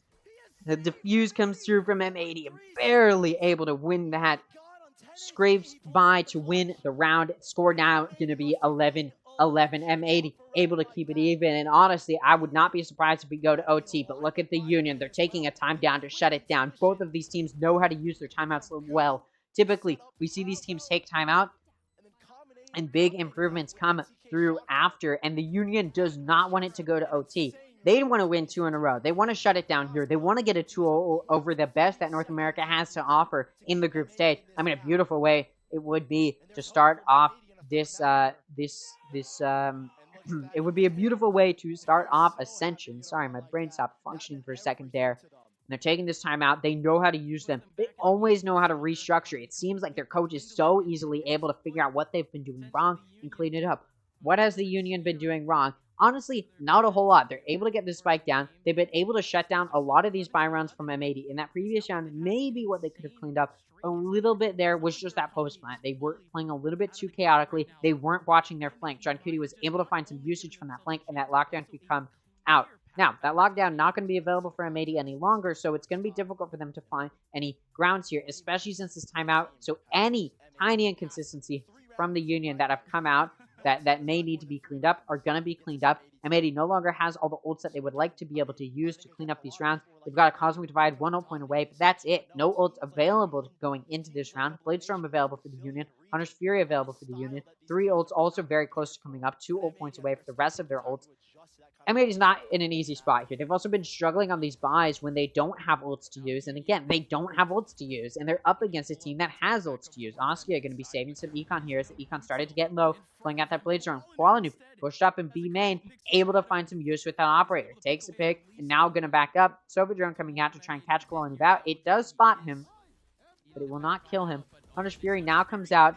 Does some damage. Kualanoob is taken out by Rafa. Askia pushing in through B link, able to find a pick. NTK takes out a U. The operator's been picked up. And look at M80 scrambling to save with their last 2 players. Once again, struggling on these buy rounds. They were not aware of their B link. They weren't able to defend that push through. Then they weren't able to stop the push, and they got pinched. It's just a horrible situation for M80 where they're not able to cover their angles when they need to. This is the highest that NA has to offer, is what the Union's going to be thinking with a question mark at the end because they think it's going a little bit too easily. The Union's map pick went 13-7, and it looks like the Union going to be taking it to the 12th round. They're in a position to get to that 13-11 and just finish it off in a 2-0 against, again, the best that NA has to offer. M80 not performing to what we would expect from them. I saw them play in North American Challenges. They put up a really solid performance, but clearly when it's up against the best that Brazil has to offer, they don't even come close. This performance from the Union has been so dominant, even in the rounds where it seems like M80 is scraping by on this map. They're scraping by to get a win. It's not like these round wins have been really, really well in their favor, and M80 often has to use ultimates to get those round wins. And again, they don't have ults. They've got no ults currently available up. They've got a Blitzer 1 ult point away. They've got a Cosmic Divide 1 ult point away. But it's going to take some getting to get it there, and they only have a Stinger on Nismo. Econ not looking great. Ult Economy not looking great. Still, no ults available for the Union yet. Again, no Command and Cosmic Divide, only 1 ult point away. Similarly to how the Bladestorm and Cosmic Divide are only 1 ult point away from M80. So no ults starting for either of these teams coming into this, but you see Oscar getting ready to try and maybe hope one of his teammates can get that ult orb, and it looks like they'll be allowed to do so as nobody from M80 is going to be stopping the immediate push. Bladestorm has come out from Kuala Lumpur. They grabbed that orb in A main, and now they're taking it over towards B, where the Union is pushing in. It doesn't look like the Union's thinking about rotating. They are hard committing here to B. They're pushing in. Smokes come out. They're getting ready to start this push. Ooh, oh no, the whiff from Xander. A pivotal whiff. Still able to take out Oski, and John Cutie takes out Rafa. Xander takes out NTK. Gut takes out John Cutie, and he shuts down Gut. It looks like we might be going to overtime as Ponk is left in a 1v4. Rafa gets taken out and finished off by EU, who was down on the ground looking for a res, but no longer an option as Ponk is in a 1v4 with an operator. Not going to be able to do a whole lot here from ramp. Looking for something. Pushing up now. He needs to grab that spike. No point in saving. It's the last round of the half. May as well try and clamber to something if he can, but it's the Killjoy. No aggressive util to be utilized other than maybe those nanoswarms. Those can, of course, always be just taken out if he tries to pull out a lineup. And that spike not in his hands. So many ults available for M80 as well, and Xander going to finish Ponk off. So we're going to OT. First round of OT about to start, and I have to say, M80, much better performance there. I was honestly expecting it to be over. I'm not going to lie, especially after Union got to that 12-11 with how strong they've been able to play, especially coming off of timeouts, both on Fracture and here on Pro coming out of timeouts. They've looked so powerful. I expected it to be over, but M80 was able to clean it up. I was worried because they didn't have a whole lot of players on that site pushed up aggressively, but it didn't matter. They were able to play a good post plant despite, or sorry, not post plant. They were able to do a good job of denying that plant despite Xander whiffing initially. There was some good counterplay by John Cutie to pick up for the loss that Xander had gone early there. And look at the kill consistency from M80. I talk about it a lot on this channel. Look at this.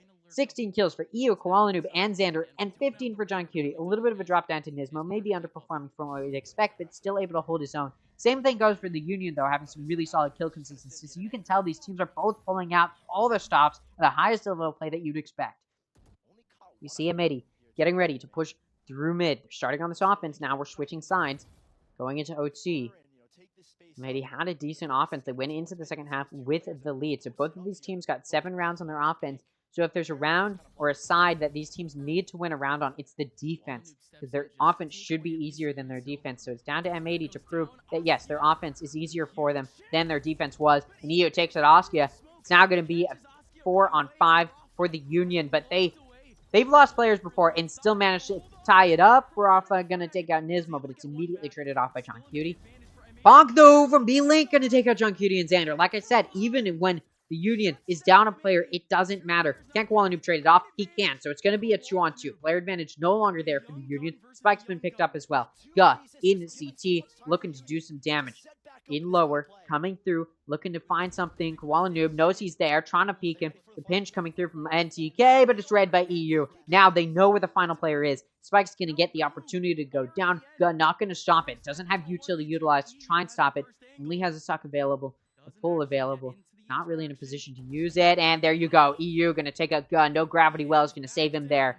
13 rounds now for M80. They're in a position to win this. They just need to pull through on their defense. And like I said, both of these teams had a better offense than defense. Both of these teams won 7 rounds on their offense and 5 rounds on their defense. So It's going to be down to which of these teams can pull through on their defense. It's down to M80 to try and do it here, take their map pick. Sure, it won't be as dominant of a win on their map pick as it was for the Union on theirs, but they could still take it to a decider and try and clamber to something. Timeout being called by the Union. I'll reiterate the rules I've talked about during challengers. I haven't talked about them yet. You get a timeout for your team every. So first of all, going into OT going into OT, you get a timeout. You can use at any point. After you use a timeout, 4 rounds later of OT, you get another timeout. So they're pretty well spaced out. So you may not want to use them if you don't feel like you have to. The Union, though, using it because they've seen some inconsistencies. They did lose their last round of their offense. So M80 most recently won their defensive rounds. And so it could be a little bit of a struggle here. The Union taking this time out to figure out, okay, what can we do? So first of all, let's say it goes to another round of OT. How do we prevent another offensive win for M80? And on top of that, how do we just get through this round? How do we clean up our offense to make it as easy as it should be? Because again, the Union did pretty well in their offense. They got 7 out of the 12 rounds on their offense. That's the majority. They did a good job of making sure they could take the lead on their offense, or at least try to. Unfortunately for them, it ended up going to OT. M80 was able to barely clamber together and scrape some rounds by to take it to OT. But yeah, not the best position. Sorry, that Phoenix face is ridiculous. Not the best position if you're the Union, especially considering your backs are against the wall now. They want to clean it in a 2-0. They want a nice clean 2-0. Sure, it has to go to OT for the second map, but a 2-0 would still be so good for them. They want to end this here. They don't want the marathon to continue. They don't want to go to a third map. It's the group stage. They want to make it look easy for them. Will they be able to, though? Quality push up aggressively in A main, looking to do some damage. Will he be able to? The Union pushing 2 up, down A main. They're getting the spike now on Rafa to join those 2 that are pushing up A main. NTK with the Sova drone, gonna spot out EU down in B. Qualinu pushed out in B main, or A main, able to find a pick. You see Askia trying to trade it off. Not quite able to yet. Pushed up. He's pushed up. Nobody's aware of where he is. Askia is able to take out Xander. Nismo takes out God, though. Ponk takes out John Cutie.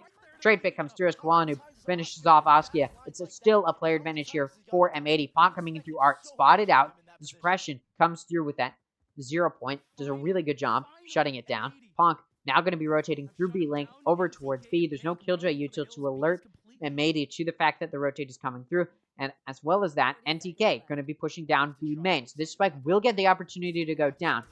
And I've talked about it before. The Union oftentimes is down players and it doesn't matter. When they're at a player disadvantage, it really does not matter. It doesn't phase them. They still look so confident. And honestly, it looks like they're playing like they have somebody watching their backs. And it gives them this sort of confidence that allows them to win a lot of these gunfights.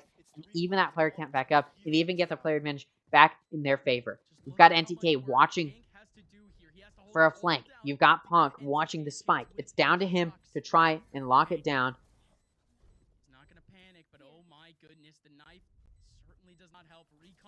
Will he be able to? Is the question. Punk able to take out Kuala and now it's a 2v2. Punk down to 30 HP though, and gets shut down by Nismo. It's down to NTK to play post plant. There's no time. We're going to another round of OT. We're going to double OT here. All players die to the spike, but it doesn't matter because it's OT. Econ, not a factor. 1v2 clutch comes through from NTK.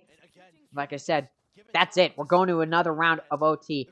Now, the Union's already used one of their timeouts here in OT. They don't get another for another 3 rounds. So if M80 wants to, they can use a timeout here. And it's not like the Union will have the opportunity to counter it for a few rounds of OT here. Although, I imagine that OT that the Union already used here was used to talk about, okay, we can win this this offense, but then what do we do on our defense? And like I talked about, both of these teams had a better offense than they did defense. It's only by 2 rounds. Both teams won 7 rounds on their offense and 5 rounds on their defense. So it's still very possible that one team wins their defense and then the other wins their defense as well, but it's not as likely, right? So it's down to which of these teams can win that defense to give themselves that boost of confidence. And for the Union, this is their opportunity to try. They need this defensive round if they really want to have a good chance of winning this OT. Otherwise, M80 going to be trying to take this offense, which should be the easier side for them. Because again, both of these teams had a better offense than defense. So for M80, this is the round they should win. They're pushing up B main, getting ready to start this push. They've got a Lurker and Xander over by A. Not really going to encounter anything there in A lobby, although Oscar is pushed up there. May encounter some pushback there. Meanwhile, the rest of M80 pushing down B. M80 Kuala Noob, who spent some econ to get that operator, looking to find some damage with it. Hasn't really spotted a few players here and there. You see the Union, though, prepared for the possible rotate over towards A. And Xander is still lurking in A lobby, so it's possible that the rotate was coming through. But obviously, the Union just read it a little bit too jumped the gun a little bit too early. Now they're having to rotate back, but it doesn't matter. Spike not going to get the opportunity to go down. As God takes out Kuala Noob, Rafa takes out EU. Nismo able to take out Ga, RVN, and it's now going to be 4-on-3 for the Union. Spike trying to go down here. Shock Dart comes out. John Cutie able to take out Pog, and Xander takes out NTK. It's now a 2-on-2. Oskia takes out Xander to make it a 2v2. Sorry. Player count updating before we see what happens. Nismo takes out Oskia, and Rafa takes out Nismo, but John Cutie able to trade that one off. One player left alive for M80. Not an easy round by any means for M80, but they do take their offensive round. It's now their opportunity to try and beat the odds and win their defense. It's down to the Union to win the side that should be easier for them to try and take it to another triple OT and take it further into OT. Now, the longest OT I believe we've seen in Challengers, I actually don't know. I haven't looked. At least, I haven't seen for the South American and Brazilian Challengers. But I know the North American Challengers, the longest we saw was 18-16 when it was the Guard versus TSM. TSM won that. Obviously, neither of these teams are in this series. So I believe the longest M80's been in, I don't even know if they've been in OT. If they have, it hasn't been very long. It's probably like 14-16 or 15-13. Regardless, Union starting to stop, pushing down B, able to find 3, but so is M80. And John Cutie able to take out Ga RVN. That final pick there to make it a 2v2. Again, that player count updates faster than what we see on the screen as far as the gameplay, so that's why I misread it sometimes. Oh, John Cutie hoping to catch Rafa off guard by pushing through the Nanostorm, but is not able to do so, and it's now Xander in a 1v2. Rafa is down to 40 HP. Could be an easy pick there. There's 2 players for the Union going to swing at the exact same time. Oh, the flash comes out. Wallbang trying to come through from Xander. Time running low. Got to start moving here. Spike about to enter its second phase. And at that point, you've got about 10 seconds before the next phase enters, and then that phase is only about 5 seconds, and then 3 seconds. It gets very low at times. Xander's pressured. Bonk gonna take him out. The Union wins the side that they need to win, and it's going to a triple OT here. At this point, the Union doesn't have a timeout to use. M80 does, though. It looks like a timeout is being called. I believe it would be M80, if I'm not mistaken, unless the rules are different here for Ascension. That's how it worked in Challengers. Although in Challengers, they actually, in Challengers, it was weird. They decided to bend the rules when it came to timeouts a little bit, at least in North America. But I believe here in Ascension, it'll be a little bit more strict. Yeah, M80 is calling the timeout here. So after this timeout, M80 will have to wait 4 more rounds of OT before they get another timeout to use. Meanwhile, the Union, they don't have a timeout to use until after this round. But because M80 is calling a timeout, the Union can talk during this time as well. They can talk about what they need to be doing differently. Of course, both of these teams know that they can win their offensive rounds. It's down to what can we do on our defense to try and secure a good win. And for the Union, they're about to move into their defense. So they need to win this defensive round because it looks like these teams are going to be able to win their offensive rounds, as they should, because they won the majority of their offensive rounds. Now, again, it wasn't by a big margin. It was by 2 rounds that each of these teams won the majority of their offensive rounds. 7 rounds won by either team's offense, 5 rounds won by either team's defense. So even if, I am a firm believer that even if the Union is able to win a defensive round here, M80 may be able to do the same, just because they were able to clamber some of their defensive rounds together, although they did struggle now. Of course, that timeout called by M80, probably not to figure out what to do on their offense, but mostly what to do on their defense to try and clean it up, because they're probably pretty confident they can win their offense, considering they've been able to do so. Oskia going to spend a little bit of money here to get that operator. Meanwhile, M80 going to be getting full loadouts going through here. See that fragment coming through to get in and push through B link here, and it's going to allow Kuala Noob to push up. It may just be a fake out, though, as the rest of M80 is getting ready to push towards A. But unfortunately for M80, Xander, who was lurking in A main, gets caught out. That does leave M80 in a 4-on-5. NTK is down to 40 HP, but again, rather sacrifice the majority of your health and still get that kill. Kill is more worth it than your health in most cases. Nismo, oh, what a good flash into Secret. Takes out NTK and Bang. It's like a buffet, just able to eat whatever he wanted. Finds those 2 players, takes them down. It's now going to be a 3-on-4 for the Union. Gravity well comes through. I keep saying suck, and it leads me to some weird circumstances, so I'll just call it the gravity well. Nismo not going to be able to plant for a second there, so time played a little bit, but it's not going to be enough. Trying to find a pick, but EU shuts it down. It's now a 2-on-4. Askia takes out EU. Nismo takes out Rafa. It's now a 1v3. And although this round started off with the Union with a player advantage, it's now become a 1-on-3. Askia doesn't have shield because he went for the operator. And it may... Oh no, the whiff. Kuala Noob was able to punish it. Even if he hadn't, I believe that double swing would have come through and M80 would have been able to win the round. So the round M80 should have won, that we've seen them win in this OT multiple times. They're able to do so. And now, M80, who just took a timeout, it's their time to figure out, hey, how do we win this defense? Now, the Union, if they want, they do have a timeout to use. Like I said, after 4 rounds, you get another timeout. Now, the question is, will the Union want to use that here? Likely not, because M80 just used a timeout, and the Union could have used that time to talk amongst themselves as well to figure out what to do on their offense to really try and secure it. Of course, the nice thing for M80 about starting on their offense in OT, or each section or each phase of OT, it does mean that they should be able to win that first round pretty easily, or at least easier than their defense, which does apply some added pressure to the Union. Again, M80 just took a timeout. Will it be enough to restructure their defense? Xander caught out as the Union's getting ready to push into A. Now, they do have that lurk, 1 through R and 1 in connector. Going to get spotted by an alarm bot, though, so Ponk can't go for a complete flank like maybe you would have liked to. It looks like the Union getting ready to push into A. Spike going to get an opportunity to go down as M80 is going to be pushed back. They haven't found any picks. Neither picks for either side yet. Oscar takes out Xander, but it's immediately traded off by John Cutie. Spike gets to go down here. Flank coming through, but NTK shuts it down. It's now a 4-on-3 here. EU trying to get a trade pick here. Will he be able to do so? Yes, he will. EU takes out NTK. It's now a 3-on-3. Maybe he can start this retake. Ooh. Gus swings right into John Cutie and takes him out. A little bit chaotic there, but does find that pick. Nismo able to get a trade pick, though, onto Rafa. Ponk in main. In a 1v1 with EU. EU is very low on HP. Ooh. Oh, timing as EU is able to swing Ponk at just the right time. It's now a 1-on-2. It's a 1-on-2 for Gus to try and win this round, to take it to another round of OT. It's now a 1-on-1. EU's on 3 HP. It's very, very winnable here for the Union. EU gets it halved in the swing, and Gus takes it to another section of OT. I believe it'll be a quadruple OT now as we move to one of the longest OTs I think we've seen so far. I mean, it's the longest we've seen in 2023 Ascension because, you know, anyways. But what this does mean is, very importantly, they're going to have to fight through more. The Union has another timeout to use. M80 going to have to wait quite a while longer before they have another timeout. Well, you know, they'll have to make it through these 2 rounds of OT, and then they'll have another timeout to use.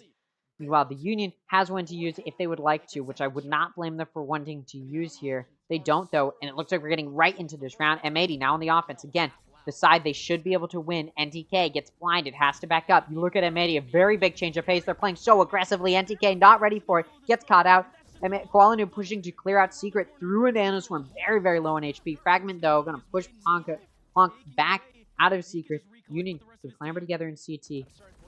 Oh no, Xander gets blinded, and Ponk able to cash in, taking out Xander and EU. 3 kills for Ponk now. Potential ace if he can find some more. Lockdown comes out. Nismo takes out Ga. Nismo also takes out Ponk. No ace potential. Lockdown gets shut down. Oski is able to take out Nismo, and it's now going to be a 2-on-1. Rafa able to take out John Cutie.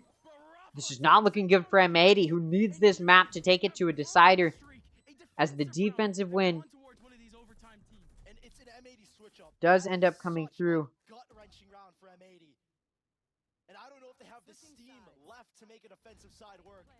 It does end up coming through for Union. They win the defense. Again, the side I said the teams were going to have to pull through on. Now, it's still very possible M80 pulls through on their defense. The only issue is they don't have a timeout to figure it out. They really don't. The Union had a timeout there. Maybe if they wanted to use one to try and shut it down, but M80 would have been able to talk and figure out their defense a little bit better, and the Union feels confident because the offense is the easy side for both of these teams, and M80 just lost their offense. They're going to have to pull through on the harder side for them, which is the defense. They really struggled on their defense, barely scraping by. I think their best defense round was the last round before OT. And since then, they haven't really been able to recreate that in this overtime, so it's not easy at all for M80. Although, if M80 gets through this round, they have another timeout to use. You get 1 timeout every 4 rounds. They don't stack, so you do just have to use them when you get them. Whoa. Honk able to take out Xander. What just happened? Or I thought they crossed each other weirdly in Link, but they did get shut down there.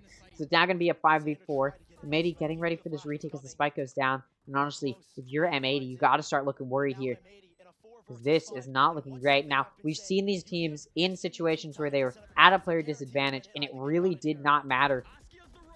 Ooh, Askia gets caught out, exposes himself, ends up in the fragment, and gets taken out by it. That evens it out. It's now a 4-on-4. But look at this, the classic post plant from Long. Nismo trying to stop it. Nanoswarm's no longer an option. Shock darts and fragments and Gravity Wells of Glore, though, very much so a factor in this. And time can be played here, and it's looking like M80 will be taking their loss, and it's a 2-0 win. The OT of the second map goes to 17-15, but the two most people view as the two best teams in Ascension just faced each other to start off America's Ascension 2023, and it's a 2-0 win for the Union. Now, again, you lose in group stage. All that matters is that you get a worse spot in seedings for playoffs. Everybody in group stage is going to playoffs. If you made it to Ascension, you made it to the Ascension playoffs. All that the group stage is for seedings, and it's a really short group stage. It's just for today, tomorrow, and Sunday, or the next 3 days, including today. So it's really, really quick group stage, and then we immediately jump into playoffs. So it's a really, really, really quick format in the way that it's going to work. And again, M80 takes a loss, but they still have an opportunity to bounce back and possibly have a rematch in playoffs. They won't face each other again in the group stage, but the first series ends in a 2-0 between M80 and the Union. The Union takes a 2-0 win. Let's talk a little bit about how that went, because again, I'm disappointed as a fan of M80, or as a fan of the North American teams. M80 takes the loss. It's a very, very hard fought. Honestly, this type of OT is what I was expecting on Fracture. I expected an OT in this series, and when Fracture went this dominantly, I honestly didn't feel very good about how Pro was going to go. I love that it went to OT because it means it's close. It's just that M80 fumbled at the end. I'm a little bit disappointed, but let's talk about where both of these teams did very, very well. I mean, you can tell for the Union, when you've got your top three players as far as frags go, very similar in kills, it means your team's able to get kills when they need to. You're trading each other off when they need to. You're locking down sites when you need to on your defense. You're having a good game when you need to. You know, you've got 24, 24, 25. Then you drop down a little bit, 17 and 17, but still really solid kill consistency. Not to downplay M80, who actually did a little bit better in my eyes. Sure, they didn't have a core top three, but then you drop down, and it's a 20 and 20, and then it's an 18. So overall, they're a little bit more centered in that the mean, or the center of their sort of graph here of their kills is a little bit closer together, or they're a little bit closer to that center than for the Union, which is a little bit more spread out. Unfortunately for M80, though, they weren't able to take advantage of the fact that they're winning when they need to, because the strategical play wasn't enough, especially in that final round where the Union tried the classic, I'm going to play post plant from B long, and unfortunately for M80, just with so much good post plant util that the Union had available, M80 wasn't able to stop it. They weren't able to shut it down, and at the end of the day, it stopped them there. Very, very unfortunate if you're a fan of M80 like myself. It's unfortunate that it ends that way, but we're not done today. It's 2 series a day, including today for the next 3 days, so that's including today. So today, tomorrow, the day after that, we've got 2 series a day. We just finished our first one for the first day of the Ascension group stage, but it's not over. The next series we have today is 9Z Team versus 00 Nation, but before we get into that, we can go ahead and take a look at any match highlights. We already looked at the map highlights for Fracture, so we'll go ahead and take a look at any map highlights from Pearl, which it seems there are quite a few. For one. Ooh, the quick scope from Askia. He catches, maybe? Almost. Oh, he does. Xander and Askia in a 1v1. Should be. Everyone back over towards B long. The flash missed. No, the flash misses out, and Askia punishes. Bumpin. Back, but still a man advantage for M80. Watch out! Oh my God! Hank from behind. Shut. 2 losses. Back further into their spawn to try to give them What a flash! What a flash! of an even chance, but Nismo back further into their spawn. I'm pretty sure they were like 20. All right, and it does seem as though Those are the only cups we have. Again, if you haven't seen this, by the way, on the Valorant Esports North America Twitter, these are the games that we have this week. I talked about it at the beginning of the series as well. So today we had M80 versus the Union. We're also going to have 9Z versus OO Nation, which I'm about to get into and talk about.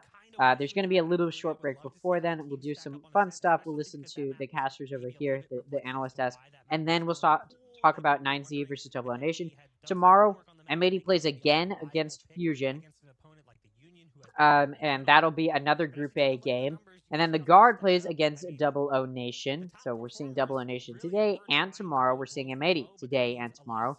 And then M80 retires, takes a break. They're done playing starting tomorrow as well. Or sorry, not starting tomorrow, after tomorrow, as well as OO Nation. And then we've got Fusion versus the Union and the Guard versus 9Z team. So there's some days where some teams don't play, but it's just, again, this is not for qualification for playoffs. All of these teams have made it to playoffs. And in case I didn't iterate it, I don't think I did. So group stage is 3 days. It's today, July 1st, and July 2nd, and then immediately playoff starts. So July 3rd, we have upper round 1, both of the upper round 1 games. July 4th is the upper semifinals, both of the upper semis games. Then we've got lower round 1, both of the lower round 1 games the day after, and the upper final. So we do the entire upper bracket in very quick succession. So basically, we do group stage in 3 days, and then the following 3 days we do the entire upper bracket, and we start the lower bracket. And then there's a 2-day break. Everybody can collect themselves, and then we start lower round 2. Then we go to the lower final, and which will be a best of 3, by the way, because of how quick Ascension is. We're not doing a best of 5 for the lower final. Unlike most brackets in Valorant, where the best of 5 or the lower final is a best of 5, that's not how this Ascension is working, because we're just trying to do it rapid fire before last chance qualifier starts. We're just scramming it all in there, so we're not going to be doing a best of 5 for lower final. Still should be a very exciting day, though. Again, we got lower round 2, and then immediately after lower final, and the day after is the grand final, which will be a best of 5, and that's it. Very, very quick. Again, very, very rapid fire. The only break is a 2-day break in between lower round 1 and lower round 2. There's a 2-day break here, and then we immediately kick it off day after day after day. So it's very, very rapid fire. So yeah, buckle in. There's a lot of Valorant for the next about a week and a half, right? So a lot of Valorant for these teams. And a reminder, this is still technically Tier 2 competition, even though we've entered the Champions Tour. These teams are not teams that will be in the Champions Tour next year unless they win Ascension. So this is still a Tier 2 competition, still not the highest level yet. So this is your last chance to see a lot of these teams before next year. In fact, the majority of these teams will not be winning Ascension because only one team wins, right? So if you're a fan of these teams, this is your chance to sort of, continue to see them play before next year's Challenger starts again. Because again, there's not a whole lot of Tier 2. Apparently, they're going to be trying to switch it up next year. We're going to see a lot more of the Tier 2 circuit. I'm not entirely sure how it's going to work. I think it might look a little bit more like Tier 1 looks, obviously excluding the international events. I think it's going to be a little bit longer as far as the Tier 2. They've talked about making it a little bit more interesting just because as far as Challengers goes, you play Challengers, and if you didn't make it to Ascension, that's it. You're done. There's no more Tier 2, right? So it's not a whole lot of opportunity for teams to show themselves off. So I believe there's talk about extending it. And even like Game Changers has a longer season, right? Like we have got Series 1, and then in July we've got Series 2, and then in August we've got Series 3, and then there's Champions for Game Changers, right? So there's a lot, right? So it's just interesting to see that there's not that same sort of fighting spirit where we get to see a lot of these Tier 2 teams. So that's what they're trying to change up for next year. But again, point being, for Ascension, if you're a fan of these teams, this may be your last chance to see them before Challenger starts next year. So you should really be rooting for your teams while you have the chance. And although it's a very, very short bracket, it should still be a lot of fun. In any case, we're going to take a little brief intermission from talking about the current Valorant games and what's happening. We're going to do a little bit of rank duel. If you don't know what rank duel is, it's where you guess the rank. You're going to see some clips. There's 3 clips. You got to guess the ranks of the teams, or sorry, the person playing in the clips. There you go. So you got Valorant. We're not going to be doing any other games because we're it's a Valorant broadcast. After this, we will go ahead and talk about 9Z team versus OO Nation, which should be a very, very fun game. Again, Group B, I would say, is it's the easier group, is what you could say, because Group A is made up of the top teams from North American Challengers. So the winner of North American Challengers, the winner of Brazilian Challengers. Fusion didn't actually win the grand finals of the South American Challengers, but they used circuit points in South American Challengers to figure some stuff out, which meant that even though Fusion didn't win, they had more circuit points, which is why they end up in Group A.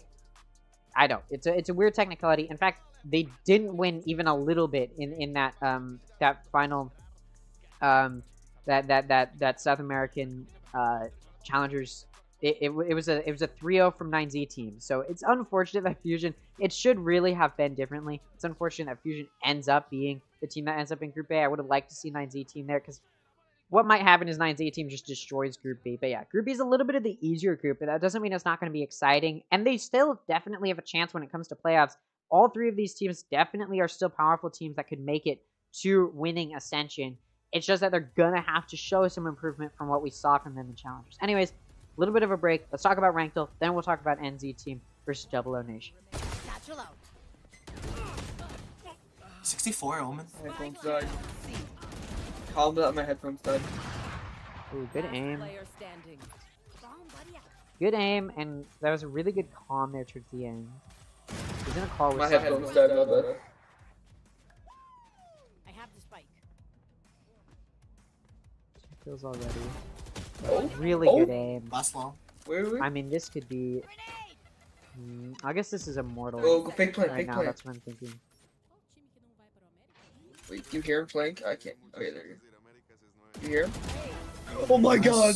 Yeah, that was played really, really well. I'll go Immortal. Yeah, I'll go Immortal. It could be Ascendant though. What? I must be stupid or something. That aim was crazy. Is that what golds play like now? What? I mean, you know, I mostly watch Pro Valorant. I do play Valorant occasionally, and I'm gold, and I don't think golds are that good, if I'm honest. Yeah, that guy should be higher ranked than me. Oh, one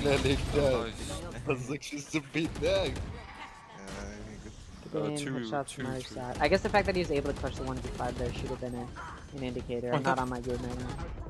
Because right, ooh, three from Kogo. Ooh.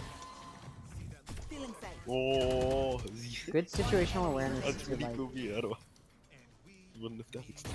Oh my god! Last player standing. Spike down. Yeah, you know what I'll say? I'll say this is Ascending. Boom. That's sort of a lucky guess, but also like the movement was pretty good, the comms were decent, and like obviously you could say, well, it's low rank because they didn't clear on top of wall, but it's also like I think that could literally happen in a pro setting, right? Like I don't think, especially when you've just seen so many on the site coming through door, you're probably not going to clear on top of wall, especially since Sage just died, so you know Sage isn't on top of the wall. You probably wouldn't assume the Reyna's up there. So yeah, I think Ascendant is good. It's not Immortal because the Reyna was able to clutch that. I think Immortal or Radiant would have been a little bit better at shutting that down, although there's always that chance. Also could have been done. Elbow. One enemy remaining. Ooh. I'm right here, ready to trade you. I'll play close. What a shot. 30 seconds left. What? Hold on. Elbow. One enemy remaining. I'm right here, ready to trade you. I'll play close. Hold on. Let's slow this down here. Watch this.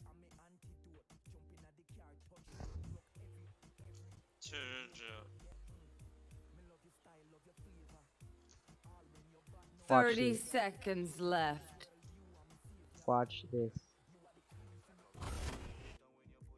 Alright, now I'm gonna slow it even further down. Watch. For a second. Like, what is that? Alright, I mean...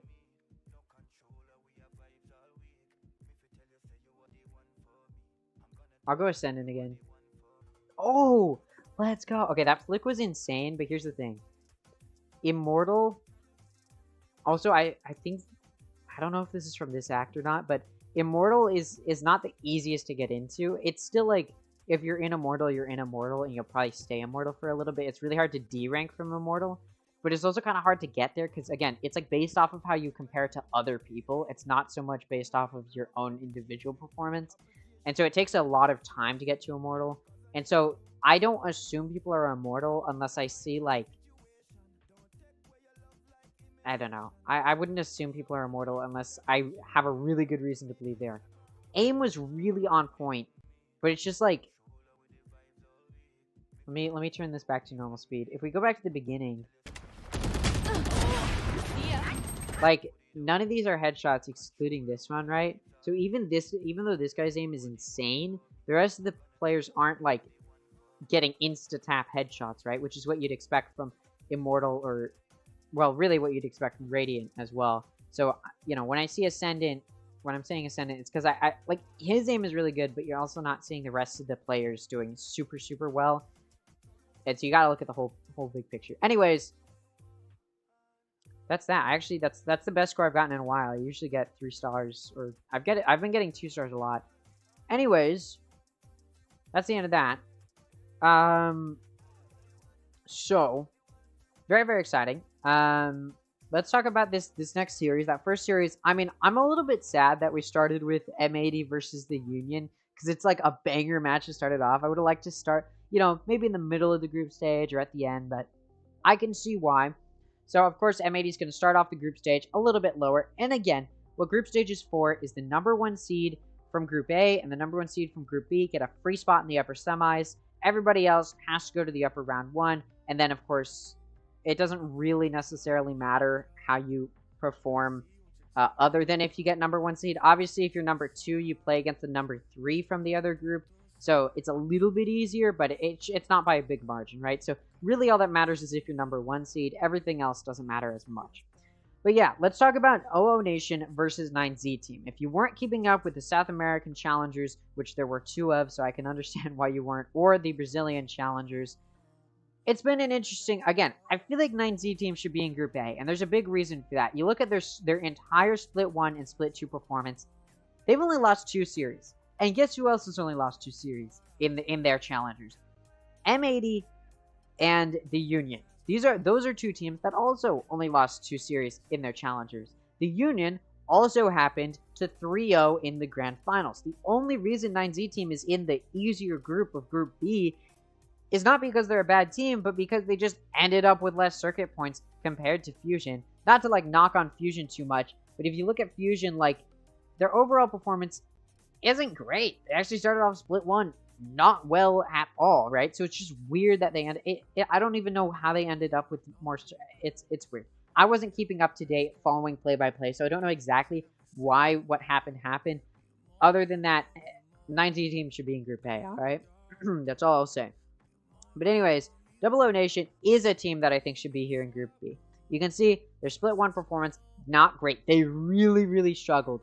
Like, if you look at Split 1 overall of Brazil, you look at this. Look at where they ended up. They didn't even end up in playoffs of Split 1. All right? They didn't have to make it through the Open Qualifier because they were directly invited. In the regular season, they didn't make it to playoffs of Split 1. Playoffs, they weren't even a factor, right? And then you go to Split 2. And again, it's another situation where you're like, how is this team here, right? Because if we look at Split 2, I'll pull it up. They performed a little bit better in their regular season, okay? I'll give it to them there. They went positive. They had a better ratio. They definitely improved from Split 1. But then you go to playoffs, all right? And look at this.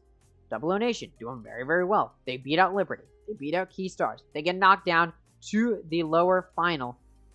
And Audit, I think, is a team that should be here. And I'll tell you why, all right? Let's take a look at Audit throughout both Challenger Split 1 and Split 2. It's a similar story. Not great, but they do decently. And their Split 2 was okay. And probably even better, or I'd say it was a little bit better overall. Because if we just look at Split 2, I don't know. This is a little bit chaotic, sorry. I'm like running through it. If we look at the regular season, though, Audic not as well as a Double O Nation. I don't know.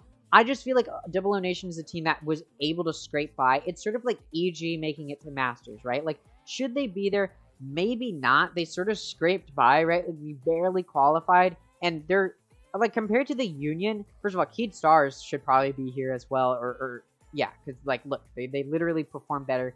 They had a better ratio, although by a small margin, they did have a better map ratio, right? Again, it's like EG in Masters, where they barely scraped by and still somehow made it to the playoffs of Masters and then made it second place. And I don't think that's the story here for Double O Nation, where they're going to make it to the second place of Ascension. My point is just that a team that probably shouldn't be here in Ascension is here. And I mean that in the nicest way possible.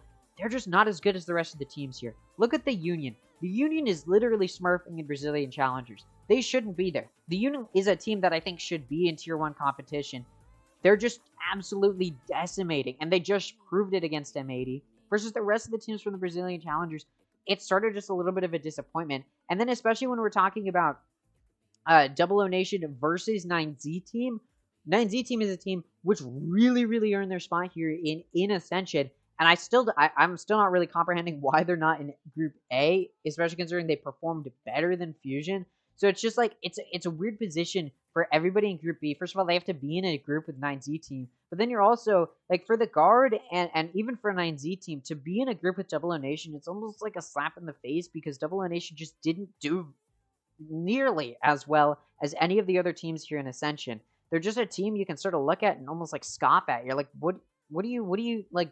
This is the second best that Brazil has to offer, and it's like, yeah, because Brazil clearly does not have that good of teams. It's sort of like how EU is being carried by Fnatic, right? Fnatic's winning the international events, but the rest of the EU teams are sort of falling behind when it comes to performing against the other international teams.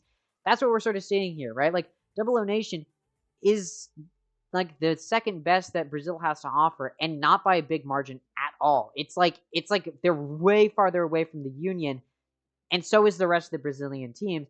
Double O Nation is just here because Brazil gets to present too, right? Like, it's like there's no other world in which Double O Nation ends up here. If Double O Nation had to compete against the rest of the South American teams, if Double O Nation had to compete against the North American teams, they would not be here. But they managed to get here just simply because Brazil has to present too. If it was down to just the highest performers, the Union would be here every universe that there is, right? And 9Z Team, having to play them, it's no competition. I mean, there's really no way you favor Double O Nation. Obviously, if you're a fan of Brazil, I'm not going to say you can't root for Double O Nation, but I just don't see a world, like, there's no maps where you're going to be like, oh, Double O Nation might be able to win this map over 9Z Team. It's like, no, Double O Nation should not be able to beat 9Z Team on pretty much any map, because look at 9Z Team's history. 1-0, 1-0, 1-0, 1-0, 2-0, 2-0, 2-0, 2-1, 2-0, 2-1, 2-0, 3-0, 2-1, 0-2, 2-0, 2-0, 2-1, 1-2, 3-1, 3-0, 3-0. This is a team that knows they should be here. They should be in Group A, but they're in Group B. Again, they shouldn't be in Group B. It's weird that they end up in Group B, but they're here, and they're having to fight Double O Nation. And Double O Nation, I don't even think Double O Nation will be able to do anything here in Ascension. Most teams in Ascension, I'm like, yeah, there's a chance they could possibly make the #1 team, or, you know, top 3, top 4. Double O Nation is not a team that I think can do anything here, right?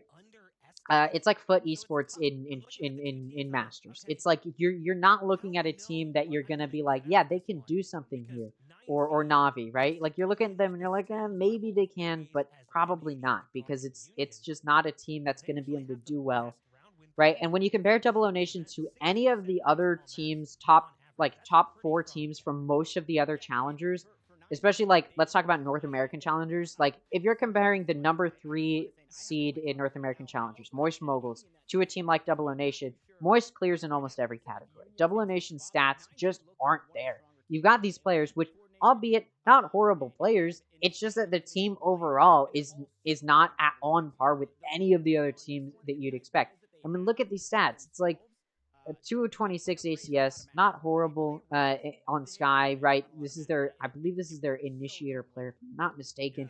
Like, they've got decent stats. It's just like, when you look at the overall team performance, like 22 ACS on their main, 233 ACS. You're looking at this, it's like 144 ACS on their controller, possibly. Let me see what their IGL is. They don't have it on the website. This might be their IGL, which is why their performance is still low, but still below 150 for one of their mains, or the one they play the most, is a little bit weird. And then, you start to drop down here, and 193 below 200 ACS. So, like, this is not, like, typically on a team that's coming into Ascension that you think would have a chance against the top teams, you'd want them to have all of their players near or above 200 ACS. Double O Nation is not a team where you see that happening. Again, Double O Nation doesn't even compare when it comes to a lot of these teams. And I'm not saying they're not going to put up a good fight. They are technically the number 2 team from Brazil, so they beat the Brazilian teams, at least most of them, sometimes when they got lucky. So like, they clearly they do perform sometimes, and they performed when they needed to make it to Challengers, or sorry, to Ascension. Through Challengers to Ascension, I should say. But they're not on par with their fellow top team versus, like, let's say look at like North America or even South America. Fusion and 9Z team are decently close. I'd say 9Z team clears Fusion in most categories, but again, they're a team where they are decently close, and you can see why these are the top 2 teams. You go to M80 versus the Guard, or, M80, and you compare them to the Guard. Again, 2 teams which are from the same region, and they perform decently close. But then you look at the Union versus Double O Nation, and I mean it when I say the Union is to Brazil what Fnatic is to EU.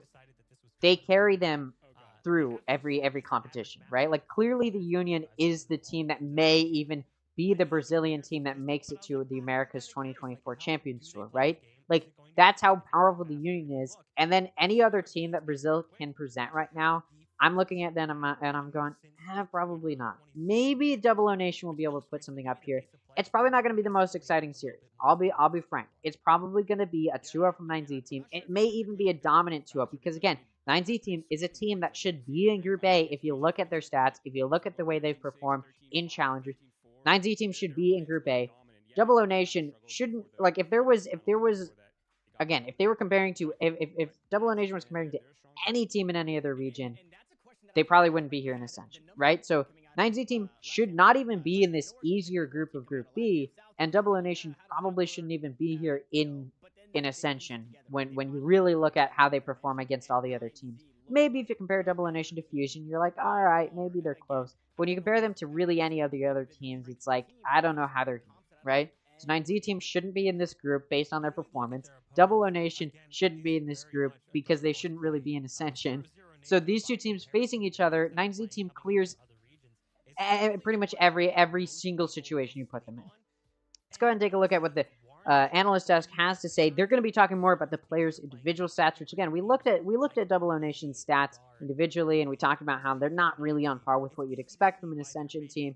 And obviously, I'm being a little bit more blunt about it. I'm being a little bit more raw and a little bit more brutal because I like to be a little bit more honest when it comes to that stuff. The casters are going to be a little bit kinder and really talk about what really makes these players shine. And I don't blame them. And it's not necessarily a bad thing because these players aren't bad players. These are still pro players for a reason.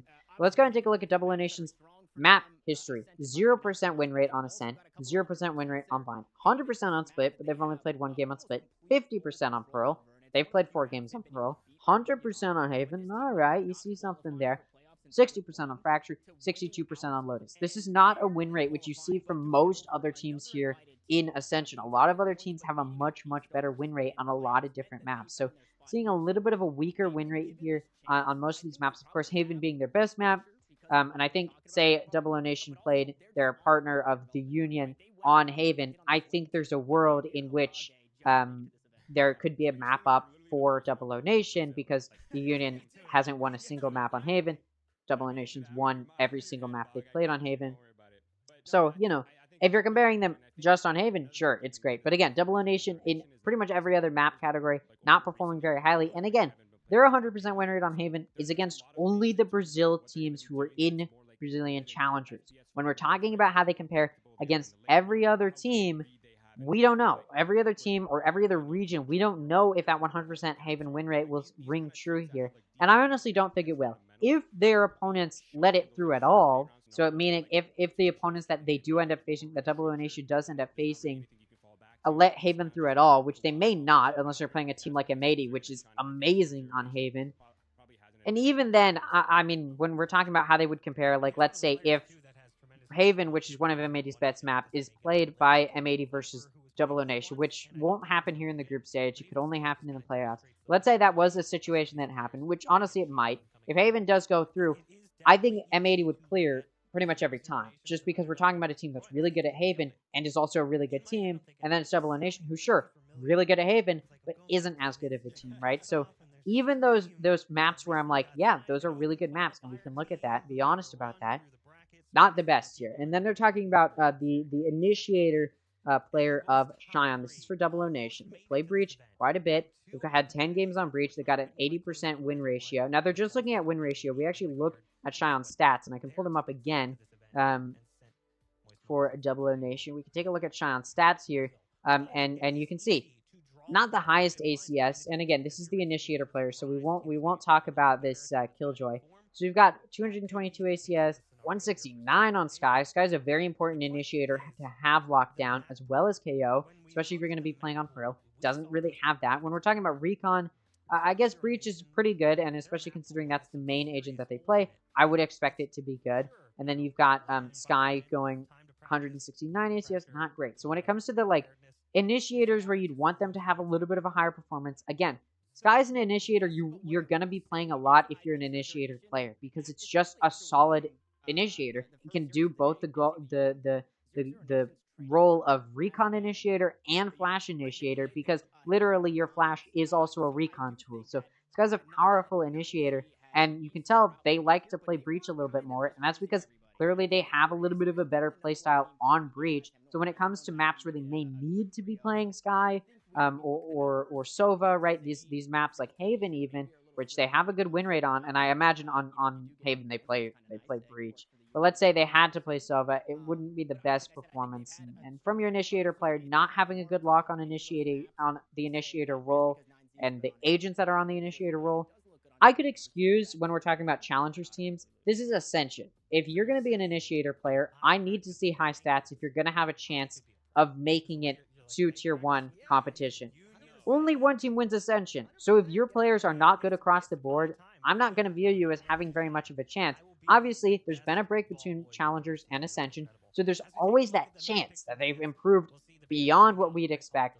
I don't really see that happening necessarily, but it's always possible. Let's go ahead and take a look at the map selects. So we've had Ascent banned by 9Z, Bind banned by Double O Nation. The picks were Fracture and Haven, which I do like. I imagine Fracture was picked by 9Z team. Double O Nation probably picked Haven, which I honestly wouldn't have expected. I would have expected 9Z team to ban Haven, but clearly 9Z team wants to be the team to say, hey, we got a 100% win rate on Haven. Not going to happen coming into Ascension. And then we get the ban from 9Z team of Lotus. Double O Nation bans Pearl, and then Split is going to be the decider. Now, we looked at the win rates for Double O Nation, and you saw, again, Haven was a 100% win rate. But then they started to falter on some of these other maps. And when we're talking about 9Z team, which is one of the... I place them in top 3, if not top 2, right? Like, this is a team that is very, very, very clearly very powerful. They dominated their challengers in South America. Again, I still can't comprehend why they ended up being in Group B, other than it must have been circuit points. And so it's unfortunate that they're in Group B, because I think they're just going to dominate this group. Even though I'm rooting for the guard a little bit in Group B, I still think 9Z clears them. And yeah, I expected 2-0 from 9Z, even though Double O Nation gets to play on Haven, which is their best map. Sure, they may even be able to take it to OT if they're lucky, but I expect this to be a 2-0 from 9Z. It might even be quick. This should not be. This is not a hard. This is not hard to look at and go, I think I have a clear winner, because it's very clear which team has been outperforming. It's sort of like M80 playing OR Esports in North American Challengers, right? It's like, yeah, there's not a whole lot of competition here. Obviously, it's a little bit less dramatic than that. They're a little bit closer in the stats categories, but still, my point being, Double O Nation, not a real good chance. I need to stop dogging on Double O Nation. Let's lift up 9Z team. Very, very powerful team. They've got really good stats across the board. Again, they won their individual their challengers. Not just that they won, I believe it was South. Not just that they won Latin America South. They then won the grand finals against Fusion, the other team presented. They should be in Group A. They end up being in Group B, and I believe they should be able to dominate Group B and end up being that #1 seed from Group B. Honestly, I think they're pretty happy about this. I wouldn't be upset if I'm 9Z team, even though you don't get put in the harder group. You're not going to get to face the teams you may want to face right off the bat. You do still end up getting to most likely be that #1 seed from Group B and make it straight to the upper semis. So it puts you in a decent spot. Let's go and take a look at the agent select, though. And we see some very different picks from both of these teams. So similarities being, we've got a breach on both teams in Shion and De Garda. I'm sorry, I'm going to mispronounce a lot of these names or at least to start off, because I haven't casted these guys' games. I haven't been watching or keeping up very much. Of course, I looked at the results and all that good stuff before coming into this. But yeah. So I believe Breach may have been the only similarity, maybe Brimstone, but I believe that was an Omen on the side of 9Z team. Gonna have to look at this again. I talked about it a little bit earlier. The South American and Brazilian teams don't typically go with the North American or even the American region meta. They tend to switch it up quite a bit from what we usually tend to see. And we'll see if the tried and true that we've had in North America, the metas we've had going on in North America that have worked so well for us, we'll see if that continues to work. Let's go and take a look more at this agent select, though. So again, a breach on either side. And a Raze on either side. Thule and Zand both going to be on Raze. Actually, that might be Hand. I don't know. And then yeah, those are the only similarities. Thule able to take out Zand, though. Let's just cast the game. Barton gets a counter pick, though, and Bezin going to take out David. So it's a 3-on-4 now. 9Z in a little bit of a tough spot here. They're trying to play this defense. Now, like I talked about in the previous series, very offense-sided map is Fracture. Artisan going to take out Legata. It's now going to be a 2-on-4 for 9Z team. They've been walled off as well. So this spike will get the opportunity to go down with minimal pushback. Sagewell getting broken here by Reploid, breaking with a knife, pulls out the gun to finish it off. Ooh.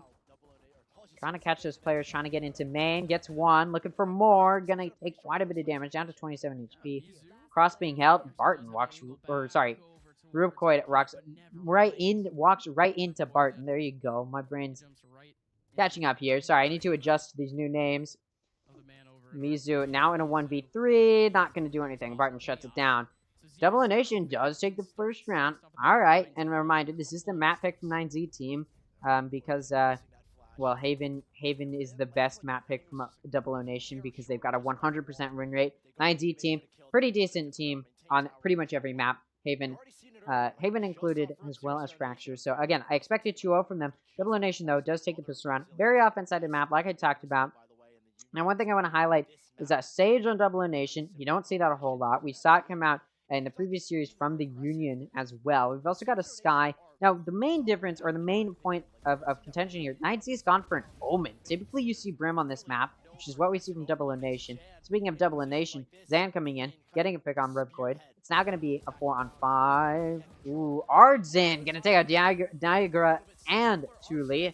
Lateral kill there. David's able to get a pick. Bezin going to take out Mizu. That's all over on the A site. A site being taken over. Spike gonna get ready to go down here from Barton. They faked it.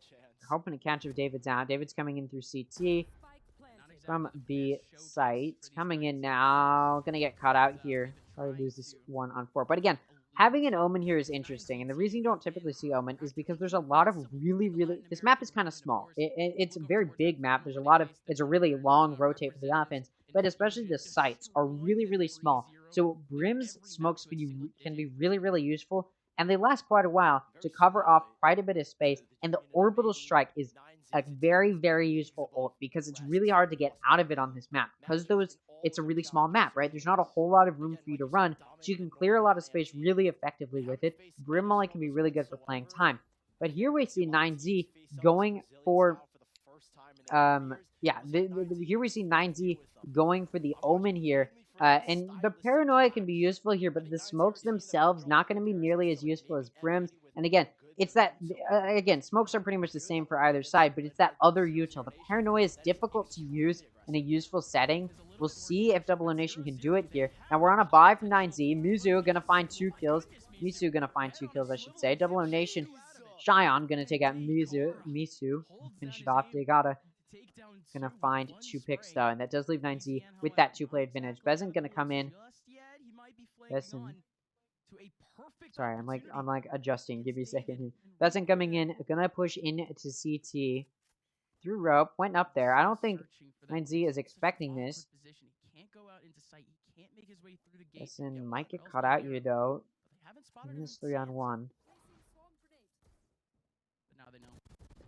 And Rubcoy just going to shut it down. 3 players left alive for 9Z. So we just saw typical round structure take place. Double O Nation won the first round. They were able to force a buy on that second round. They won it. And then that third round comes in. 9Z has the gun advantage because they're able to afford a buy. And they win it. They win it with the majority of their players left alive. Unfortunately for them, though, they did lose 2 of their players. And that does mean that those 2 players aren't going to be able to afford a full buy. So Double O Nation going to be on a full buy. 9Z going to save a little bit of econ here. Not going to force too harsh. And just get those 2 players who died, a Guardian and a Bulldog with some light shield. So 9Z will be able to buy next round off of a loss here. So this round will mostly just be to try and further any econ they might have here. Meanwhile, Double O Nation can't afford a loss here. They won't be able to buy next round, most likely, if they lose this one. Maybe they can clamber together a force buy with some Bulldogs and Guardians, but they probably won't want to do that. That's going to take out David's. It's now going to be a 4-on-5 here for this 9Z team. Doesn't able to cross over towards that north side of offense spot. They're all getting ready to push through arcade. They're going to get ready to get onto site here. You've got Misu watching this with a Guardian. Scope down. Train sights. Patience coming through. Flash is going to come through. And smokes. Misu has to back up. Meanwhile, Daigata watching Heaven here. Trying to flash through. Prevent Double O Nation from getting in. He does a good job. He wards it off. Misu on site. Locking it down. But Besson takes out Rubcoid. Barton takes out Daigata. And Besson takes out Misu. Not a whole lot of damage done there from 9Z team. Now, I did say they didn't have the best guns coming into this and that they could afford to buy off of a loss.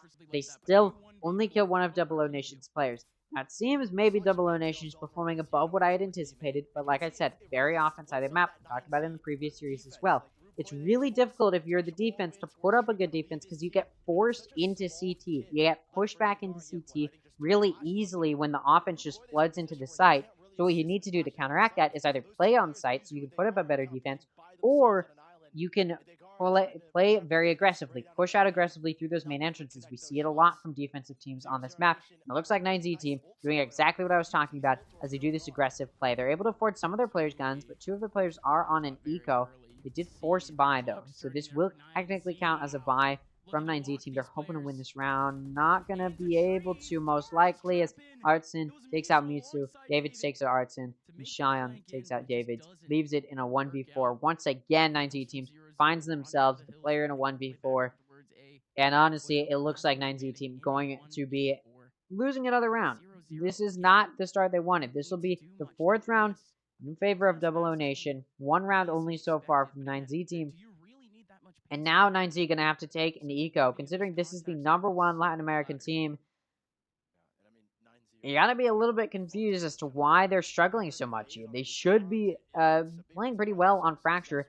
They picked this map. Reminder, this is their map pick. So you'd think their strategies would not be so easily counterplayed, or at least they wouldn't be playing to the default strategies you see quite often. The 9Z team is playing a very default strategy. On this round, for example, they push out aggressively out B main. What we see quite often, they didn't decide to play a little bit more passive and just play on site, which maybe could have been a better strat here, but they tried it a little bit earlier. It wasn't really finding very much success, so they decided to switch it up in the most readable way possible. Of course, Double O Nation happy to just counterplay that as they practiced many, many times before. 9Z team now going to have to take an eco. We've got 4 ults available for Double O Nation. Orbital Strike, Rolling Thunder, Resurrection, and Lockdown, all very powerful ults that could definitely make a difference for Double O Nation, although they may not have to use them because it is the eco round for 9Z. 9Z only has that From the Shadows and Euro Theft. A little bit of a non-traditional, again, not having Brim having that Omen instead, it's going to be difficult to see if they can find some usage out of that from the shadows. The ult not super useful compared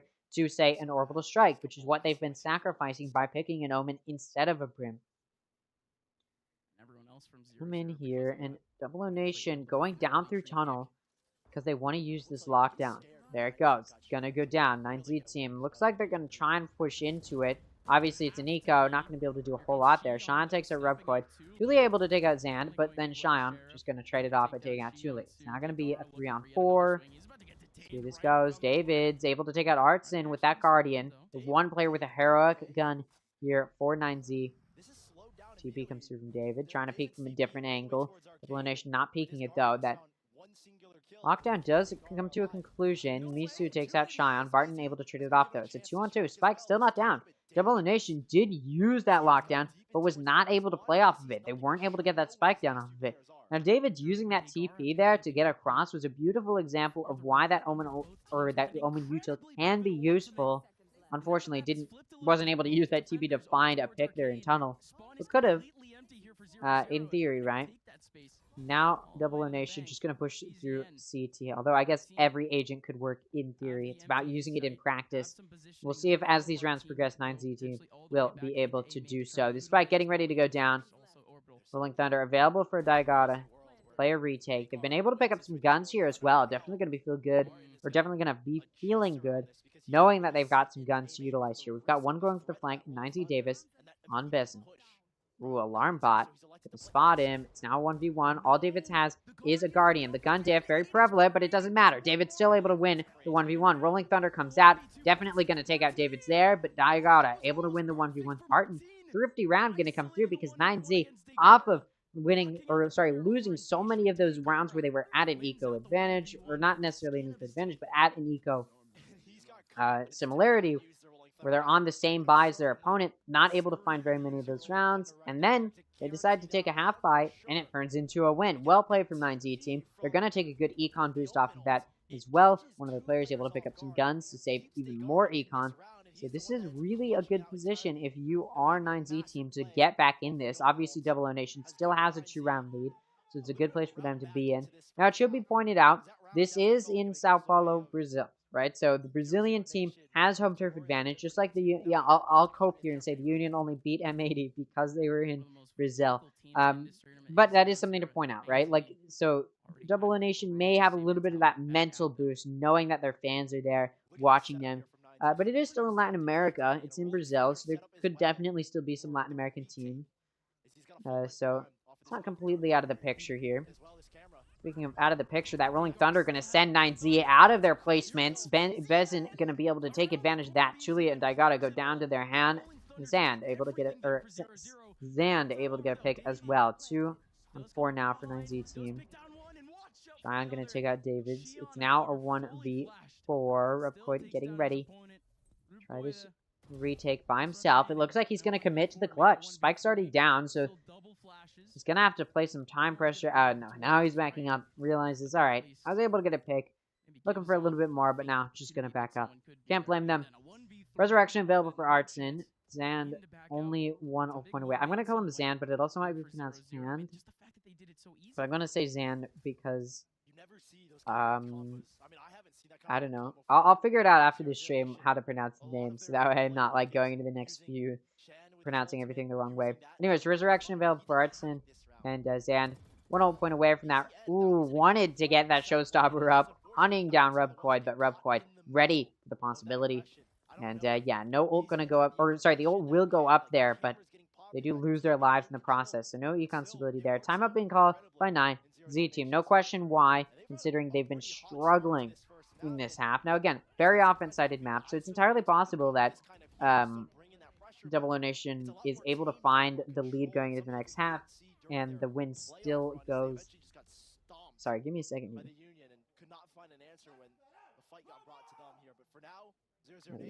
Alright, so sorry, I was fixing something on my monitor. Yeah, it's entirely possible that Double O Nation is able to take the lead going into the next half, and honestly, I expect them to do so. I'd expect any team in Ascension being on the side with the advantage to be able to take the lead going into the next half. But they're sponsored by McDonald's. But anyways, What I am a little bit surprised to see, though, is 9Z struggling so much on this defense. I'd expect maybe 7-5 lead for Double O Nation going into the next half. Not such a big lead, like a 3-round lead that they currently have. And honestly, I think Double O Nation looking powerful enough to try and maintain that. I wouldn't be surprised. Time out being called by 9Z team, though, because they're not playing about what I'd expect. They're playing, I think, a little bit too aggressively. Instead of showing some adaptability like I would have liked to see, they continue to try some of this aggressive play. I think maybe they need to play a little bit more on the site, and they've been trying to, and they've been struggling to, but I think if you can play off of each other, play a little bit more grouped up, be ready on stack, be holding stacked up to be able to find some good kills, you may be able to make a little bit more of a difference versus what Double O Nation is able to do, which is just aggressively push through all of that. None of 9Z team able to trade each other off. They're on an eco now, and yeah, that showstopper comes out, takes out Thule. It does leave it in a 4v3 for 9Z team. Repcoid very low on HP. An exchange goes the way of Zan. It's now going to be a 3-on-4 here. 9Z team looking like they're going to lose another round. Now, this was an eco. They forced a little bit of econ for some of their players, but overall, still an eco round. So, not really expected to win, but it is a little bit disappointing off that timeout to see them make no grounds or not show any adaptability like I would have maybe expected off of a timeout.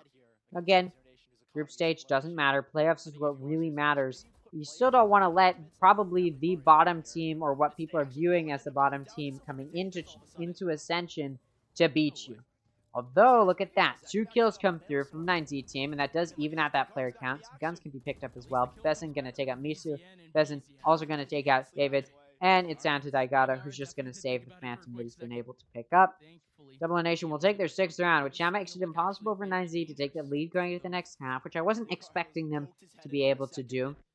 But what it also does is it puts Double O Nation in a position to, again, widen that lead that they already have going into the next half and gain the lead. But they don't have the lead yet going into the next half, but they're in a position to gain that lead and make it a pretty big one. I'd say in order to feel confident that 9Z can win this map, they'd probably need at least 4 rounds for me to be like, yeah, they can probably come back on that next half, knowing how well 9Z team does on Fracture, but just in general being much more powerful team. I would expect them to be able to win this map, even if they're down 4 rounds. Still not super winnable, but it's a winnable position in my eyes. 3-9, and I'm starting to get worried, right? From the shadows available for Davids. Got a resurrection available for Artson. Thule, though, aggressive play up in A main is rewarded. Finds 2 picks. Yuta comes through. The grenade gonna ace and finish it off. Barton and Artson go down. Thule gonna feel really good about finishing that ace off after death. What a play from 9Z team to prove that they are still in this and are still gonna be trying to push to tie it back up. I mean, that was just... that round ended so quickly. Probably one of the fastest aces we'll see here in 2023 Ascension. I'd even be confident enough to say the fastest we'll see in 2023 Ascension across all 3 Ascension tournaments for Pacific, EMEA, and Americas. Let's take a look at the ult economy, though. We've got OO Nation with a lockdown and a resurrection. Now, we saw them get their lockdown up very early on, and they actually weren't able to use it effectively, so we'll see if they're able to do that here. Besson, though, as I'm talking, takes out Thule. No ace for Thule this time around. No lucky grenade there, although Besson does go down to 30 HP.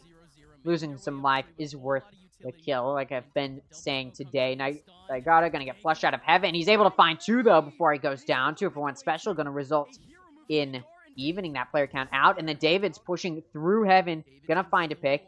Lockdown comes out, but you can see they want to guard it. If it's not quite able to take it out, Barton gonna be able to defend it. Meanwhile, Repcoid actually able to push through. My voice is starting to feel strained here. 20 HP available for Besson, 70 available for Barton, down 30 HP. Spike is, I believe, taken to half. Yes, it is. Taken to half before that orbital strike comes out. Repcoid down to 13 HP for 9Z team. Oh, Misu, the one with the health goes down. Barton able to take him out. No time, or at least time ticking down. Looks like Repcoid very willing to save. Again, they know that their econ's not great. And in addition to that, they know that Double O Nation likely will be taking the lead going into the next half. I can understand wanting to play it safe. Time was running low as well. You didn't really have time pressure on your side. Besson actually ends up dying to the spike. So it's an actual question mark there. Not sure why they did that. They had a gun. So yeah, probably should have just gone to save that. Maybe got a little too overzealous. You know, there you go. Double O Nation not trying to prove, yeah, we're not the #1 team in Ascension. They have definitely showed improvement. I will say they look a lot stronger than what I would have expected coming into Ascension. Let's take a look though. We see 2 ults coming out from 9Z team, Showstopper and from the Shadows. Again, from the Shadows, a little bit of an interesting and difficult ult to use for anybody, but if there's a team that's going to be trying to use it effectively, it is 9Z team, considering they're pulling it out here on, you know, on Fracture, a very unconventional place to use Omen. So I'd expect the ult to be used effectively. You're replacing the Orbital Strike. It's gotta have some sort of use. Resurrection available for Artson over on the other side. We'll see if Thule's Showstopper will make an impact here. Double O Nation almost entirely, no, not almost, entirely pushing through the north side of A through Satellite. Not finding anything. Zan was pushed up, hoping to find something, but gets shut down. Now going to be 5 on 5. Omen ults from the Shadows. Again, still available for Davids. I'm very questioning how they're going to use it. The nice thing, though, will be is you can play pretty deep into a site, hold on that site, and then if they go the other side, you can TP really, really quickly.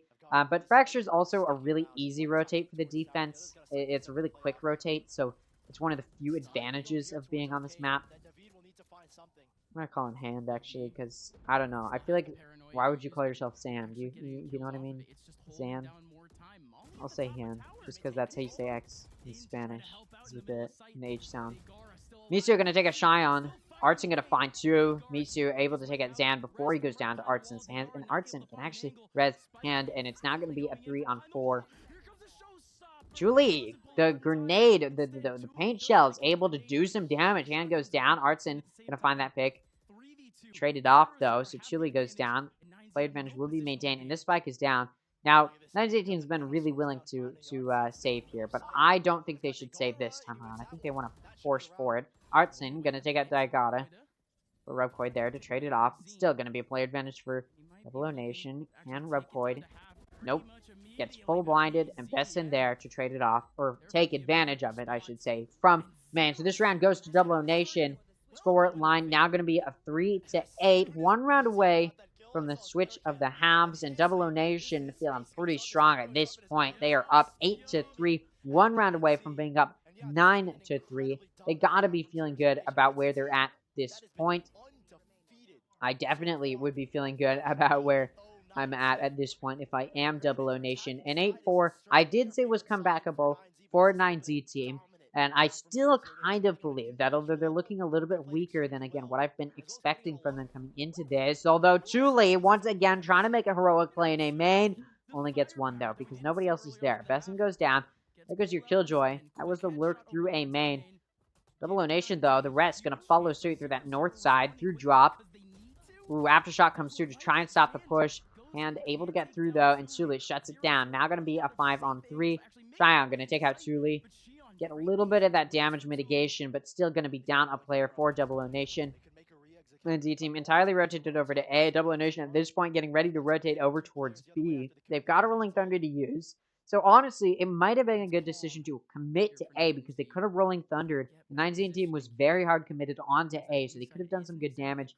But unfortunately for Double O Nation, in hindsight, I obviously have hindsight, so that's sort of why I know they should have made that decision. Double O Nation doesn't know how many are there, and they just decide to rotate it over to B. Not a bad decision either, because it's only Misu on site. He's going to see them in the back. Oh my god, I was not expecting him to get a pick there. Nice flick. A nice pop shot onto Artson. Going to result in now a 2-player advantage for Misu. I was expecting him to want to play back and wait off of his trips, but they are planning mostly for B main. He's able to get 1 on Shion. He's able to get Rubcoid before he goes down, but Misu going to be happy to trade that one off, given that they'll maintain this player advantage. Ooh, Barton able to not do really much else as he pushes through heaven. Gets shut down there by Degata, and this round will go to 9Z team. Like I said, this is still winnable for 9Z team. Very offense-sided map. This is also 9Z team's map pick, so if there's a map they're going to win, definitely going to be this one. And honestly, with how strong Double O Nation is looking, we may even see a 3-mapper, because if it is a 100% win-loss ratio for Double O Nation, I still don't expect it to be an easy map for them. And honestly, I still think 9Z team chance 9Z team has a chance of winning when it comes to Haven. But when we're talking about Fracture, if 9Z team doesn't win this, it's not going to be looking super... I'm not going to be super confident or as confident for them winning this series as I was coming into this series and coming into this map. Looks like 9Z team going to get ready to start this offense by pushing a little bit towards B. They've got one lurking towards that north side of A. Through drop. They're going to get caught up in an alarm bot. Probably back up a little bit. Send a dog through. Maybe trying to fake out that rotate. And they do a really good job. Look at where Double O Nation is. They're all the way over on A. 9Z team, though, all the way over on B. And they're going to get this spike down. It's a completely free site. No util. No players. Spike going to get ready to go down. Double O Nation going to hear that and get ready to rotate themselves. But at this point, 9Z team in a pretty good spot because they're going to be in a really good spot to wait quite a while. Double O Nation's going to take quite a bit of time before they're going to start pushing. Tuli able to take out Cheyenne, but it's immediately traded off by hand. She does now make this a 4-on-4.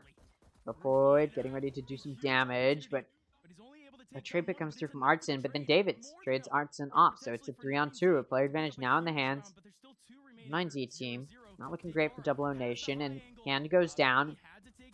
It's down to Barton in a 1v3, able to take out Daigata, but does go down to Misu. 5 HP left for Davids, but doesn't matter. 2 players left alive for 9Z team, and they win their pistol round. If there's a way to try and close that 4-round gap and show that this is an offense-sided map, it's to win that pistol round. Because now they're going to be able to force a buy. They're going to have some better guns to work with here. Double O Nation, of course, not going to be forcing a buy here, mostly because they're up rounds, and also it wouldn't make sense. They're on the defense. The defense does not have the advantage here.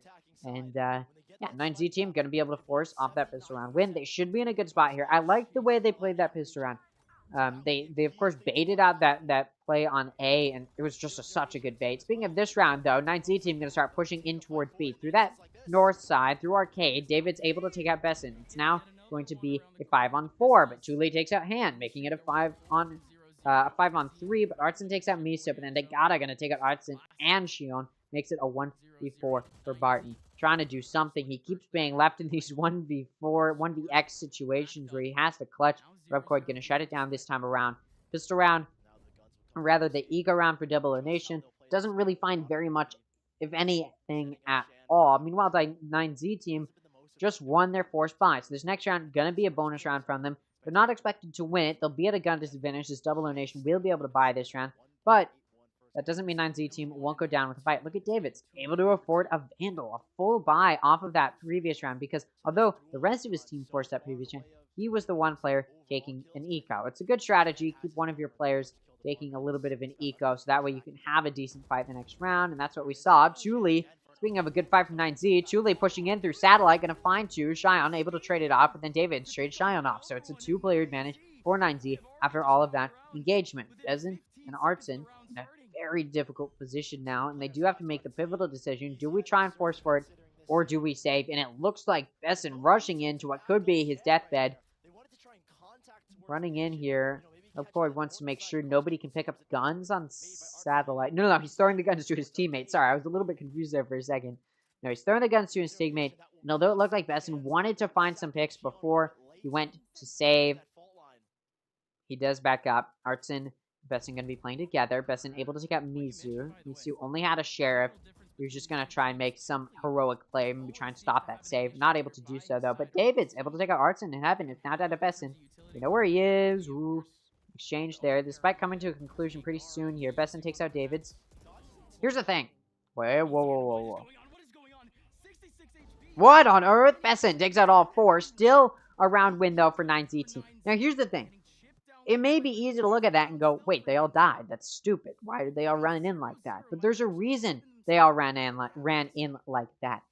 That was their bonus, right? They could have lost all of their players and still been able to buy this next round. But not only did they not only did they win the round, they risked it all to chase down that one player. Sure, it didn't work out, and it's an impressive 4K to keep themselves alive, and Double O Nation was able to save one gun. But it should be highlighted, 9Z team killed the other player that was trying to save. So it was still a worthwhile investment, because even if they did all die, they were able to kill one of the other players, and they still have some good econ to work with because they just won their bonus. They just won 3 in a row to start off this half, so of course they're going to be in a good econ position to be able to buy this round 5 for the next round as well, despite losing all of their players on that round. They're still in a really good spot. Double O Nation only able to save one of their guns, not in a good spot, because they spent everything on that round. That was an expensive round for them, and they lost all but one of their players.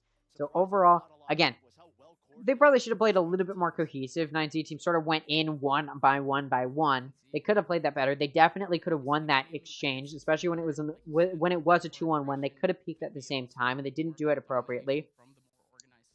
But you know, you can nitpick all you want. 9Z team still won that round, and they did it in a really good fashion. Because look at their econ.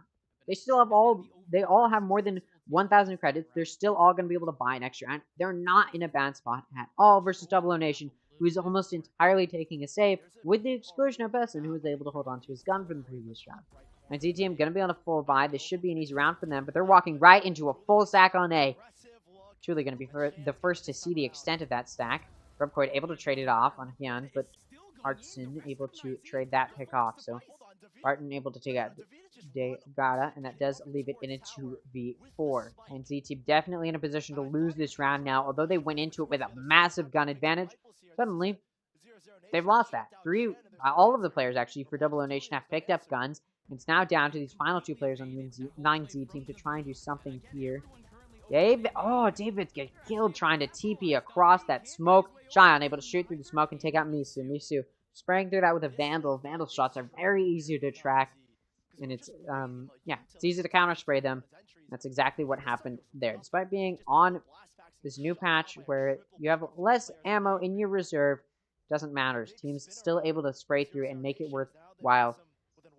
We do have that not Hunter's Fury. What am I saying? We've got the From the Shadows available for 9Z Davids. The question is, though, how is he going to use it? We haven't really seen that From the Shadows play a huge, massive, major role in this map yet. Sure, on the offense, it can be a really easy way to rotate to the other side. You know, you can then TP onto the spike. The hand able to take out Chuli. It's now a 3-on-4. Ooh, David's able to get on site very, very quickly. But it doesn't matter. Shine shuts him down. They got able to trade it off. It's still a player advantage for Double O Nation. Misu on drop. Gets shut down by Barton. Now it's a 2-on-4 for 9Z team. 2v4. Not an easy win by any means. And it looks like 9Z team wants to rotate. But look at Besson. Very, very ready for that rotate to come through. Unbelievably well here, 0-0 Nation. But 9Z have got a chance. Like you said, it is just BZN. Granted, BZN's got the glow for a reason. Flash coming through. And it looks like 9Z team getting ready to take control of B site if they can. Besson's still here. They're not ready for it. And Besson able to take out Rubcoid. And down goes Degata. Double O Nation moving closer and closer to winning the map pick from 9Z team. I said it was going to be a quick 2-0. Unfortunately for me and my predictions, and also my voice just starting to die out here. Looks like maybe... I mean, it could... actually, no. Hold on. It could still be a quick 2-0, just not nearly in the direction I was expecting. The next map as well is the map pick from Double O Nation. It's Haven. Double O Nation has a 100% win rate on Haven. Perhaps there's a bit of an advantage to being on your home turf. Double O Nation, the Brazilian team in Brazil, playing on LAN against the Latin American team. There's gonna, of course, be more Double O Nation fans here. Although they're not favored to win Ascension by even a little bit, I don't think anybody expects Double O Nation to make it very far in the playoffs at all. Maybe even one of the first teams get eliminated. They could make a statement here and beat probably the #1 team in Group B. Well, not just probably, the #1 team in Group B. Forwards available for 9Z team. Showstopper, Rolling Thunder, Seekers, and Neural Theft could all be very, very useful, but they're taking an eco this round. Rubcoid, though, shutting it down. Cheyenne goes down. It's now a 5-on-4. What's available for Double O Nation as the Seekers come out. There's a lockdown and not Rolling Thunder, Orbital Strike for Double O Nation in case they're starting to feel worried about this round, but I don't think they are yet. Sure, they're down a player, but they do still know that 9Z team is not in a good spot. Showstoppers come out, though. Barton able to... No, doesn't take out Truly before the Showstopper finds a kill. Artson able to stop the plant, though. Takes out Degata, but it's immediately traded off by Davids. Defender lockdown comes out. Besson pushes through. Julie with the grenade takes out Besson, and the lockdown goes down. It's now going to be a 1-on-3 for Hand. Very winnable, though. Spike getting ready to go down. Showstopper comes out. Spike doesn't go down, and Hand takes out Davids. It's a 1-on-1. Now, Misu able to pull out that Neural Theft.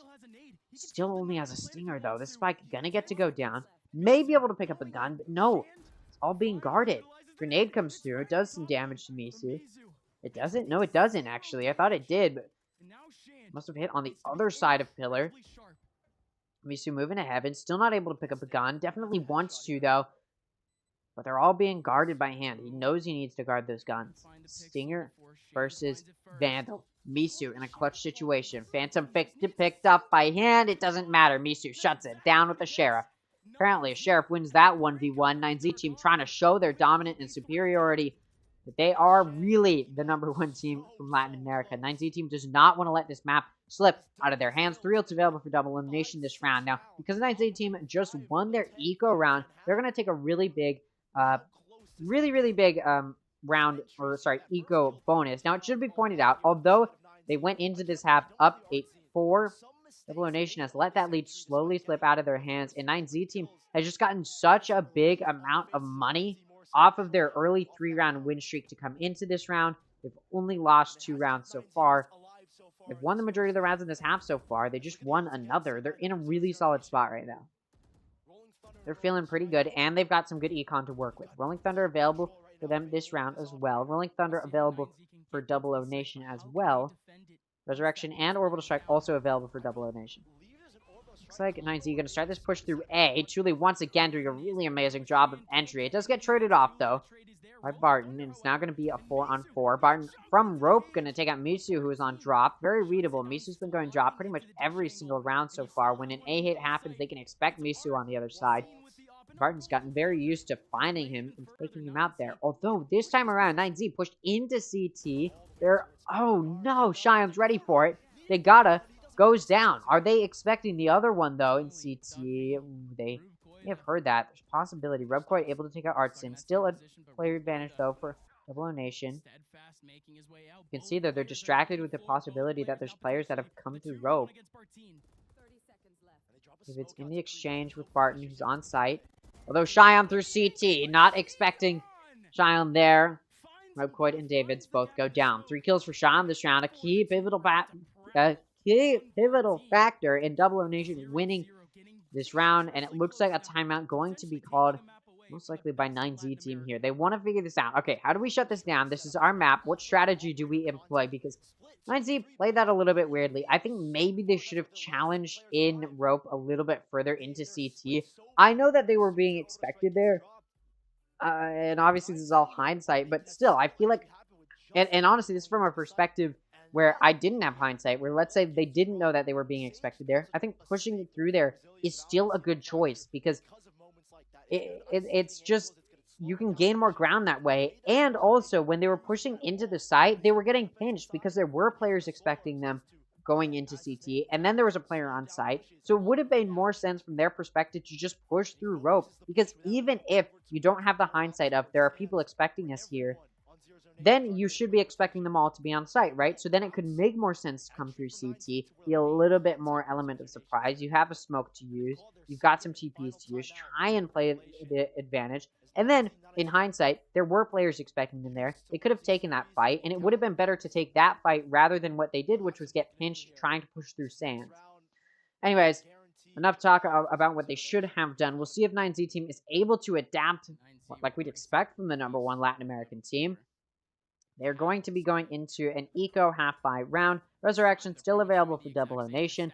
They're on a full buy, though. They likely won't be trying to use their ults unless absolutely necessary. 9Z team has had some success on their Eco disadvantage type of rounds, or on their Eco rounds, so they may be able to recreate some of that here. We'll see if they're able to, though. 9Z team pushing in towards B.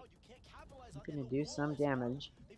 Barton takes out Misu. Hand takes out Davids. Barton takes out Degada, and although Rubcoy takes a hand off guard, still able to find that pick. Thule finds a pick in response, but Artsin shuts it down. 4 players left alive for Double O Nation. They're now 1 round away from taking the map pick from 9Z team. The #1 Latin American team here could possibly go down by the hands of the #2 Brazilian team. #2 by a wide margin, by the way, like I talked about. Double O Nation not favored by me, and I think a lot of other people to do anything here in Ascension. I don't think very many people are expecting Double O Nation to make any progress here, but if they can beat 9Z team, they may be able to cement themselves as the #1 team in Group B. Absolutely a good stance to take. Resurrection still available for Artson, and now that 9Z is on a bye, they may be looking to use that ult to try and secure themselves this round. You see David's having to go for a Spectre for 9Z team, but that's because there was a Hero Vandal bot in the previous round. Oh, Misu, once again, finding a struggle to find anything in any of these rounds in this offense. Misu's really been struggling. Red out in a lot of different positions. Speaking of being red out, look at Double Nation entirely over on B, mostly in B main even. 9Z team, like, alright, we'll just go through Satellite, go through the north side of A, and they can get right onto site. Not only is there majority of Double Nation over towards B, but Cheyenne's in B, or is in A main, right? So, I'm gonna find a whole lot there. Oh, but Cheyenne's ready for Degata to push out. You can tell Degata was not expecting that off-angle hold. Now Double Nation has a 2-player advantage. 9Z team gonna have to play this post-plant. Concussions come through. This is not a good position if you are 9Z team. David's flushed out of that position under. Barton able to take out Thule. Rubcoid, though, takes out Cheyenne and Besson. David takes out Artson before going down to hand. It's a 1v2 for Rubcoid, and he doesn't win it. Double O Nation takes map 1, picked by 9Z team. Fracture goes to Double O Nation. We're now moving into Haven, a map which has a 100% win rate in all of challengers for Double O Nation. And honestly, although I expected this to be a quick 2-0 for 9Z team, we could be looking at a quick 2-0 for Double O Nation. Even though I was saying Haven probably won't go the way of Double O Nation coming into this series, because they showed that they are a very powerful team, and they've definitely improved since challengers. I just don't think 9Z team's really going to be able to find very much when it comes to Haven. Well, before we get into Haven, though, let's go ahead and talk about how that map went, where these players ended up. What we can do really quickly is take a look at any match highlights that we have over on the Valorant Esports North American Twitter. As well as camera. Dagar still has the rolling thunder. That's a crazy Here comes BZN! Around the corner, BZN clears it. BZN! Faces on the Terminator known as Thule, and he's looking for a whole lot more! Thule! I like how there's like an echo because of they're in an arena or in their land, so it's like I don't know. I just think it's funny. On the Omen Paranoia, first Degara, Mizu on other maps, Koida, BZN. What is going on? What is going on? 66 HP, and he actually picks up everyone. Of course, on the Omen. Well, yeah, very powerful team that Double O Nation has shown themselves to be. Again, they're blowing my expectations out of the water from what I was anticipating coming into this series. Let's go ahead and take a look. Let's see if they put it in yet. You know, I was hoping, you know, for North American Challengers, they were really slow to put in the VLR. I was hoping, okay, we're coming into Ascension, right? There's going to be more teams. I mean, I was not anticipating that it would be this slow still.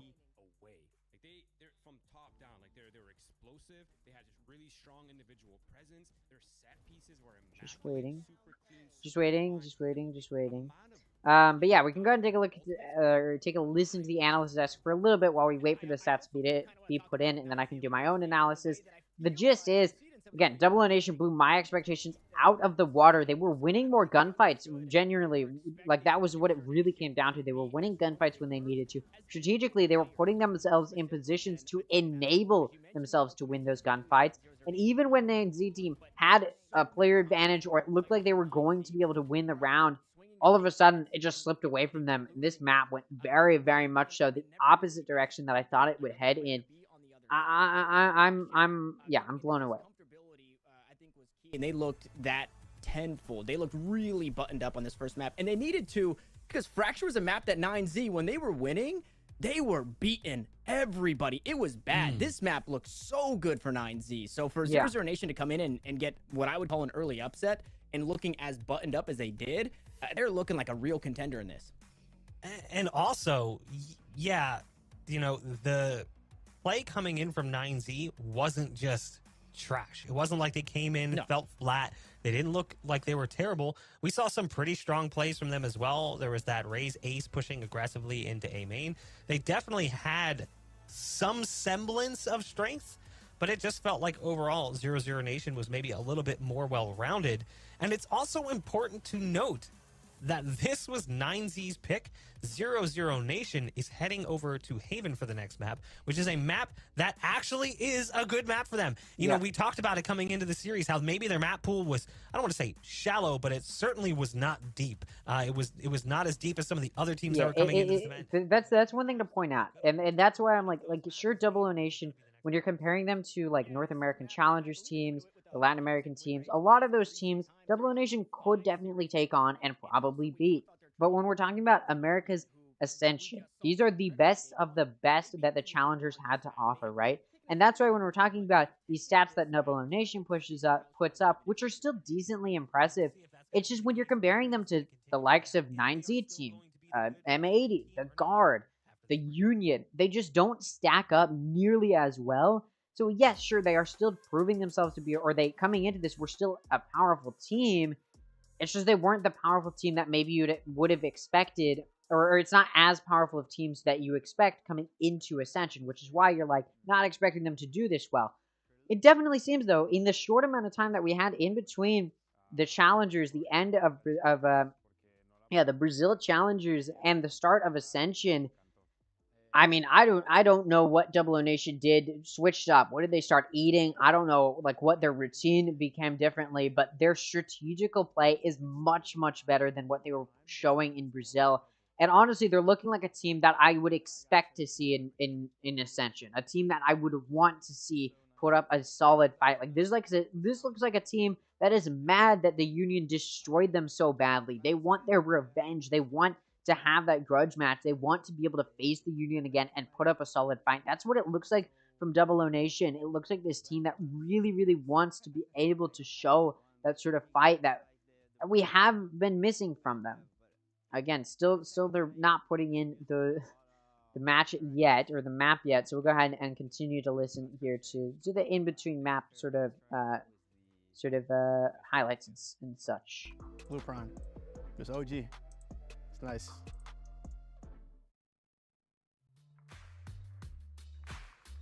Alright, and now it looks like... Alright, so... I'm not entirely sure what to do here. I really thought they would have been better at putting VLR in. I really thought they would have been better at putting VLR in, considering where we are at. But yeah, I am a little bit. I'm still processing what just happened. So, Fracture again was a really solid map from 9Z team. One of their better maps, if not their best map. They're playing against 0-0 Nation, who was not that great on Fracture. All of a sudden, we're coming into Fracture, and 0-0 Nation is able to win by a pretty decent margin, a much better margin than what we were originally anticipating. Now we're going to be going into Haven, and it's a map picked by 0-0 Nation, one of their best maps, considering 0-0 Nation does not have very many good maps. In fact, this is like probably their only good map coming into Ascension. They've just destroyed, comparatively to what we would have expected, they've destroyed 9Z team on Fracture. Now we're going into a 100% win rate from 0-0 Nation, a map in Haven that 0-0 Nation has figured out in Challengers. Coming into Ascension, I do expect them to have a little bit more difficulty dominating on it like they have, but it's starting to look like they're struggling here. If there's an upset that's going to come through, I would not be surprised if 9Z team takes a 2-0 loss, similarly to how M80, pretty big upset, took a 2-0 loss to the Union. Again, I'm still sort of lost for what to talk about. You can see these players getting ready. It looks like we're getting ready to move in. Let's see if there's any additional clips here at all. I don't think so. Yeah, no, nothing else here. Go ahead and continue to see. I don't think they're putting this map yet for whatever reason. It's taking a while. But yeah, Haven's an interesting map. And I want to highlight 9Z team on Fracture pulled out a very off-meta pick. Omen came out. And that's the main thing I want to highlight. There was an Omen picked instead of a Brim. And one of the key reasons you pick Brim is because the Molly is really useful. Orbital Strike, one of the most useful ults in the game on any map, and especially on a map like Fracture. And then you've also got the smokes being pretty decently useful. The combat sim can be very useful as well for clearing a lot of space really quickly. So that's why you see Brim on Fracture so often. 9Z team decides to go for an Omen. We've seen them on Omen before on Fracture in Challengers. They had decent success on it. It just seems like when we're talking about Ascension, you need to be thinking about the reason you're picking Omen. Is Omen coming out because you're going to be able to use the util other than the smokes in a useful manner? The From the Shadows was counterplayed almost every single time it was used. The TPs were not used. Whoa. Were not used in a way that was super impactful. That was loud. The smokes were not used in a way that was particularly impactful. And beyond that, like the paranoia was okay, but I mean, is it really going to make up for the lack of that additional Brim util? No. I'm unbelievable. I'm unbelievably disappointed to see 9Z team not really able to pull out that sort of difference that we might expect from this team. You know, pulling out an off-meta pick, being a South American team, we typically see these South American teams go for those off-meta picks or meta for North America. And here we come in, we played against a Brazil team. It does not pan out at all. And now we're going to Haven. I'm wondering if 9Z team will even be able to clasp to anything in this series, or if Double Nation is going to continue to look as strong as they have. It's the 3-0 is actually on the Haven losses. So they've actually never lost this map before, which is insanity. 5-0 on the map, looking extremely clean. I must say I'm slightly nervous here for 9Z, especially with the showing in the first map for 0-0 Nation. Like, just the way they were playing just seems like it would fit so well on Haven. So it's going to be a tough match for 9Z for sure. Yeah. I do want to add that it gets a little weird here. Much like we saw kind of a deviation for 9Z on Fracture, we get that same kind of deviation. There's a world where we don't get it, and there's a world where maybe they play something a little bit more stylistic or I guess default to what Haven is. But 9Z bring a Chamber, they bring a Sky and a KO. They like to play the Raze here. Thule feeling very comfortable on the Raze. So it's weird because you look at 0-0 Nation and you think, hey, this is a good map for them. But then you look on the other side and you say, okay, well, there's a huge wrench though, right? Are they ready for Chamber, Raze, Sky, Omen, KO composition on Haven, right? Things could get weird here. I actually don't know if I fault them for playing the Chamber here. I feel like if there was a map where you could make it work, this would be one of them. Given the extended sight lines that you get on the map, it obviously makes his ult a little bit more. The thing with Chamber though is like, first of all, coming into the newest act, yes, Chamber's been buffed and it's more worth it to play him. In fact, in the most recent tournament I casted for Project Alliance, we saw Chamber come out quite a bit. It was actually very interesting to see this sort of new meta. Sure, it's a lower level tournament, but it was sort of interesting to see this newer meta of Chamber come out.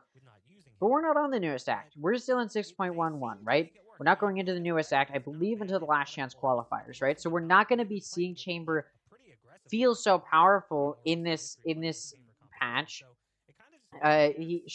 He's still a powerful agent, even after all the nerfs that did end up coming his way. He can still find his vision, and like Bog was saying, like, yes, there are some longer angles which can be used more effectively by a Chamber. I just don't see a world though where a Chamber is going to be as impactful, especially when we're talking about Ascension, right? Like, a Jet is much more useful than anything that a Chamber can provide. I mean, in pretty much every single circumstance here. It's just not really going to be a factor here. I just feel like unless you're going to be playing a Chamber and also a Jet, then I can see maybe the Chamber finding some use. But if your choice is between, I'm going to have my duelist play a Chamber, a Jet, or a Raze. A Jet or a Raze is better in almost every single facet, just because, yeah, sure, there's some long angles that Chamber can really find some use on, but Jet can find that same use, and also the smokes are useful, and also the dash can be useful in other circumstances, and also the updraft can be useful in other circumstances, and also the ult can be way more adaptable or way more useful in a lot of different situations, right? So it's just like And then the Raze is another story where it's like a completely different set of util. Yeah, sure, you can't peek angles and get out of there quickly, but you can cross through those long angles very quickly. You got an ult which can be very, very impactful. It can be a round ender in a sense. You've also got, you know, what was the other one? Oh yeah, you've also got paint shells. Can be used very, very useful to clear some of that close space. Let's take a look though, and let's see what these players did decide to pick. Over on Double O Nation, they've got the meta pick. You've got a Breach, you've got a Sova, you've got a Jet, you've got a Killjoy, you've got an Omen. Tried and true by so many different teams in so many different facets of competition. This is the meta pick for Haven, and it works out here. 9Z team, though, once again, trying something very, very off meta. Omen, alright, the typical smoke you'll see, and we saw them play it on Fracture and didn't have very much success with it. But then they're running a Raze. Alright, sometimes you'll see Raze on Haven. They're also running a Chamber. Okay, I like it a little bit more that you have a Raze and a Chamber. I can find some use with that. It's just an expensive agent. Like, unless your Chamber is top fragging, I'm gonna have a hard time finding some confidence in that. And then, the biggest question mark, I think a Chamber can make sense. KO. Alright. KO is an interesting agent. In fact, again, yesterday when I was casting, I casted a game where somebody was using KO on Haven, and they found some success. There's some really good usage for KO. I'm not saying there isn't. The only issue I have is that KO he's a very limited agent. There's very few circumstances in which you'll find that KO can be used effectively, especially when you're talking about on defense. It's going to be difficult to use, or sorry, not defense, offense. It's going to be difficult to use KO to clear a lot of those close angles. And now 9Z starting on offense. We'll see how this does end up paying off, though, or playing out, though. Very offense-sided, or not a very offense-sided map, but Haven is an offense-sided map, because it is a 3-site map. We do see 9Z pushing in through mid, some early engagement. Art's in, able to take out Tuli. It's now going to be a 5-on-4. Ligata takes out Art's in, but Xion trades it off, although Misu able to take out Han and Xion, but then Bessin trades off by taking out Rubcoid Davids. Misu takes out Barton. That's it. Bessin shuts it down. Sorry, I was really slow there. I apologize. Double O Nation takes the first round. They are going to be starting this map up around. Now, again, highlighted it before. 100% win rate. 5-0 for Double O Nation. And after the improvement we saw from them on Fracture against 9Z team, I'm looking at the possibility of a 2-0 here for Double O Nation. It's not looking great here. And off of that pistol round win, it's really not looking good. Now, it is an offense-sided map, so if there's a team that should take the lead going into the next half, it should be 9Z team. And losing the pistol round shouldn't put too much of a damper in their step. Speaking of a damper in the step, and able to take out David, start off this round down some players, and also going to take out Suli and Rubquad, looking for more potential ace if they can find something. But no, not. Degata able to take out Xion. Bessin takes out Degata, no more ace potential forehand. And it's down to Misu, pull out the Headhunter. Oh, could have been good, but they miss, or they don't miss, but it's wallbang through that post, and it's not going to end up finding that pick. 9Z team now going to be able to force or get a buy running here off of that eco round, while Double O Nation going to be on a bonus. They kept all one of their players alive in that previous round, so they've got some decent guns to work with here. And it should not be a hard fight here. We've got a Tech Pawns coming out. Yeah, so pretty interesting first start. Obviously, both of those first two rounds is just engagement in mid. Not entirely sure why they're going, let's just run it down mid, but Double O Nation is happy to oblige. Finding so much engagement mid allows them to win those rounds, because what makes this map offense-sided, other than it being a 3-site map, is it's a really hard rotate for the defense. It takes a really long time to rotate. So when you're just pushing mid as the offense, the defense is happy because you can rotate towards mid from the defense faster than any other spot you're going to rotate towards. So I do want to see maybe 9Z team stop just huddling mid. I imagine they were just doing that because it was pistol and then eco, so I understand why they did it. They shouldn't have done it, especially on that first pistol round. Probably should have gone for, A or C site. I think would have been a better use because, it'll be a longer rotate and it's pistol, so you might be able to have some of that explosive energy as you entry. But it is what it is. They did what they did, and we're here in this situation. Double Nation playing this defense about as well as they should, especially considering their history on this map. I'm seeing this sort of high-level play that I would have anticipated. Not entirely sure why this check pause is going so long. Go ahead and check the chat. Actually, I don't think they'd say it in the chat because it's LAN. Some of the teams from LATAM South. 9Z, however, we have not seen 9Z against this tier of team in Brazil, in North America. Yeah, I am interested to see if 9Z team can find some more use for sort of this off-meta pick. Again, this is a very non-traditional type of team comp. We don't see this a lot, especially in this highest level of play. Having a KO, useful to find any useful... It's difficult to use on the offense just because it's difficult to get into a site and then use that util effectively for, say, post plant or again, just getting that spike down. It's difficult to find KO or use KO to find some use. Yes, sure, you've got 0 point. You can suppress those enemies for quite a while and you can get into that site, sure. But also, it's like, you've got a flash, but it's a little bit of a selfish flash. And there's not a whole lot of angles with the KO flash on this map to help set up your team. That's why you just won't see it really come out on Haven very often. This round, though, coming out of this check pause, good and start. And you see 9Z team playing very, very passive, hoping that Double O Nation will push into them. Unfortunately for them, that's not the play here. Double O Nation playing very, very passively, hoping 9Z team will push into them. They're playing a defense as you would. 9Z team gonna start pushing towards C, getting ready to push in. We've got one in garage already. Tule able to push in. I mean, we saw Tule ace in the previous round. Can they find that same use? One-way setup in garage. Tule just rushes right through it. Able to take out Best. Barton there to trade it off. Gun could be picked up there if needed. It's not going to be a 4-on-4. Concussion's coming through, but Degata just pushes right through it. Shine going to take out... Sorry, Shine going to be taken out. Misu takes out Artson. Barton able to take out Degata, but it's immediately traded off. Now 1-on-3.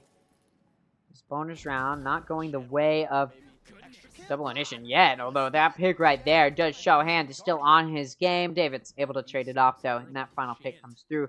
9Z team takes their first round. Again, it's an offense-sided map. Double Nation taking the pistol round does help to mitigate some of that offense-sidedness, but just by getting that early round lead to try and help, you know, boost themselves a little bit along the way of this half to at least try and keep it even. And knowing, again, Double O Nation's history, it's very possible that they're able to at least keep it even. We are seeing here is 9Z team setting up for this A push, getting ready to push through A lobby. This will be the first buy from both sides on this map. We'll see. Will Double O Nation be able to maintain this dominance that they've carried through so far to start off this half, or will it be shut down aggressively by Double O Nation? Or sorry, by 9Z team, who will want to be taking this map to take it to a decider to try and take the series. Silver Dart ends up hitting, so they know that it's an A push, at least to an extent. It's not like they spotted the chamber, so it's probably not a lurk at the very least. And gonna take out Tule, that's an early pick. Pulls out the knives, looking for something more. Not gonna find anything though. 9Z team just gonna one back. Misu's been able to make some progress in mid with the lurker. Not gonna be pushing in.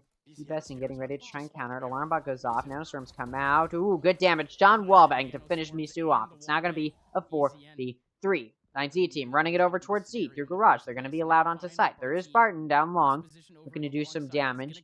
If the spike does start to get tapped. Ooh, look at Barton though. Doesn't even need to hear that spike getting tapped. He's ready for the possibility and he takes Diagata out.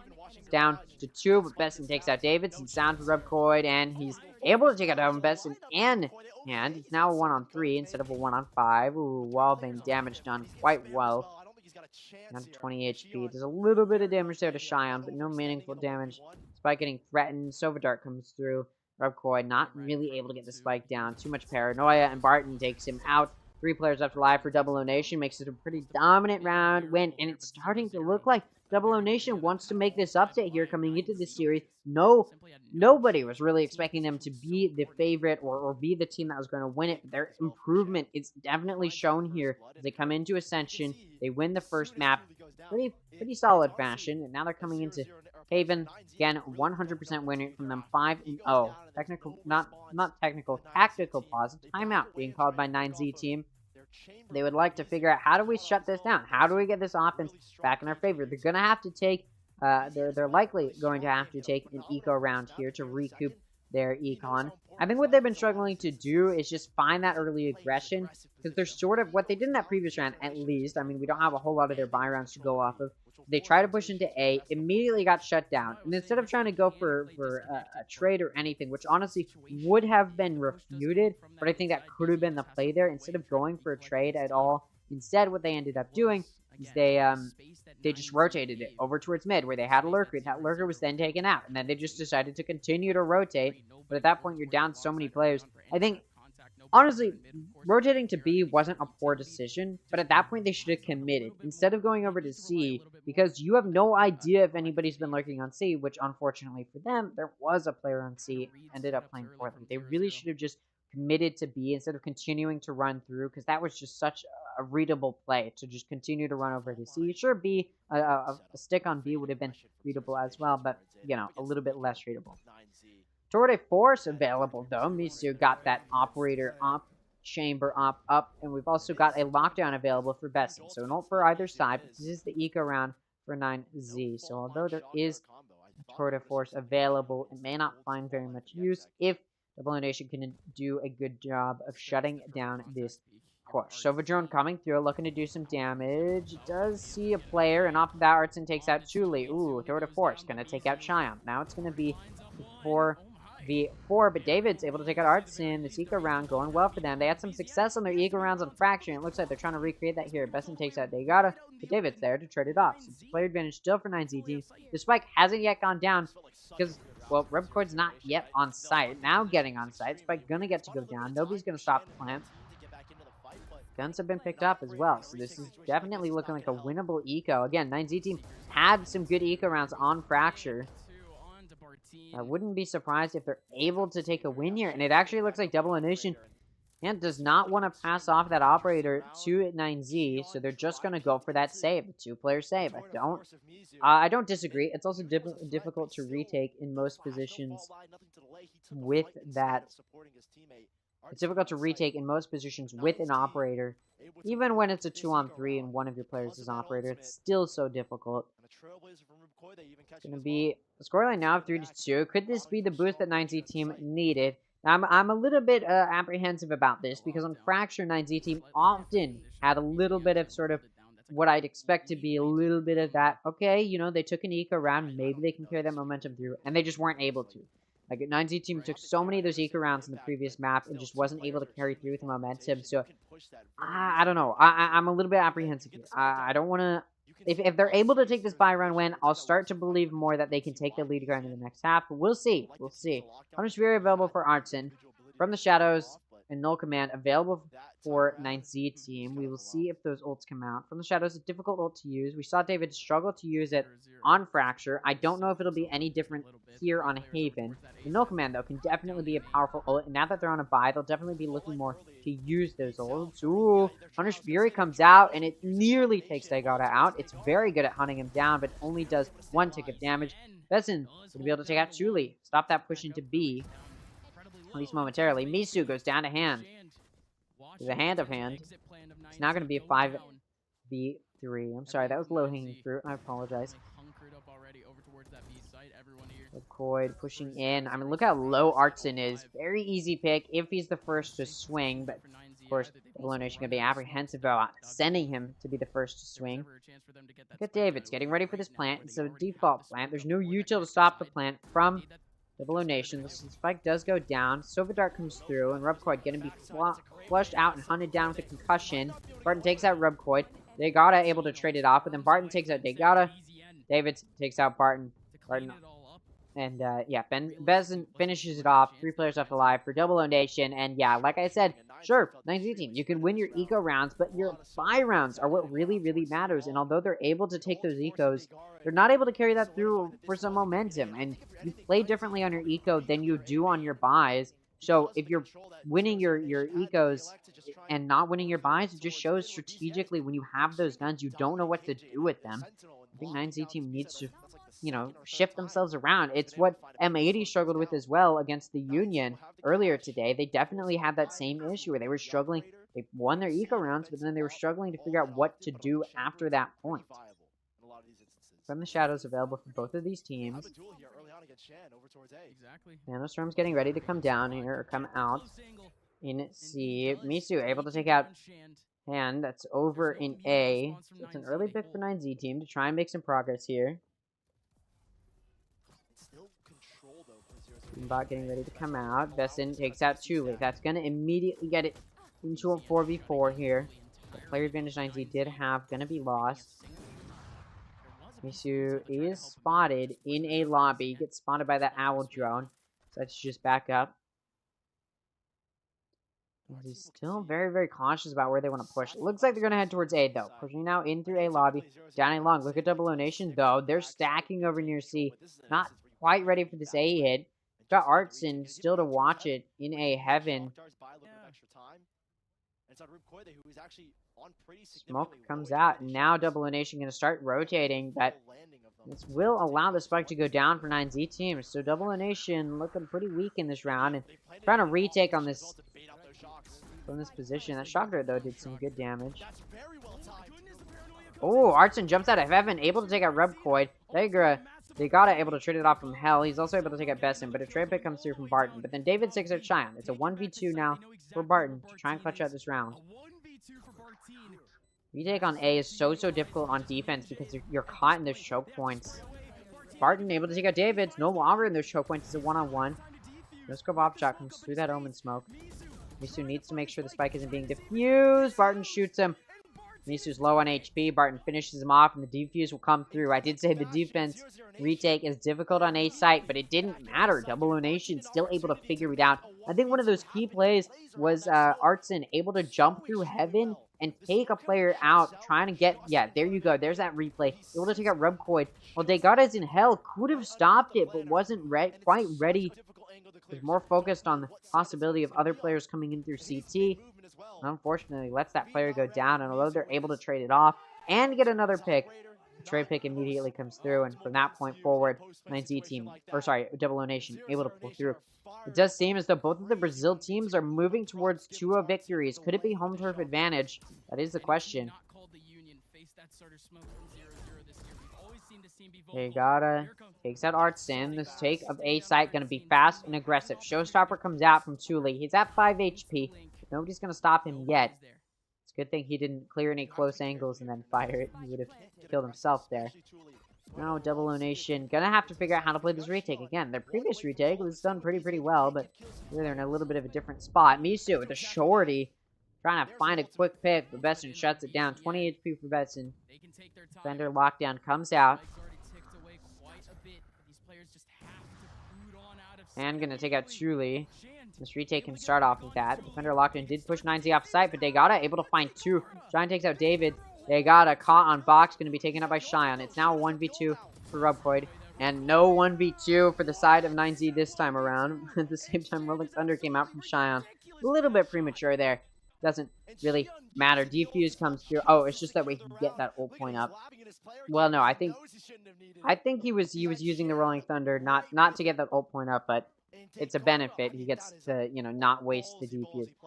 Regardless, 6th round now won by Double O Nation. I'll remind you, this is an offense-sided map, and it seems 9Z team's off-meta pick is not really finding very much grounds at all. Sure, Tuli's finding some early picks, but beyond that, the aggressive nature that Arrays can bring, not really coming through from Tuli. No command available for Degata this time around. Could be a pivotal ult.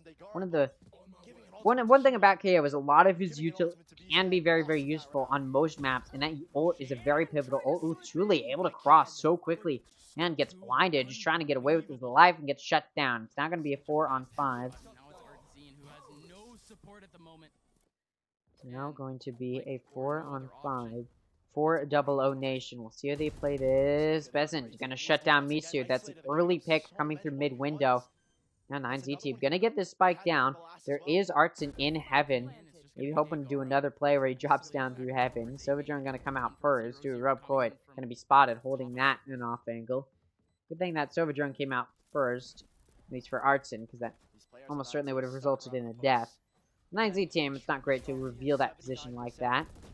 So it is an off angle we don't see played very often. And now, of course, Double Nation's gonna be wary of it. Degada able to take out Barton. Bezin, though, with a trade pick. Shine able to take out Tuli as well, but Degada takes out Bezin. Artson gets a trade pick, but then David shuts it down, clutches the 1v2, and this round does go to 9Z Team. At this point, 9Z Team just has to try and tie it up going into the next half. Double Nation already has 6 rounds, which is more than what I would anticipate or what I would say is a good amount. I mean, 5 is a good amount of rounds. That's like the amount I'd say you're good at if you get that on your defense, because it wouldn't be that hard to at least take it to overtime on your offense, if not win on your offense. But Double Nation's gone the extra mile. They've taken the 6th round, so it's now impossible for a 9Z Team to take the lead going into the next half. Although 9Z Team does win that round, it's very likely that Double Nation will be able to take the lead going into the next half. Ego round comes out from Double Nation this time around, but they read exactly where 9Z Team goes. It doesn't matter, though, as 9Z Team is able to individually pick off Double Nation's players 1-on-1. Besson, the only player with a gun, spotted by that Seeker, still able to take out Degada. Hasn't gone down yet. But gonna get to go down on A. There's a lurker in B. Besson... Ooh, Besson knows that. Oh, Misu could have used that position to their advantage, but they do reveal their position, trying to get that wallbang shot. They're mid. Ooh, not ready for Misu in that off angle on box, and Misu able to take Besson out. So this round does go to 9Z. That's now 2 in a row. Could they get 2 more for a total of 4 in a row to tie it up going to the next half? That's what they're going to be trying to do. Again, their backs are against the wall here. They need this map if they're going to try and win this series. Their first series of Ascension, and they are, I mean, they're in a tough spot. Again, they're just, yeah, they're just caught out here. They definitely don't want to have to be winning this map, right? They know it's Double Nation's best map. I honestly, I'm not very hopeful that 9Z can win this map, especially, again, considering this is the offense side. This is the easier side for 9Z Team. And they're not taking it. Again, that sort of non-traditional setup is really hurting them on this offense. I'd say it favors the defense a little bit more, so there's always a chance that when it switches to the defense, 9Z is able to surprise us. But Double Nation has a team comp that is very, very good on both defense and offense. They found a good defensive, they found a good amount of defensive rounds. So even if they go into the next half tied 6-6, when they're on their offense, they're gonna have a comp that can favor the offense more so than that of what 9Z team comp was able to favor. 9Z's team comp was not able to really favor, or isn't really able to favor this offense very much. And Double Nation's will, so they'll be able to take advantage of that. And it just goes to show Double Nation has a flawless run here on Haven, and they're definitely going to try and prove that for a reason, and try and continue that here in Ascension. From the shadows available for Barton. NC team getting ready to move towards C. Misu gonna take out Cheyenne in mid. Some early engagement there. Misu ready for Cheyenne to be holding that off angle on window. Barton, though, trade pick on Davids. That's over on C, where the bulk of this push is headed. Besson gonna take out Chuli. The push and entry onto C site has been denied, and off of that, 9Z just gonna have to figure out how they want to play this. Are they gonna rotate, or did they just back off? They were peeking C long, but that smoke comes out, and it prevents them from really gaining very much vision. They do just decide to start backing up here. A little highlight, Besson, top fragging.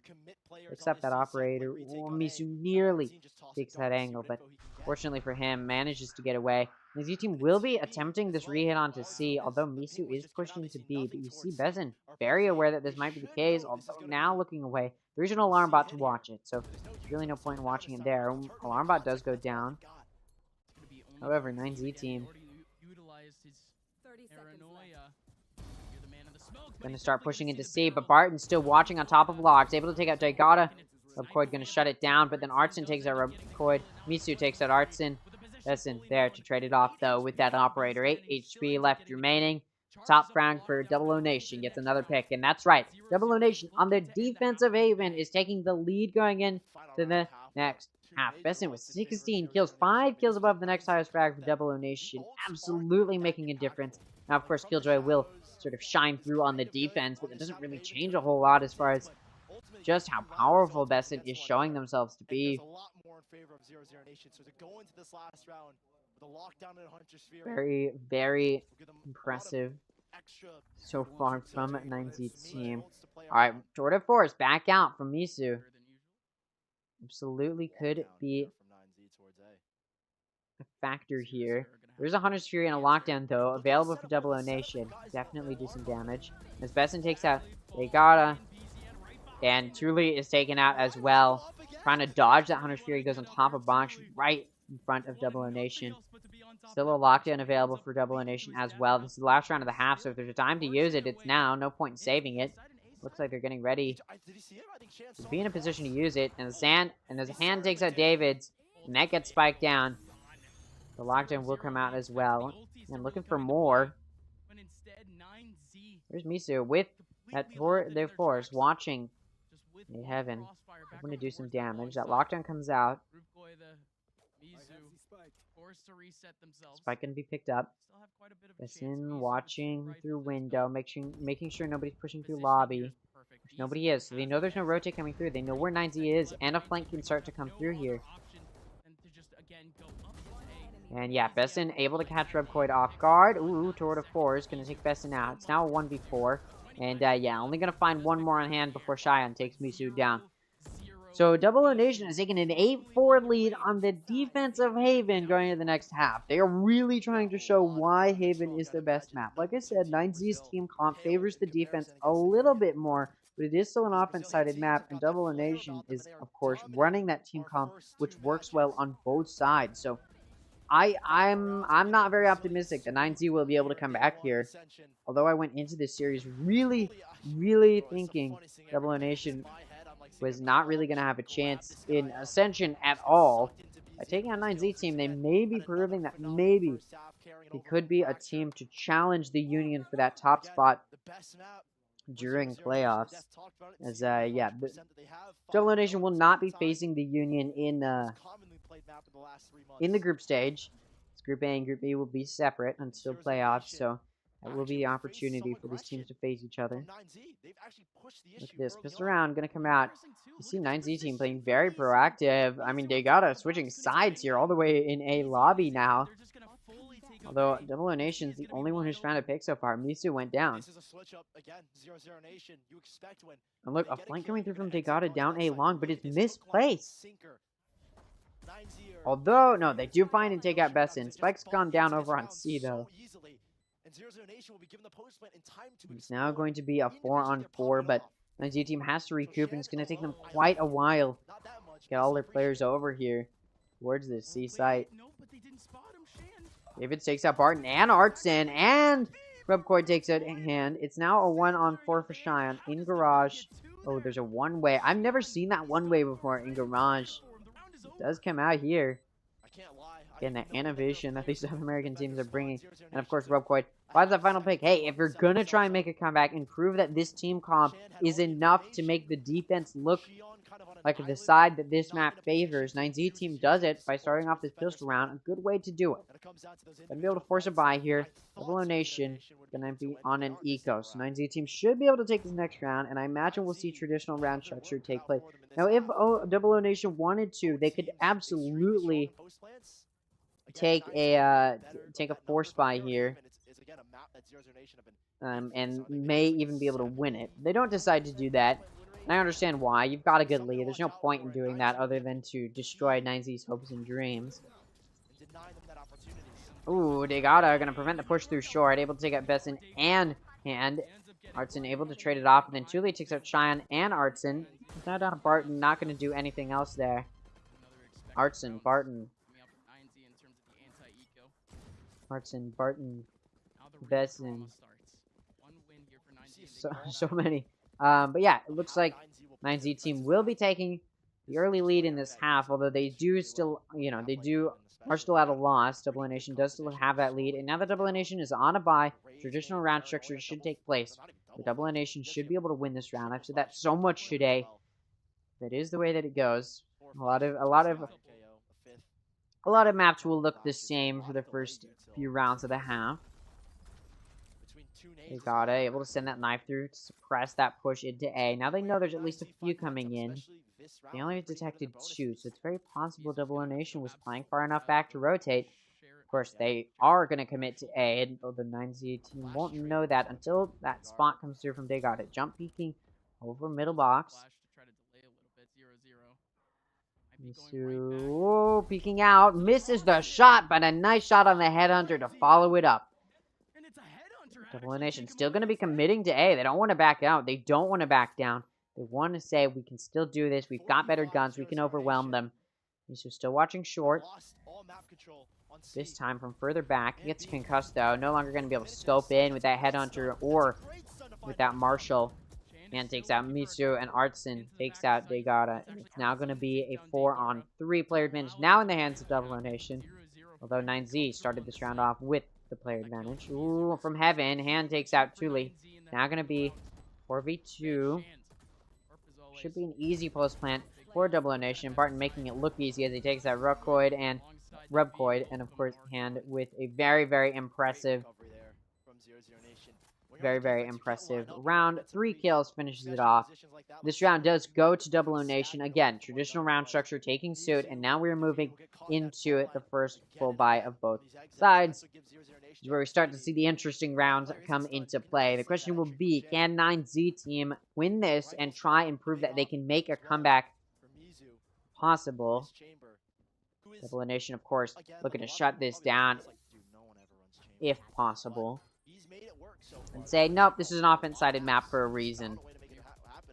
See an entry from and into a short. Gets right past the defensive 9Z. Thule is pushed up to watch a lobby. You see this engagement about to happen. Ooh, Silverdrone gonna spot 2. Maybe only 1, but Thule's still able to take out Hand. Flasher's coming through, but there's a smoke that's there. It does prevent any further vision. Double Nation now gonna start pushing towards B. David's down to lock it. On top of box, able to get away with his life as well, and Rubcoid able to take out Barton. Does now make this a 2-player advantage for 9Z, but good damage done to Thule and Rubcoid could be cashed in on by Double Nation. Operator on Misu looking to do some damage, and it does. The headhunter follows. Another prime example of Misu dominating on Chamber. In the previous round, we saw a similar shot where the Marshall shot missed and the headshot on the headhunter came out. This time around, lands a shot with the arm and then pulls out the headhunter. Gets a shot. Very, very impressive. We see Double Nation Child now going to go for the save. It's a good choice. I mean, there's really no argument to be made that it isn't. You're in a 1v5. Very, very likely that you will not win if there's an attempt. But this is a really good show that 9Z team is trying to turn the tides here. They went into this half down 4 rounds, but they're trying to prove that this defensive comp can find some action. And after that play with Misu, that Opshot and then the headhunter, which you can tell he's been practicing and practicing and practicing, I'm starting to believe that this will be a good play from 9Z team. Ooh, Shine gets spotted in spawn. Gonna get pushed here, able to find 1, looking for more, but no, gets shut down. And that means all of the players from Double Nation die.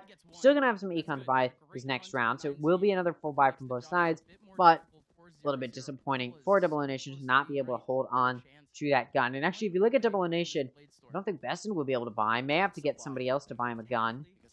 Looks like that is what will be the case, but it is a little forced by, excluding Barton, who will be saving a little bit of econ, classic and full shield.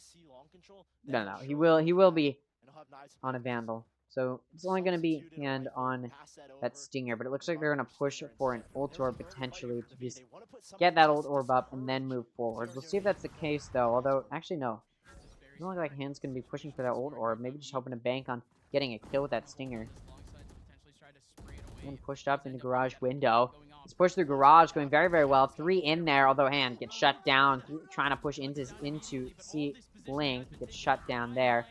Artson's Hunter's Fury going to find 2. Besson happy to cash in on taking out Degada as well. It's now going to be a 2v4. Shine, the lowest player on Double Nation with only 5 HP. Martin's low a little bit as well. This is still winnable from 9Z. So much Yud still being used there, though. I'm Misu. Thule able to take out Barton, but Shine immediately trades it off. It's a 1v3. All Misu has is an operator. Really no good hope of clutching that one up, so he just backs up. So, 9Z teams wins the first buy from both sides, but then Double Nation follows it up with winning the second full buy from both sides. And if we do start trading rounds here, we'll go better for Double Nation, who has a 3-round lead at this point, or will have a 3-round lead at this point.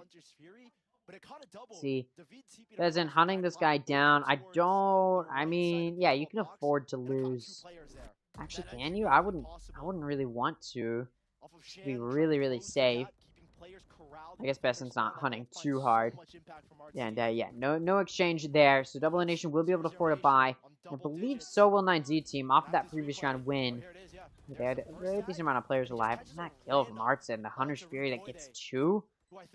Key factor there. They no longer have that Hunter's Fury to work with, so maybe 9Z team will be able to shut this down. Again, in that case, that defensive comp that 9Z has pulled out wasn't really able to find anything because those players got shut down so early. Double O Nation going to be on a buy round and going to be, of course, using those knives. We've got 9Z team going to be on a full buy, so it's a full buy for both sides once again, the third one in a row. Again, if rounds start trading, it goes better for Double O Nation. So 9Z team would like to get a win streak going to shut that down. They need 3 to tie it up. And that's assuming Double O Nation doesn't break that streak at all. Looks like Double O Nation going to start pushing towards C. Smokes come out. Blinds come out. Ooh, sight being cleared. Hand able to get deep into backside. Past David's defenses. Now it's going to be a 5-on-4. Stinger's going to be used here by hand for a little bit. He does still have some knives, but he wasted a little bit. Shot through the smoke a little bit with them. You can see Link. Ooh, Rubcoid able to take out Cheyenne. It's straight out by Barton, though, and this flank coming through from Thule is being read by Artson. Although he's ready, he's not quite in position to find the kill. Julie takes out Artson, while a fellow pick comes through from Double O Nation. So still player advantage there. Mitsu getting run down. Hunted down, rather. And finishes him off. They know where Thule is, and they're able to take him out. Barton gonna find that pick there, and Double O Nation now finds 2 in a row. So the third buy from both sides in a row does end up going to Double O Nation. 9Z team definitely gonna start to get worried here, and they're taking a timeout, the final timeout, and yeah, they're gonna need to scramble to this. They've got a defense side of team comp, sure. And it's very clear that Double O Nation would like to maintain their status as undefeated on Haven in both Challengers and in Ascension. So in all of this Tier 2 competition, we've seen Double O Nation be undefeated on this map. And I don't think they're going to want to change that going into Ascension, even if they're up against a team like 9Z team, which was the #1 team in Latin America. It just is how it is. Although I was expecting 9Z team to dominate this Group B, it's looking like maybe Double O Nation has improved coming into Ascension more than I would have anticipated. I mean, this looks like the Union playing against M80 type of level. Double O Nation able to perform way better than what I was anticipating. 9Z team, I don't know if this reflects more on Double O Nation or 9Z team. I think it's both. I think Double O Nation is performing more so than what anybody would have expected coming into Ascension. And I think 9Z team is underperforming what we would have expected coming into Ascension. Considering 9Z team did win Latin America Challengers, you'd expect them to be doing better here, and they just aren't. 3 ults available for 9Z team. No Command, Seekers, and Showstopper from the Shadows available for Barton. And also one ult point away for Lockdown and Rolling Thunder. So Double O Nation has some decent ult economy, but look over at 9Z team. Tour de Force almost up, as well as that from the Shadows. This is a good round here, and you look at Misu fighting for this orb with the help of David. They want to get that Tour de Force up, but look at Double O Nation. They know what's happening. And they're ready for the possible push up here. They're making some noise, though. Oh, Misu able to find that pick. Now that Tour de Force can come up. Doesn't, though. David takes out Cheyenne, and Besson takes out Misu. David's able to get one more before he goes down to Artson's hands.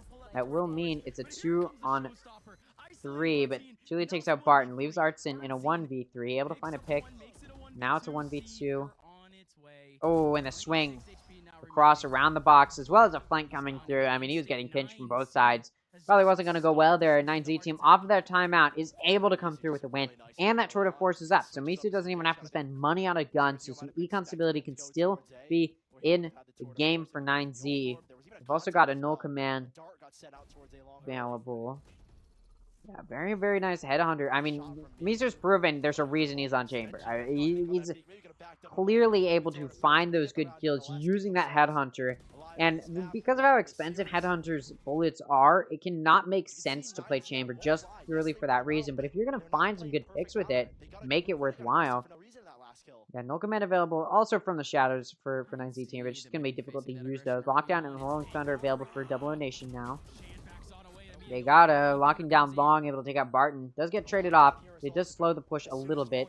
Although Besson in short able to take out Davids, who is on top of his boxes. It's now going to be 4v3 here.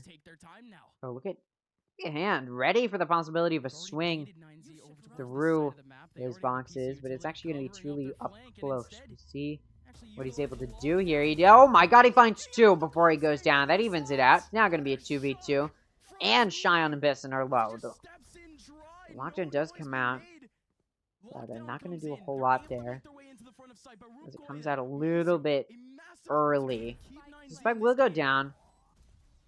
Engagement's going to have to be taken. Ooh, Flash does stop 9Z from starting this retake as quickly as they would have liked to. Besson is blinded. Taken out by Rub Coyd. And then, of course, Misu shuts it down, finding that final pick. Proto Force used... I wouldn't say it was a super worthwhile investment, but they do find a pick. So 9Z starting the win streak they needed to try and at least get it to overtime. Double O Nation just needs 2 to take a win, 1 to at least secure overtime. Very real possibility. We'll see. There's a very, very real possibility that we will see another overtime today if this comeback can be made by 9Z team. Double O Nation again. They just need 1 round to take it to at least overtime. They, of course, would like to prevent that. It's still possible, though, that 9Z wins enough in a row to get a 13-11 win. It's entirely possible. I don't know if Double O Nation will want that to happen in front of their, their fans, their home turf. No command and from the shadows available here for 9Z team. It looks like a possible tech pause. No, it's a timeout from Double O Nation. I believe they've got 2 available, using their first one here just to shut it down. And yeah, I like this choice here to try and close it out. And yeah, I like the choice. I don't think this should go any... I don't think Double O Nation will want this to go any further. They need to close it out a little bit. Double O Nation struggling really to maintain this entry into the site or this explosive potential they've been able to get. A few of the rounds that they've been winning, they've been able to play slow, wait for 9Z team to push into them or make a mistake rather and get caught out, and then Double O Nation can find a pick and push onto the site. In this case, 9Z has been really good at either not letting those picks come through or being able to retake after those picks come through. Double O Nation needs to figure out how to get those early picks and then maintain that player advantage. You got 2 watching Garage for 9Z team. A good read, because this is where Double O Nation is headed. Flash comes through, but it doesn't stop them from watching. Davids takes out Shine and Besson, and able to trade it off. Rubcoid, though, going to trade that pick off. Meanwhile, Barton pushing down C Long. Does get a good paranoia. Does blind, but isn't going to be cashed in on. Meanwhile, meanwhile, Artson gonna take out Misu. It's now 1-on-2. Suddenly, Artson finds themselves all alone. Gonna push into this site. Spike not in their hands. It's in mid. Expression comes through. And they gonna win the 1v1 with Artson. A swing was gonna come through from Thule. Either way. That round not gonna go. It's a Double O Nation off the timeout. It's starting to look like 9Z may even have the momentum to win in this half. Double O Nation isn't able to shut it down. Their home turf may witness a failure to secure a 2-0 victory on a map which Double O Nation hasn't taken a loss on in Challengers. Now coming into Ascension, trying to prove that there's a reason that they haven't been beaten on it, but they look at 9Z team. They're willing to stop that. The #1 team in Latin America finally starting to find a little bit of their stride here on Haven to come back, try and get a win going. Look at Double O Nation, having to take a half buy. Meanwhile, 9Z team on a full buy still. Their econ pretty stable at this point, off of so many rounds won in a row. Trademark going to be destroyed in Garage. Now this push from Double O Nation can come through into C. Push Fury can start to come through. It's a little bit high. It does miss. Misu able to take out Barton. And able to take on Mizu, but they completely miss Davids. He's gonna find 3 before he goes down. Now it's a 1v3 from Besson. Not gonna do anything there as Repcord shuts it down. I mean, what on earth? Nobody checking their corners. Very, very sloppy work here from Double O Nation. They're starting to let it slip from them. They're starting to let their true colors show as to why they struggled in challengers. Just some of that game sense, that situational awareness lacking. And what could be some interesting plays, they just can't find those picks on those easy players. Although, you know, eco round or half buy from Double O Nation. Now they're going to be on a buy. We'll see what they can do with some good guns. Going to be playing a little bit smarter here, a little bit more cautious, a little bit more cohesive. So he does get spotted there. He's going to have to back up a little bit. See Hand just still holding short, hoping somebody will push into him. You look at Tuli pushing up, not going to push through and down into sewers. Just going to be watching short from Cubby. Wow, Double O Nation getting ready to push through short. There's Tuli and Rubcoid there to watch it. Ooh, Dog comes down. Hand won't be spotted. He gets away. The Dog comes through and nobody's going to chase, so it's not like Hand will catch anybody off guard. Another smoke comes through from David.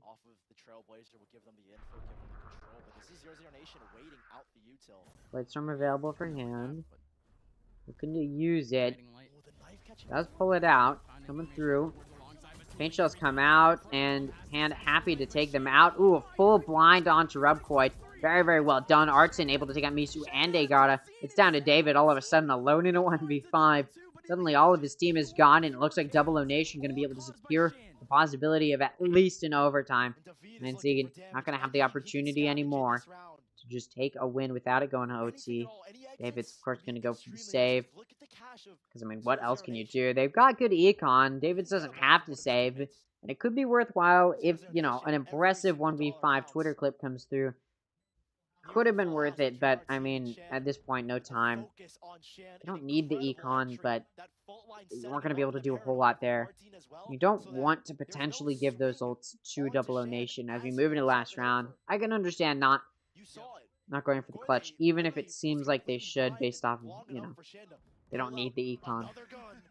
So it does look like Double O Nation will be taking this 12th round, and so 9Z's only hope is to take it to OT. It's very possible we see another OT today, especially after the success 9Z was having, what was the start of a comeback with 4 rounds in a row. So all Double O Nation needs to do is win one. All 9Z team needs to do is win one to take it to OT, and then we can restructure and get ready to prepare for dominant halves from either side. Both teams so far having a better defense than they had in offense, so if it does go to OT, that will be the case. But all Double O Nation needs is one round. Seems easy enough. And pushing through short. Julie in an off angle, hoping to find a pick and Cubby. Not going to be able to. Artson shuts him down. Now no player. Can 9Z team pull through to clutch this round out? Turret going to get spotted out. It's blinded though. Can't hurt him. So Rubcoid decides to take out, or at least try and take out Barton, but is not able to do so. So no trade pick comes through. David's able to take out Hand. Essen takes out Agata. David takes out Besson. It's now going to be a 3v3. They've evened it out. David gets away with his life and takes no damage either. Barton very low on HP, down to 60 HP. No more shield available. There's no healer on the side of Double O Nation. We'll just try and back up here. Double O Nation getting ready to push through towards A. They want to re-hit this site, but look at the 9Z team. They've got Misu with an operator ready. Watch this. Ooh, that Omen smoke comes through. Ooh, the jump peek comes through, and Misu's ready for it. David's locking down long. David takes out Artson. Zion able to trade it off, but it's a 1v2 now. Not looking like the most winnable thing in the world. 30 seconds left. Sean wants. He does have some time to rotate, maybe over to B. Not sure about C. Maybe a little bit close there if he does. It looks like he's going to. Yeah, he'll get there. And nobody's going to stop the plan either, so he's in a good spot. Got some time to clear out some space. Right, he's going to get the spike down safely. He now just has to play a 1v2 post plan. Easy enough. Yeah, it sounds easier said than done. Ooh, Rolling Thunder comes out in Garage, and Cheyenne's able to take out Rubcoid. He's isolated these fights. He doesn't know where Misu is, though. He doesn't know if that Rolling Thunder landed or not. It did, but he has no way to verify that. Now Misu, oh no, he's banking on the CT. It may not come through from... Oh, they saw each other. 1v1, Misu stunned, can't pull out that operator. There it goes, and Xion wins it. It's a 13-11. It's a 2-0 final score for Double O Nation. They secure their flawless run on Haven to continue. We've seen 2 2-0s today. It's an upset, as Double O Nation, probably the least favored to win any series that they play in the whole of Ascension, beat the #1 seed from South America. Absolutely unbelievable. The first day of Ascension did not disappoint with some exciting series. I thought it was going to be a quick 2-0. I'm blown away. Tomorrow we've got some more exciting matches. M80 versus Fusion. That's M80, the #1 seed from North America, versus the #2 seed from South America. And then we also have Double O Nation versus the Guard. The Guard's debut match in Ascension versus the team that just beat the #1 seed from South America. Gonna be an exciting one. Thank you guys so much for watching my coverage. Yeah, I'll see you guys tomorrow, 1 p.m. PST, where we resume Ascension. It's been fun. Thank you guys so much for watching. If you guys did enjoy, make sure to scroll down, see if you're subscribed. If you are, thank you so much. If you aren't, I hope you would consider it. Thank you for watching. I'll see you all tomorrow. Have a